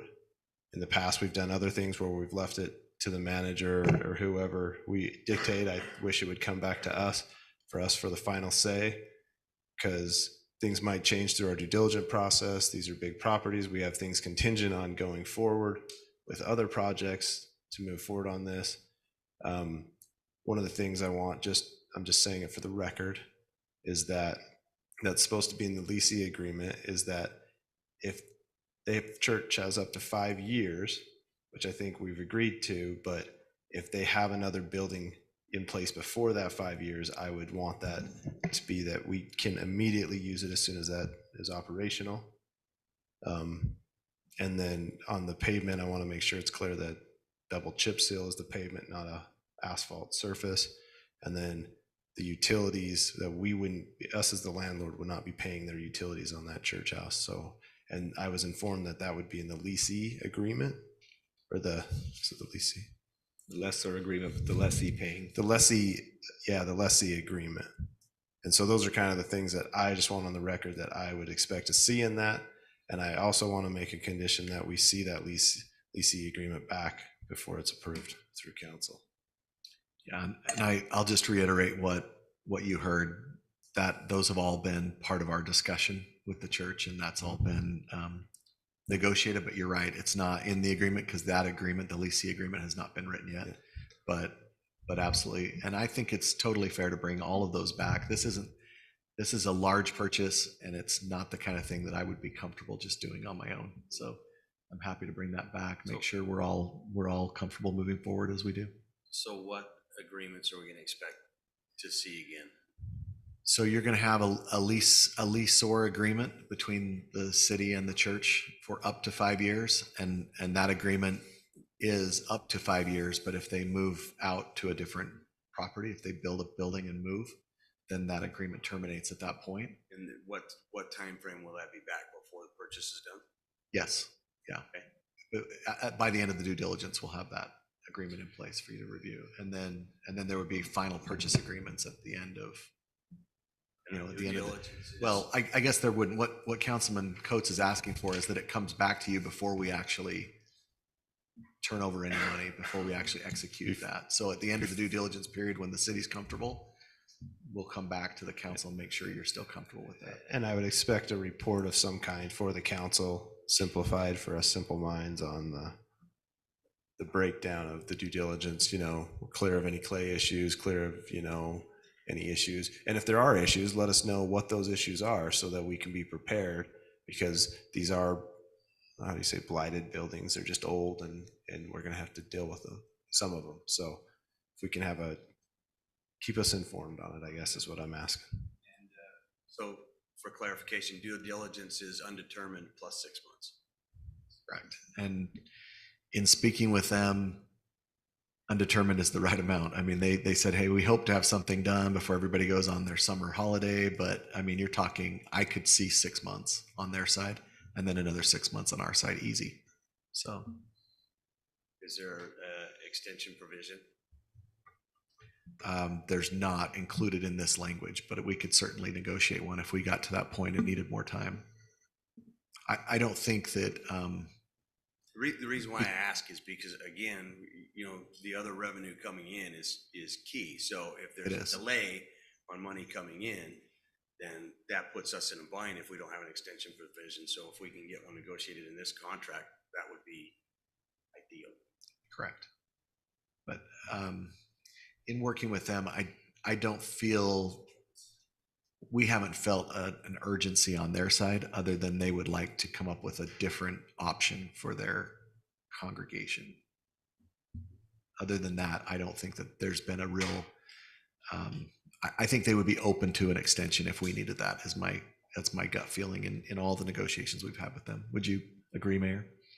I think that they want to be a good partner and they're not being difficult with us. I don't disagree with that, but it's fairly common to have in a contract an extension option, you know, and so it's commonplace. It shouldn't be too hard to put something in fairly easy. They could always deny us if, you know, it's just an option that gives them an option that we get a request an additional 3 months because of available funds or something. What usually they say, you know, if you want an option, that's fine. You're going to put an extra X number of dollars hard to buy the option, you know, and then you get a little bit of time. We have that conversation at that point. Right. So Mayor, you've heard all the comments. Are you ready? Are we good enough? Counselor, I'm not trying to rush. I'm just trying to understand what the council has stated, Councilman Belliston, Coates, and rest. What we've heard, we're dealing with staff, not a third party. So they know what's expected. They know what to come back. Do we need to condition any of that other than? Well, I think they're good comments. I actually like the idea of the lessor or lessee agreement coming back to this body. I think there's some prudence in another set of eyes looking at it. I see the wisdom in Councilman Belliston's asking for the extension. I tend to think that they would just grant that based on the Like I said, approval I don't disagree. I processes. just don't usually act on trust me. You know, I usually try to work that Yeah. into an agreement. If But possible. I think if you asked in that motion, sounds like Councilman I was preparing a motion. If you asked in that motion for an extension provision to be added to this contract, I think that'd be fine to add that in And that the leasing agreement comes back to us and the final purchase agreement comes back before it's executed.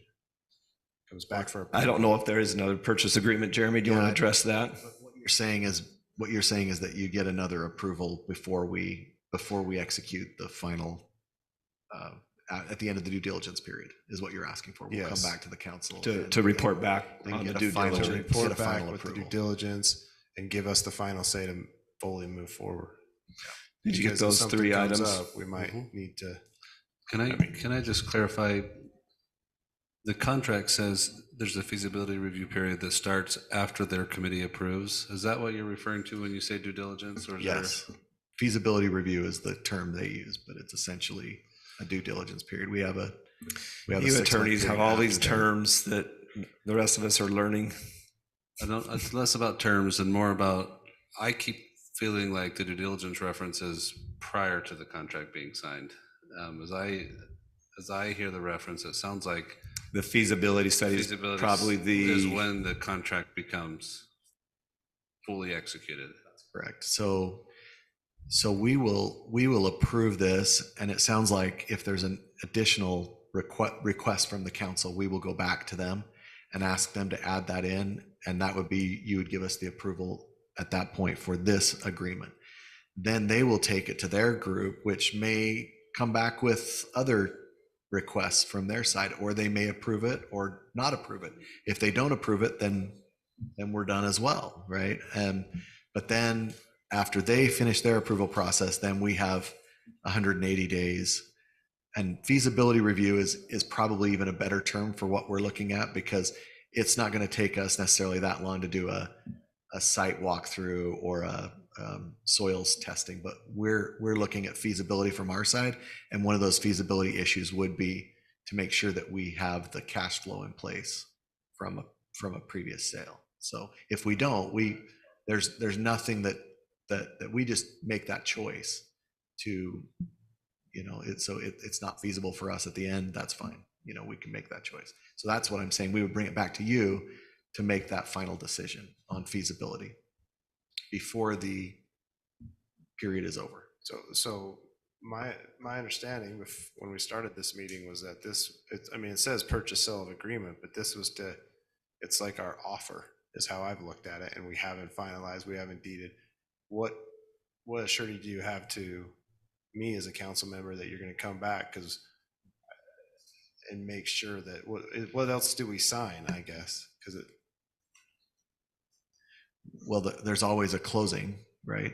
And typically when we do these, the mayor ends up being the one who closes the real estate agreement. Should I at say the the end. real estate purchase may not be signed until it's approved by council? That's fine. So it's basically. You can't close. Staff will come back to us and say, are we good to move past our due diligence date? Because when the mayor signs this, if the church decides to sign it, we'll basically be under contract. But we still have our due diligence deadlines and dates, and they're calling it feasibility or They call it a whatever, feasibility okay? review period. Yeah. So the staff will come back to us and they'll say, okay, we've done all this due diligence. There's all the information. City Council, are you good to move past the due diligence date? If we say yes, then we move forward. If we say no, then we can back out. Part of that due diligence is, do we have funds in place to follow through with this and to close? So at that point, if we don't have funds in place, then we can request an extension on our, on the 6 months to make sure it's in place. So that's kind of where I'm understanding. Let me just make sure I understand what you're saying. So you're saying, don't go back and add it into this agreement. Just wait until the end, and if we need it, we'll request another 6-month extension, or it expires. That's how we typically do our contracts when we do it. Is we don't ask for an extension before an extension is necessary. So if we find it before our due diligence or whatever they're calling it, if we don't have the funds in place, then we don't move past the due diligence date and we're done. So the language of this contract says your feasibility period is 180 days. If you fail to terminate during that, it automatically is deemed that you've accepted it. And so, yeah, you would need to both request an extension of the feasibility review period and get them. Usually it's just as you know, you get a little contract that is a little addendum that says, paragraph 5.14 is now, a 270 day or whatever it is. But yeah, I think that the council needs no extension for the period that you're calling due diligence, which is kind of our internal due diligence.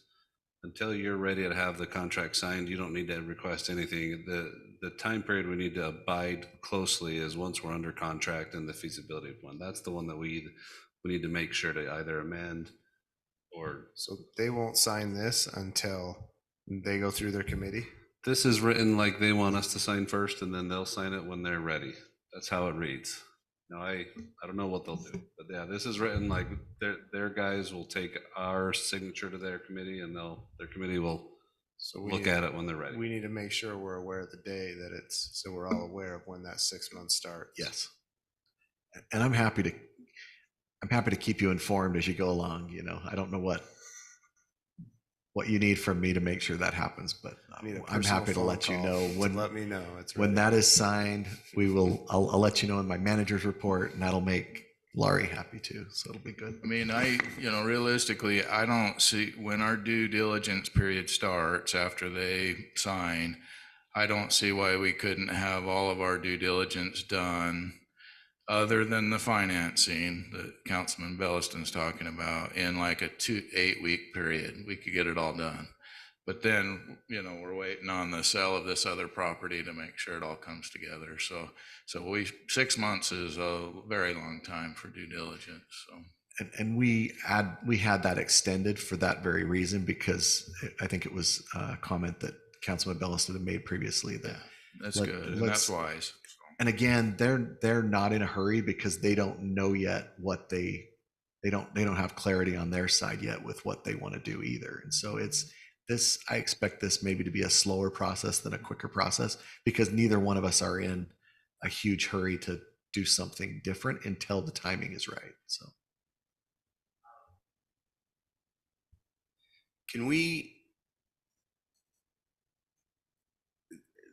This PSA is basically referenced a appraised value, right? We have some appraisals. I've expressed some concerns on the appraisals, but my feeling is that the interest rates and what's been happening in the market is probably going to maybe soften some values, where we have such a long period of time, basically undetermined plus 6 months. I mean, we could see ourselves a year and a half down the road, even 2 years down the road. It would be, I guess, on my side, I mean, on the private side, I would want to see something in there that says, hey, look, we're going to maybe reevaluate the pricing closer towards, or during the new due diligence period or closer towards the purchase, and it's going to be the cheaper of whichever the two it is. That might hurt us. Yeah, It might hurt us if it goes up because they got an interchange. No, the cheaper of. I just don't think they'll Either it's the agree to pricing that they agreed to now, or if values soften, then it's the cheaper of. This is good discussion. May I say something? Go ahead, Councilman. Just what Councilman Belliston said got me to thinking is, it seems a little unusual to have an open-ended period on their end. It could be wise to say something like, could their period of, whatever they're doing not to exceed 6 months or something like that? Or if it does exceed 6 months, then I don't know. We could, I would say we're dealing with a notoriously slow ecclesiastical process on their side. Yeah. And I guess what protects us on our back end maybe is the fact that we can always cancel the agreement at the end. If we felt like something had softened to the point that everything had just really changed, I think we would have the option to go in and say, just like the extension, we could go and say, look, we're planning on walking away at the feasibility review at the end of this.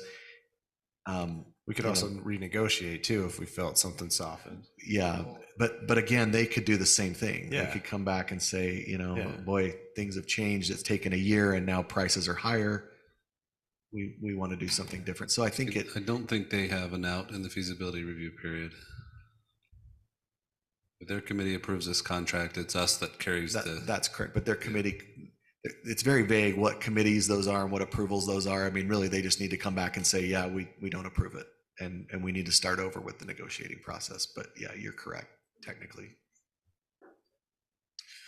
Further discussion, further questions for the manager? Anyone ready to take a stab at the motion? It looks like you've been working on one, Councilman Ivy. I've been trying to take it all in. I'll go ahead and give it a shot, and then we'll see. Make sure that I covered everyone's concerns. Make a motion to approve a real estate purchase and sales agreement. The council, with the provisions or conditions that the council will review prior to finalizing, and we will expect reports back during the process. The lease agreement review should come back for review, and then an extension provision option should be added. And this all done before the due diligence or feasibility period ends, and that the contract can't close without council's final approval of all the documents and conditions. Cannot Close. Cannot close without council's approval. Cannot close without council's approval. Did we want to, it may be difficult to add an extension on the front end. Or did we get some, I like your motion, Councilman. I think it hits at least what I've heard. Is there further discussion on the extension, the pros and cons of the extension? I mean, I didn't bring it up, but I think it's worth a shot. But what you guys? So would you repeat the extension language again? I didn't catch that. Councilman Ivy. I'm sorry? Sorry. In your motion, you had a condition for an extension. So I asked for an extension provision option.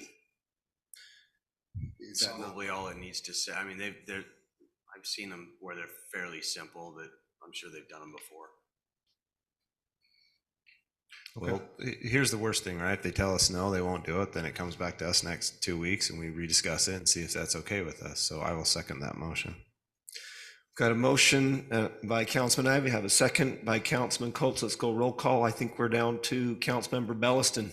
I was gonna say, point of clarification, when it comes to property purchase, don't you have to include the amount in the? The amount references the appraisal. I agree. I think we should mention the amount. I'll look to you, Thad, on that. Do we need to mention the amounts? So I will clarify that and read off each three, or do you want the combined? Just clarify. Do you have those numbers? All three. It's in probably the email. It was in the email from this morning. Oh, I didn't check email. I'll find it really quick.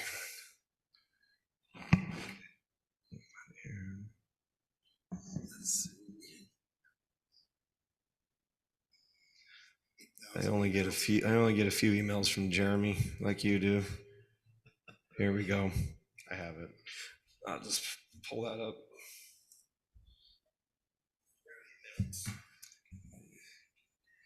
Okay, I will add to my motion and itemize them. The chapel parcel is $1,100,090. The development parcel is $3,925,000. You've heard the addition to the motion. Councilman Coates, do you want to second that? Did you only read two of them? The two development parcels are combined into one in the agreement. I agree to that. Updated numbers. Is that a second? Second. Okay, Councilmember, roll call. Councilmember Belliston.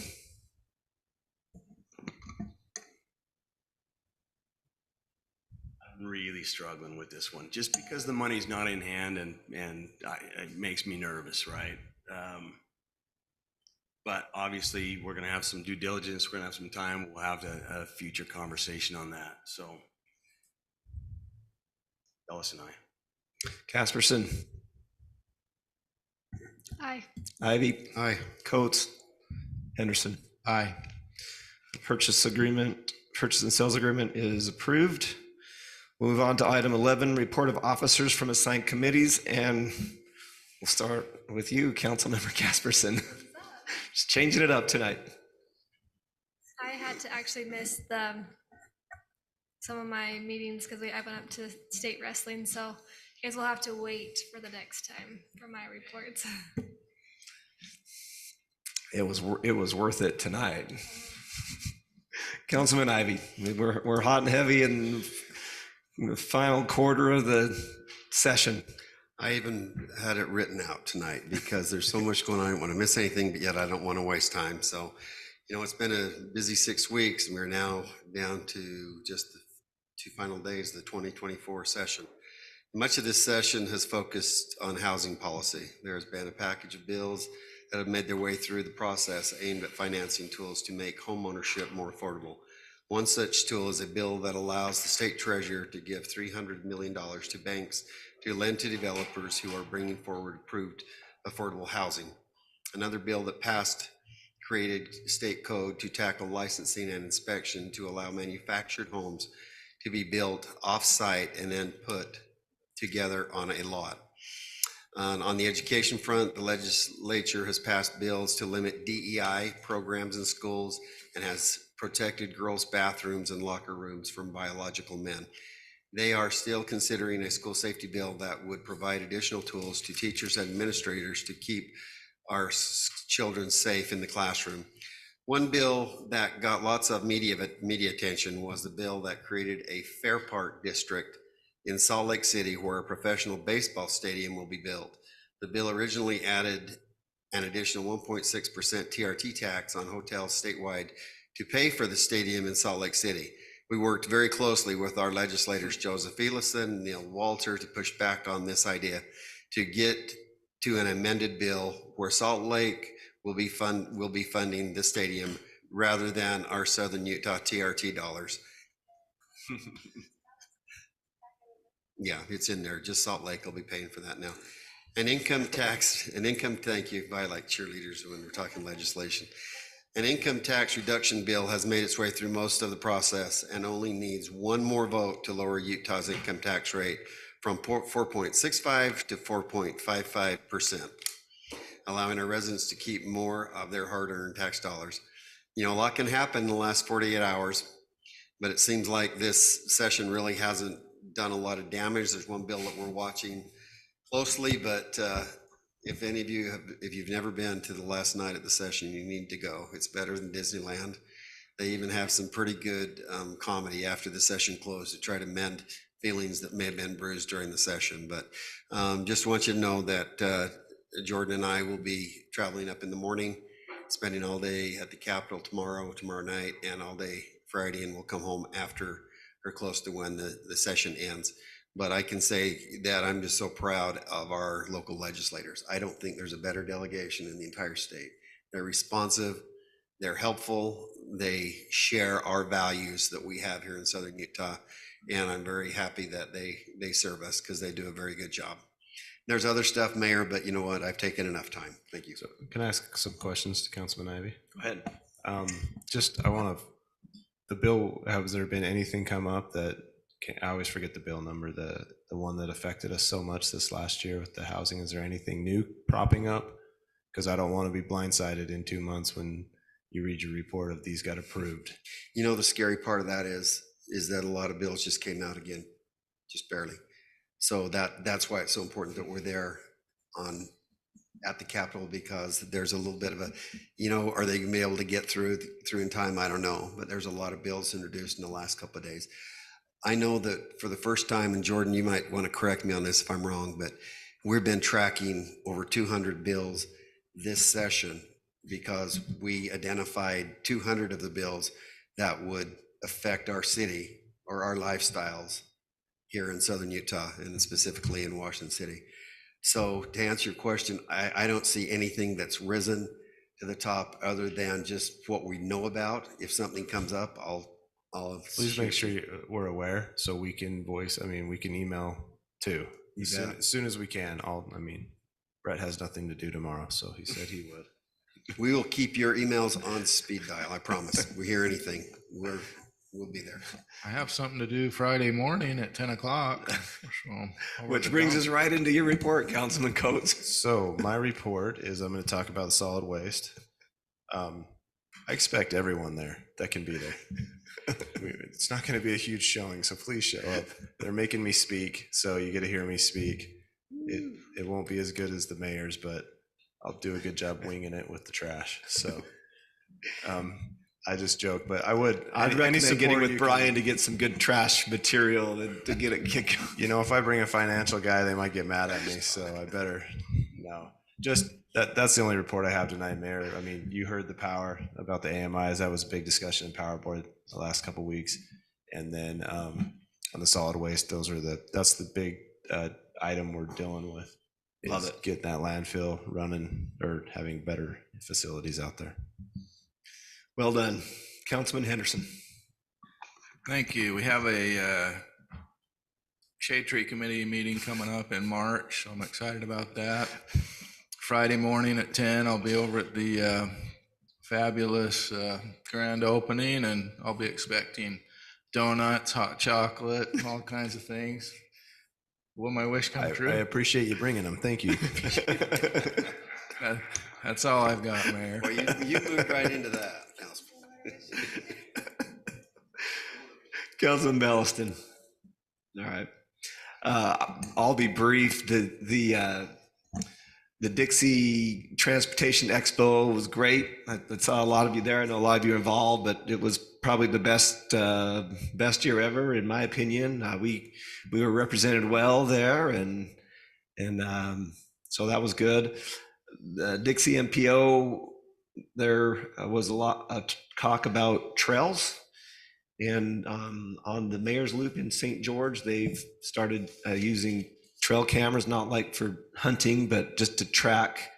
They use cameras that can track pedestrians on foot and on bike, and they're able to track the data on how it's being, the volume of use and the time of day it's being used. And it's actually quite surprising, how often these trail systems are used. And then some of the data also shows that these trail systems pull a considerable amount of traffic off of our roadways. So, we continue to try to build a high quality of life with our trail systems into our communities, and it's all hands on deck, but it's making a difference. And so someday we may want to look at some of our trails and see the kind of use we're getting.